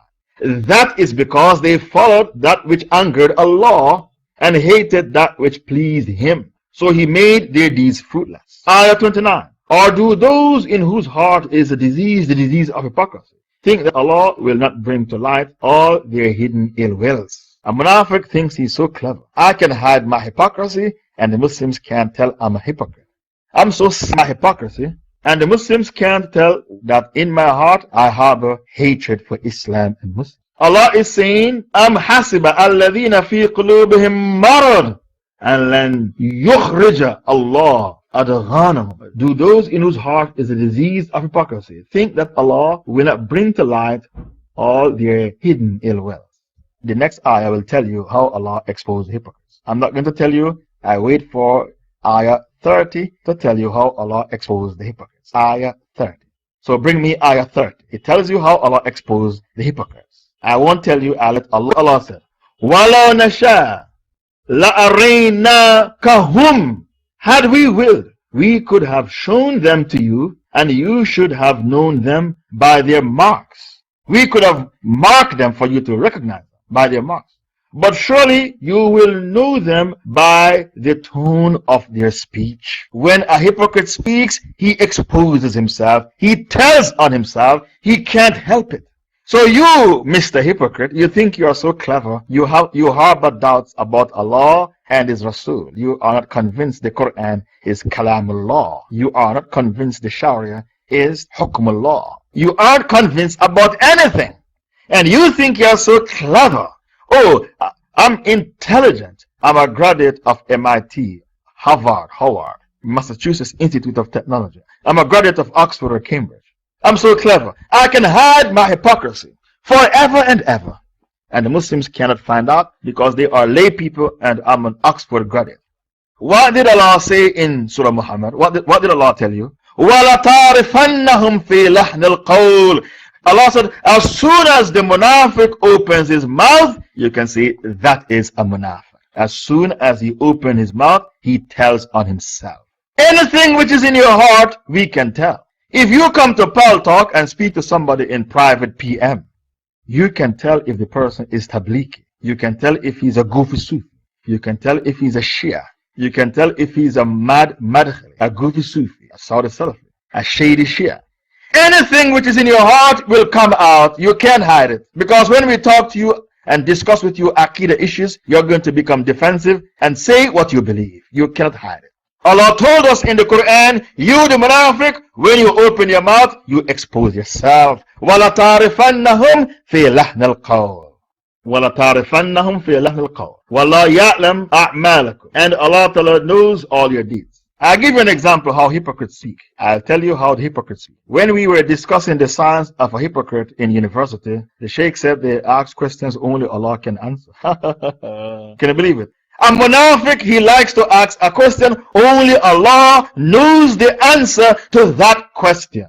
So when the man came to the study circle of Imam Malik and said, how is Allah? How did Allah istawa over the arsh? Allah rose over the arsh. Well, everybody in this room can answer that question. You know that? If a munafiq asks you, how did Allah rose over the arsh? Everybody in this room can answer the question. How do you answer the question? It's easy to answer. Kama yaliq bijalalihi wa azamatihi. Allah rose over the throne in a way that befits His dignity and majesty. As simple as that. As simple as that. In a way that befits His dignity and majesty. So that question is easy to answer. When the man said to Imam Malik, we were with Malik ibn Anas, when a man came to him and said, Oh Abu Abdullah, Allah said, Ar-Rahman al-Arsh istawa. Surah 20 verse 5. Allah rose over the throne. How was His istiwa? How Allah istawa over the throne? Istawa means He rose over the throne. Imam Malik inclined his head and was silent until the sweat of fever covered his brow. Why? Because the question the man asked was so obnoxious and reprehensible, repugnant, repellent. His question was repugnant, repellent, obnoxious, and reprehensible. That's why he started to sweat. Then he looked up and said, Al-Istiwa, Ma'lum. It is known. Kayf, Majhul. How Allah rose over the throne, it is unknown. To believe in it is wajib. To believe that Allah is above the arsh, it is wajib. Don't think you have a choice to believe where Allah is. Imam Malik said to believe that Allah is above the arsh, it is wajib. So don't think you have a choice as to where Allah is. Because Imam Malik said to believe that Allah rose over the arsh is wajib. Asking about it is a bid'ah, a cursed innovation. I do not think that you are anything but an innovator. Then he ordered that the man be expelled from his dars, his halqa. Do you know why Imam Malik kicked the man out of his dars, his halqa, his study circle? Don't you know why? It is contagious, just like the AIDS virus. Hypocrisy is contagious, just like the AIDS virus. Hypocrisy is contagious, just like the herpes virus. That's why you're not allowed to let anybody kiss your baby. They'll give your baby herpes. Don't let people kiss your baby on the mouth. Your wife gave birth to a pretty baby. Everybody wants to kiss the baby. On the mouth. It's instinctive. Don't let anybody kiss your baby on the mouth because herpes is contagious and there's no cure for herpes. There's no cure for herpes and it's contagious. Why did Imam Malik kick the man out of the study circle? The man was a munafiq.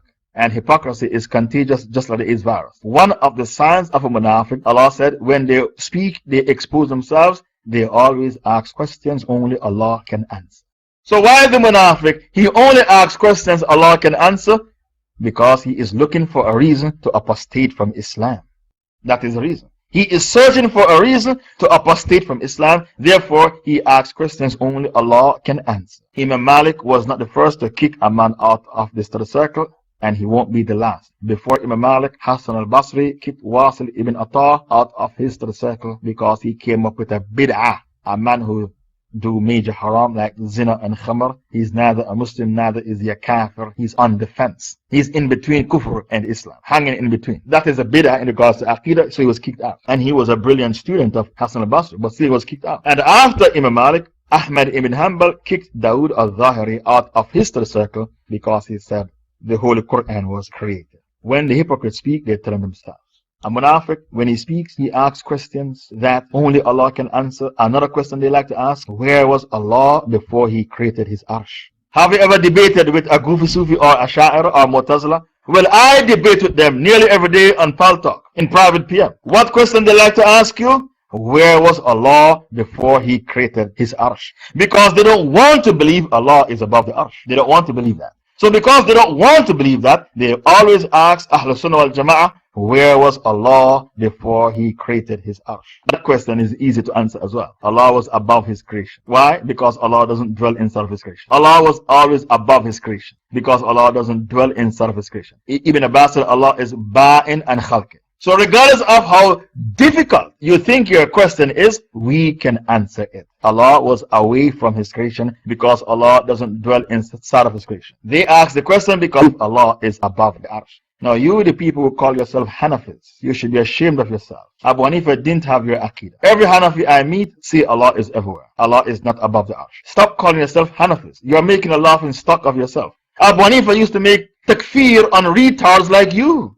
People like you who don't believe Allah is above the arsh. Abu Hanifa used to make takfir on you. Stop disgracing yourself. Stop calling yourself Hanafis. You're not Hanafis. You don't follow Abu Hanifa. You follow your evil and corrupted desires. Abu Hanifa said, when asked of his opinion of the one who says, I do not know whether Allah is above the heavens or the earth. Abu Hanifa said he has disbelieved because Allah said, Ar-Rahman al-Arsh istawa, and His throne is above the seven heavens. He was then asked, what if the man says that Allah is above the arsh, but he does not know whether the arsh is in the heavens or on earth? Abu Hanifa said, still he has disbelieved because he has denied that He is above the heavens. And whoever denied that He is above the heavens has disbelieved. This is Abu Hanifa speaking. So you, the Hanafis, the neo-Hanafis, who call yourself Hanafis, stop calling yourself Hanafis. You don't follow Abu Hanifa. It's like I, Faisal, said, I'm Hanbali, but I don't have the Aqidah of Ahmad ibn Hanbal. I believe Allah is everywhere. I don't follow Ahmad ibn Hanbal. Stop calling yourself Hanafis. You don't follow Abu Hanifa. You don't have the Aqidah of Abu Hanifa. You follow your evil and corrupted desires. Abu Hanifa used to make takfir on people like you who claim Allah is not above His arsh.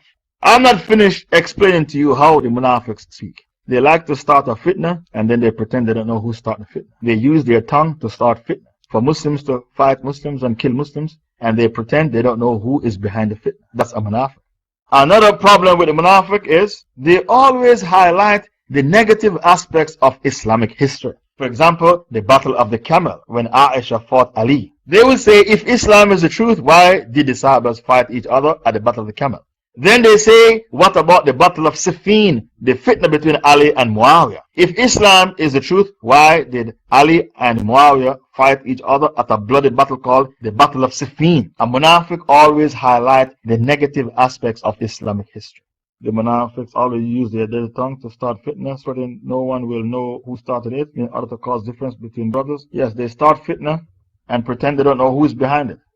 Did you know that you're allowed to lie to make Muslims make up? If you know that two Muslims hate each other, two sisters or two brothers, did you know you can lie for them to make up? When I was living in the UK, I told a lot of lies. You know how? For two Muslims not to divorce each other. I used to do my best to save marriages. I told a lot of lies from a man and his wife to make up and don't divorce each other.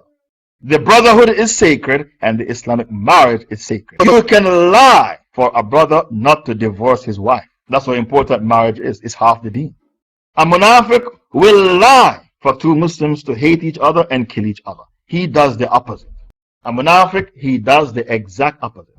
Anyway, we continue with the tafsir. And surely we shall try you till we test those who strive hard for the cause of Allah, as-sabirun, the patient. And we will test your facts, the one who is a liar and the one who is truthful. So the one who is making claims, he's making claims. We're going to hypocrite. What Allah meant is, I'm going to command them to do things which they can't do because they don't have the taqwa to do it. And I'm going to forbid them from doing things, and they're going to dabble in these things because they don't have the taqwa to abstain from haram. That is what Allah meant when Allah said, I'm going to expose the evil which is in your hearts. Because I'm going to command you to do things and you can't carry out my commandments because you don't have the taqwa to carry out those commandments. And the Prophet said, if I didn't fear the women and children in the homes, I would set fire to the homes of the hypocrites, those who didn't come to the masjid to pray Salatul Fajr.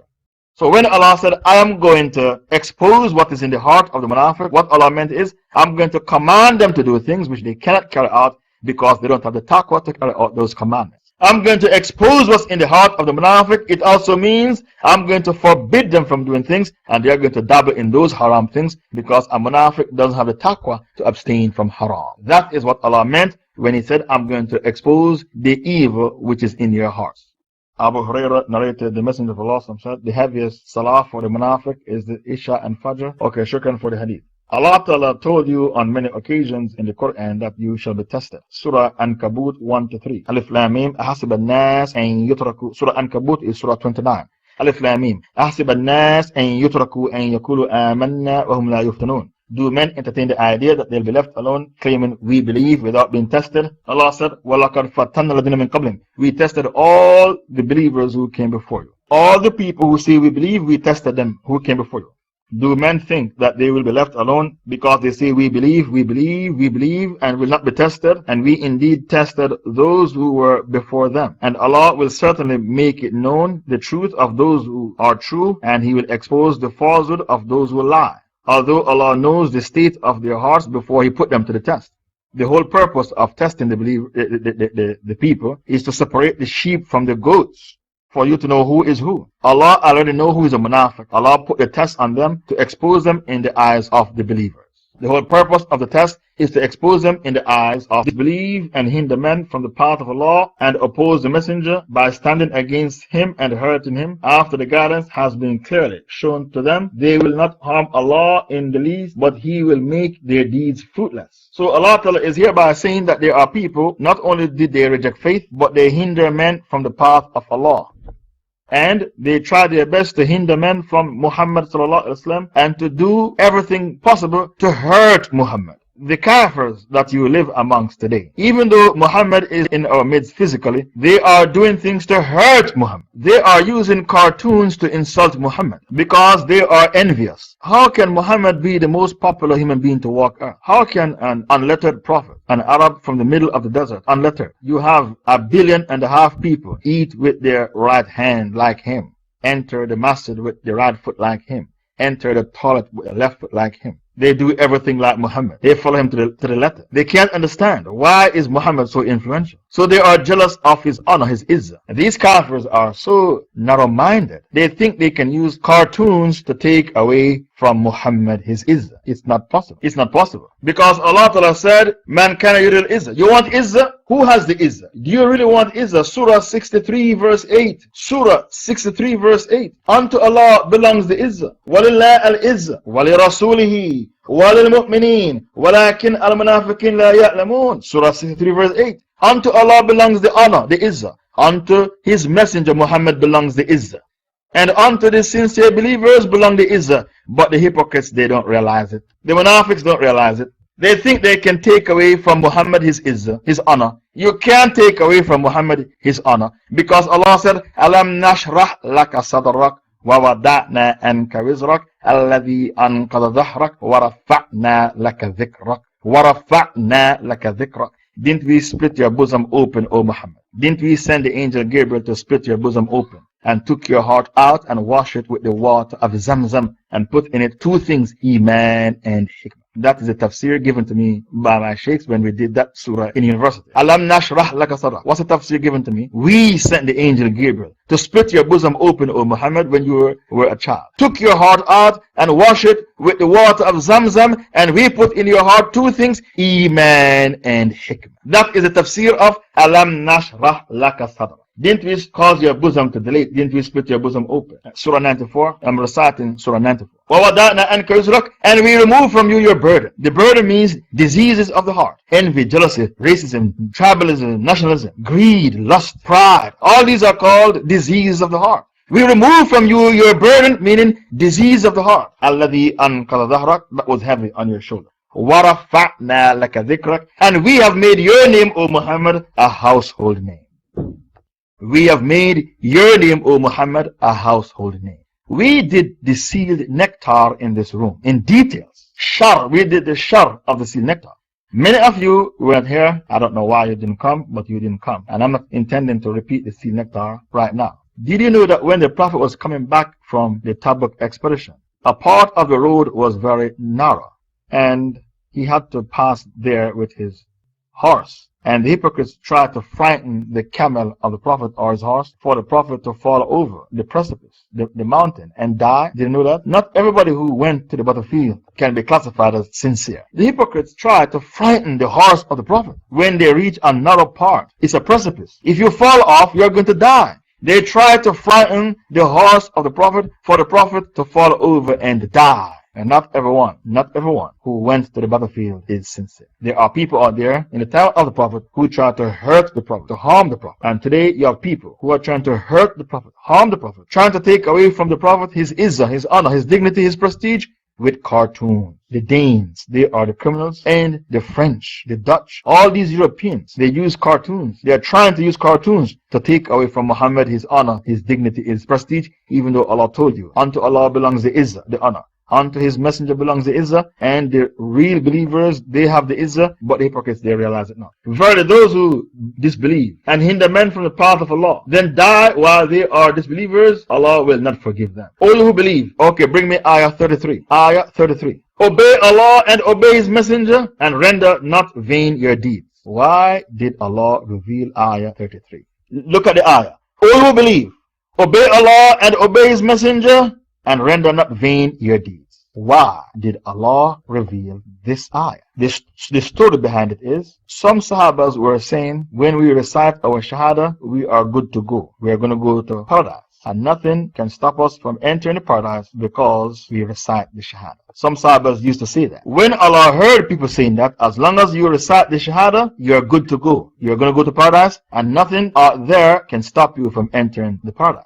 When people were saying that among themselves to each other, Allah revealed the ayah, O you who believe, obey Allah and obey his messenger, and render not vain your deeds. Don't nullify your deeds. What Allah is saying is, there are actions that can nullify your deeds. There are actions out there that can nullify your deeds. Don't take it for granted that when you recite the Shahada, you are good to go. You're going to go to paradise. You are home and dry. Don't take it for granted, because there are actions out there that can nullify your deeds. I give you an example of an action that can nullify your deeds. To dabble in black magic, that nullifies all your pious deeds, because black magic is major kufr. Another example of an action that nullifies all your pious deeds, shirk, to worship a false deity. It nullifies all your pious deeds. Surah 39 verse 65. Surah 39 verse 65. وَلَقَدْ أُوحِيَ إِلَيْكَ وَإِلَى مِنْ قَبْلِكَ لَإِنْ أَشْرَكْتَ لَيَحْبَطَنَّ عَمَلُكَ وَتَكُونَنَّ مِنَ الْخَاسِرِينَ. Verily, we have revealed unto you, O Muhammad, the way we revealed to all the prophets and messengers before you, that if you, Muhammad, should do shirk, all your pious deeds are nullified. Shirk nullifies all your pious deeds. Another action that nullifies all your pious deeds, when I say shirk nullify all your pious deeds, I'm talking about major shirk, not minor shirk. Please classify the knowledge. When we say shirk nullifies all your pious deeds, we are talking about major shirk, not minor shirk. Major shirk nullifies all your pious deeds. And this is the plight of Mother Teresa. Allah said in Surah 24, verse 39, people like Mother Teresa, they have no pious deeds on Judgment Day because they did shirk and kufr. Allah spoke about people like Mother Teresa in Surah 24 verse 39. Their similitude is like the man in the desert. He saw water in front of him. He would rush to drink water. When he got there, it wasn't really water, it was just a mirage. Mother Teresa will come on Judgment Day expecting to have good deeds piled up, but she will have no good deeds to get because she did shirk when she was alive. She worshipped three gods: God the Father, God the Son, and God the Holy Spirit. Three gods. That is called paganism. The Christians gathered at a council called the Council of Nicaea in the year 325 CE, and they decided to change Christianity from monotheism to polytheism. Wrap, seal, and deliver Christianity in a new package to make it attractive to the pagans of Rome. What is a new package? Trinity, paganism. God the Father, God the Son, God the Holy Spirit. So the reason why Allah told the believers, don't nullify your pious deeds, is because they were saying, as long as we recite the Shahada, we are home and dry. Nothing can take us, nothing can cause us not to go to Jannah. Nothing can stop us from going to Jannah because we recite the Shahada. When they said that, Allah revealed an ayah to correct them. Surah Muhammad, verse 33. O you believe, obey Allah and obey the Messenger of Allah, and do not nullify your pious deeds. How do you nullify your pious deeds? By dabbling in black magic. How do you nullify your pious deeds? By dabbling in shirk. Which shirk? The major shirk, not the minor shirk. How do you nullify all your pious deeds? With an act of apostasy. The other act that nullifies all your pious deeds is what? An act of apostasy. And when you apostate from Islam and you want to come back into Islam, you need to take a bath and start with a new beginning. So apostasy nullifies all your pious deeds. So what Allah is saying is, do not depend upon the Shahada to take you to paradise. You need to practice the deen, because you can do things that nullify your pious deeds. I give an example of an action that nullifies your pious deeds. To do good for somebody and then use it to hurt them. Baqarah 264. Baqarah 264, bring the ayah. Ya ayyuhalladhina amanu la tubtilu sadaqatikum bil manni wal adha. You see that? Bil manni wal adha. O you believe, do not render in vain your charity by reminders of your generosity or by injury. Do you see that? That's just one example of Allah saying to you, don't nullify, don't render your sadaqah in vain by reminders of your generosity and by injury. So if you're going to give somebody a gift, don't use it to hurt them, because you hurt their pride. So not every sadaqah is accepted, because some of you nullify the sadaqah because you follow it up by reminders.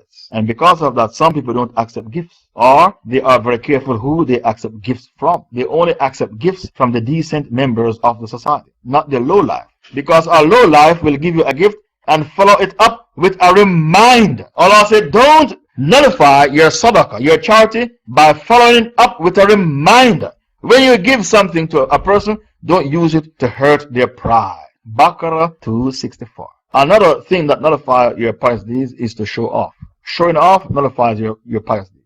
If you do one deed and you show off, it nullifies that one deed. Shirk al-Riya nullifies your pious deeds. The shirk of showing off, it nullifies your pious deeds. But it doesn't nullify all your pious deeds, it only nullifies the one deed that accompanied it. That's the difference between major shirk and minor shirk. If you don't classify the knowledge, you are a headless chicken. The knowledge has to be classified. If a person should call the adhan to show off, one action is nullified. The adhan, the calling of the adhan. Not all his pious deeds, just one action. Because that shirk is called the shirk of showing off. The shirk of showing off, which is called riya, it doesn't nullify all your pious deeds, it only nullifies the one deed that accompanied it.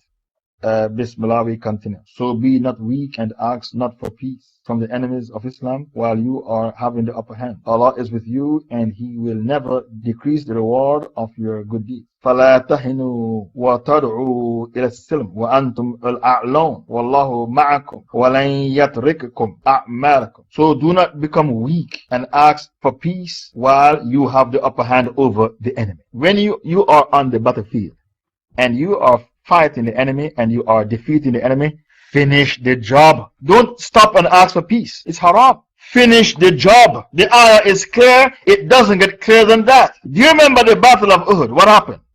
They were defeating the kuffar and they stopped fighting and started to grab the booty. And when the Kafirs saw that they took their eyes off the ball, the war was turned around. They were fighting the kuffar at Uhud. They were beating the kuffar and they stopped fighting and started to grab booty. Dunya, dunya, dunya. What happened? Abu Sufyan and Khalid ibn Walid saw that they took their eyes off the ball. They were no longer focused. They did not remain focused. And they sandwiched them and killed 70 Sahabas. Even the Prophet's uncle Hamza died. And they mutilated his body, dug out his eyes and cut off his nose and his ears and took it back to Mecca as a relic to show off. Look at the great Hamza, look at his ears. The great Hamza, look at his eyes. They mutilated his body. So what Allah is saying is that when you are on the battlefield and you have the upper hand over the kuffar, don't stop and don't agree to a peace treaty. Finish off the job, because these kafirs are only going to regroup to take revenge. They will only regroup to take revenge. Always finish off the job and don't agree to any peace treaty when you have the handle and the kafirs have the blade. It is haram to agree to a peace treaty when you have the upper hand. Surah Muhammad verse 35, it doesn't get clearer than that. It doesn't get clearer than that. The life of this world is but play and amusement, pastime. But if you believe in the oneness of Allah and fear Allah and avoid evil, He will grant you your wages and will not ask you your wealth. This ayah is similar to Surah 6 verse 32.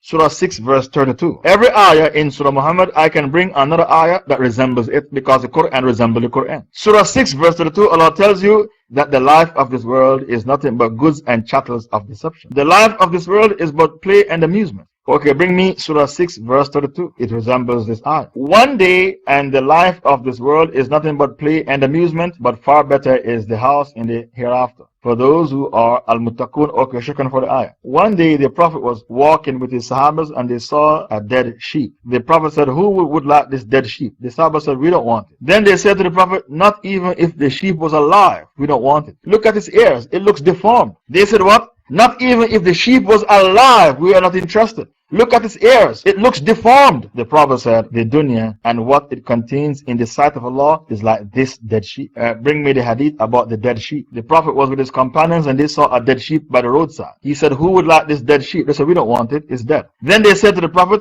if the sheep was alive, still we don't want it. Look at its ears, it looks deformed. The Prophet said, the dunya and what it contains is like this dead sheep in the eyes of Allah. Yet you sell out for the dunya. بَلْ تُؤْثِرُونَ الْحَيَاةَ الدُّنْيَا وَالْآخِرَةُ خَيْرٌ وَأَبْقَى. You prefer the life of this world, even though the hereafter is better and everlasting. Surah 87. Surah 87. You prefer the life of this world, even though the hereafter is better and everlasting.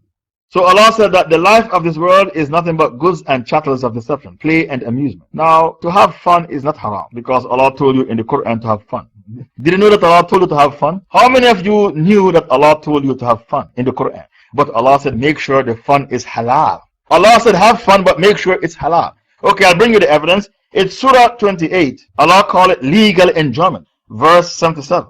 وَلَا تَنْسَى نَصِيبَكَ مِنَ الدُّنْيَا. Use the wealth I give you to seek the akhirah. And don't forget your portion of halal fun in the dunya. So Allah said, have fun, but make sure it's halal. But seek with that wealth which Allah has bestowed on you the home of the hereafter. And don't forget your portion of legal enjoyment in the dunya. And do good as Allah has been good to you. And seek that mischief in the land. Verily Allah likes not the mischief makers, the mufsidun, those who spread mischief on the earth. The best way to have fun is to get married to somebody you love. That's the best way to have fun. To get married to somebody when there's chemistry. Chemistry means the physical attraction. Don't marry without chemistry, it is makruh. To marry without chemistry is makruh. Chemistry is what? The physical attraction.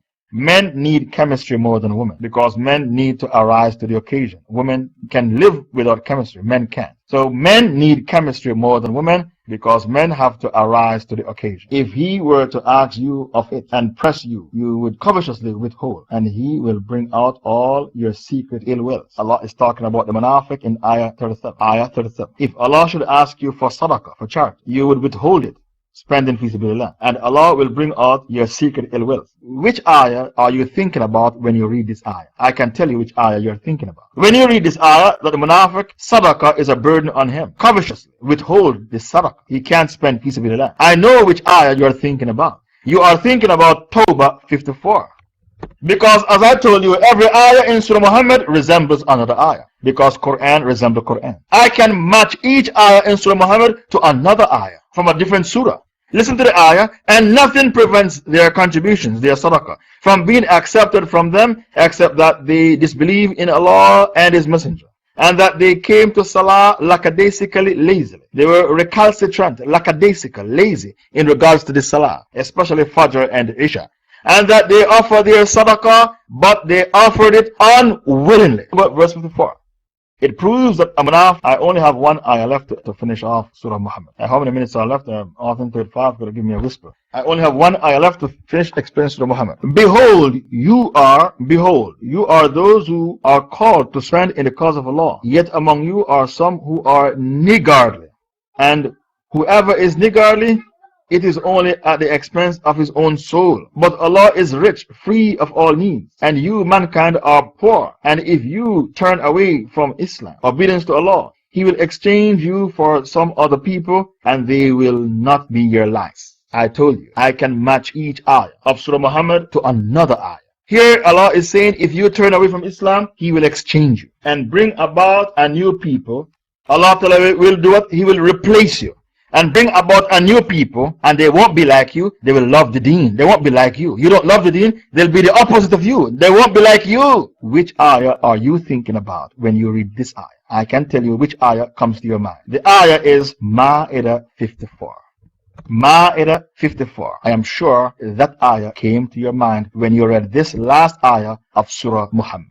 يا الذين آمنوا من يرتد منكم عن دينه فسوف يأتي الله بقوم يحبهم ويحبونه أذلة على المؤمنين عزة على الكافرين يجاهدون في سبيل الله ولا يخافون لومة لائم ذلك فضل الله يؤتيه من يشاء والله واسع عليم. Listen to the ayah. All who believe, whoever from among you turn back from his religion as an apostate, Allah will bring a people whom He will love, and they will love Him, Allah. They will be humble towards the believers, stern towards the disbelievers, fighting in the way of Allah, and never fear the blame of the critic. They won't fear the blame of the blamers. They don't give a damn what CNN said about them.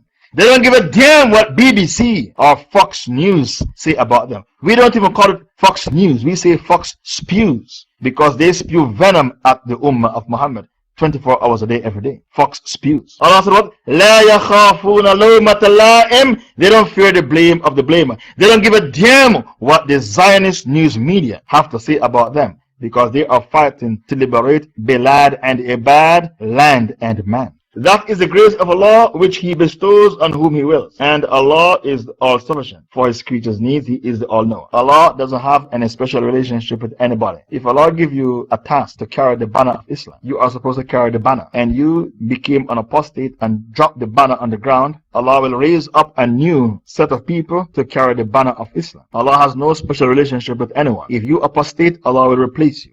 What's the evidence? The evidence is Surah Ma'idah verse 54. That's the evidence. Ma'idah 54. The other evidence is the very last ayah of Surah Muhammad. We are doing the tafsir of Surah Muhammad, and this surah has 38 verses. The very last verse of Surah Muhammad says, if you turn back on your heels and refuse to carry the banner of Islam, Allah will replace you. Allah doesn't need you. Allah is rich, you are poor. You need Allah, Allah doesn't need you. So if Allah gave, for example, Allah gave the banner to the Jews to carry. The Jews didn't carry the banner of Islam. They said to Musa, you and your Lord go and fight. We will wait here. نَحْنُ هُنَا قَاعِدُونَ. And Allah replaced the Jews with the Muslims. Allah replaced the Jews with the Muslims. This is why the Jews hate Muslims so much, because they were replaced. Allah replaced the Jews with the Muslims. So it is now your job to carry the banner of Islam. And Allah said, كُنْتُمْ خَيْرَ أُمَّةٍ أُخْرِجَتْ لِلنَّاسِ. You are the best ummah that was raised up for the guidance of mankind. Why? Surah 3, 110. Surah 3, 110. Why? Because you enjoy the right, you forbid the wrong, and you believe in Allah. كُنْتُمْ خَيْرَ أُمَّةٍ أُخْرِجَتْ لِلنَّاسِ. You are the best ummah that was raised up for the guidance of mankind. Because of three reasons. You enjoy the right, you forbid the wrong, and you believe in Allah properly.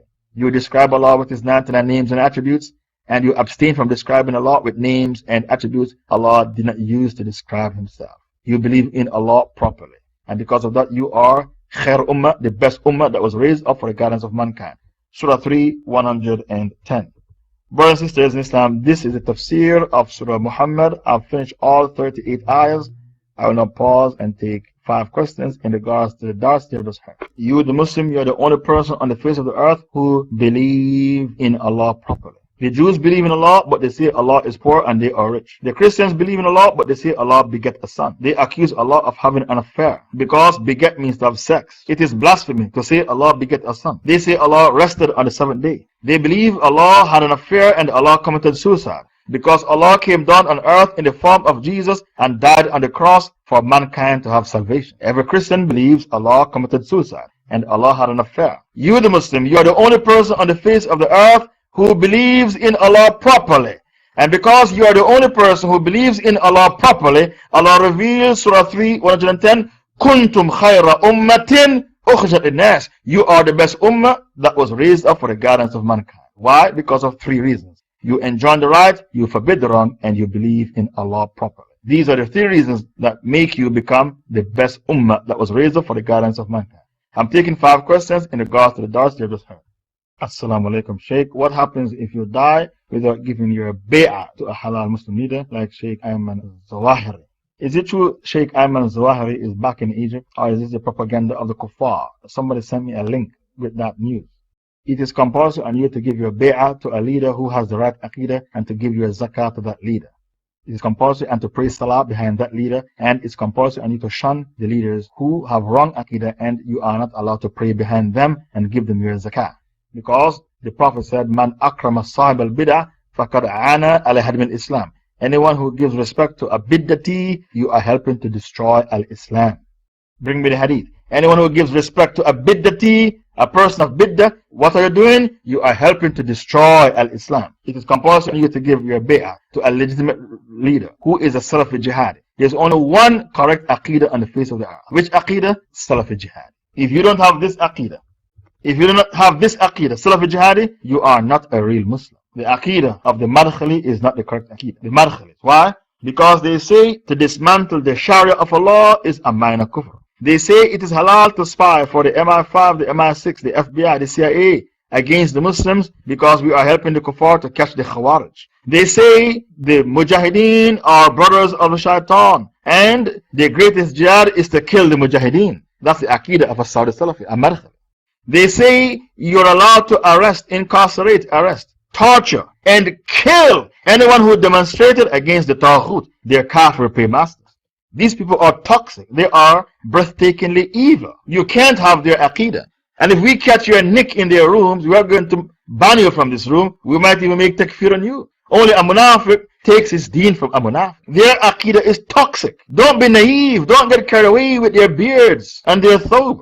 These people are breathtakingly evil. Their aqidah is toxic. You are not allowed to take your deen from them. The only time you interact with them is to debate with them and disgrace them. That's the only interaction you are allowed to have with a Saudi Salafi, a mad madkhal. The only correct aqidah is the aqidah of the Salafi jihad, the aqidah of Ibn Kathir and Ibn Taymiyyah. No other aqidah is correct. Not the aqidah of the Goofy Sufi, who say Allah is everywhere. Not the aqidah of the Brahmin, who say Muhammad is alive in the grave and you can make dua to him because he has all of his faculties. He did not lose any of his faculties. That's a Brahmin aqidah. Not the aqidah of the Mu'tazila, the Asha'ira, the Qadiani, the Shia, who believes the Sahabas are kuffar and the Quran is corrupted. Shiites, what they believe? The Sahabas are kuffar and the Quran is corrupted. That's their aqidah. So Allah said, Hal ataka hadith al-ghashiyah. Did the news of the ghashiyah come to you? What's the ghashiyah? Judgment day. Ghashiyah means the enveloping day. You can't escape Allah's wrath, Allah's punishment. And I say to you, Hal ataka hadith al-Rafida. Did the news of the Rafida come to you? Who is the Rafida? The Rafida is a Shia. Rafada. Rafida, the one who rejects the Sahabas. The word Rafida means the person who rejects the Sahabas. Hal ataka hadith al-Rafida. Hal ataka hadith al-Madakhila.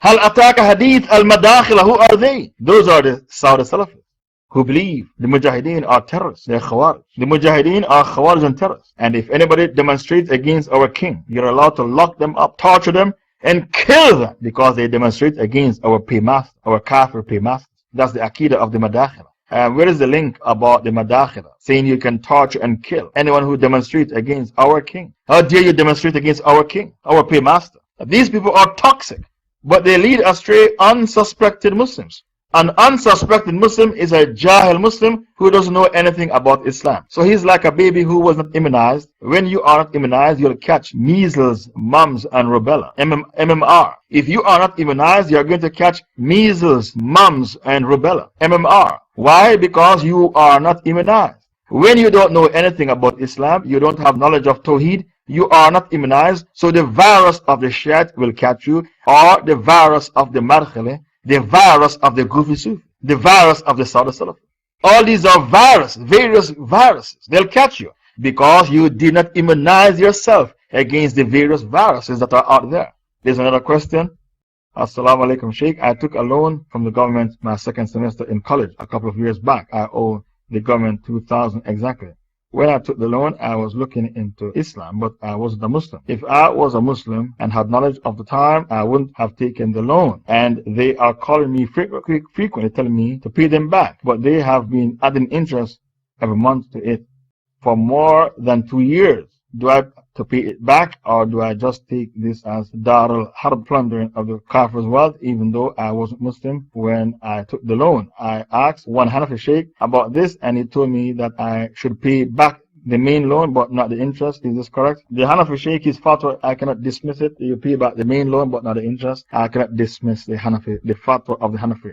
However, if you didn't pay it back, you did not do anything haram because it is Darul Harb. And when you borrow from institutions like banks in Darul Harb, if you borrow from one individual, whether it's a Muslim or a Kafir, you pay it back. If it's from an institution like a bank, you don't have to pay it back because it is Darul Harb. However, if you go along with the Hanafi Shaykh, his fatwa is not wrong. You can go along with that fatwa to pay back the main loan but not the interest.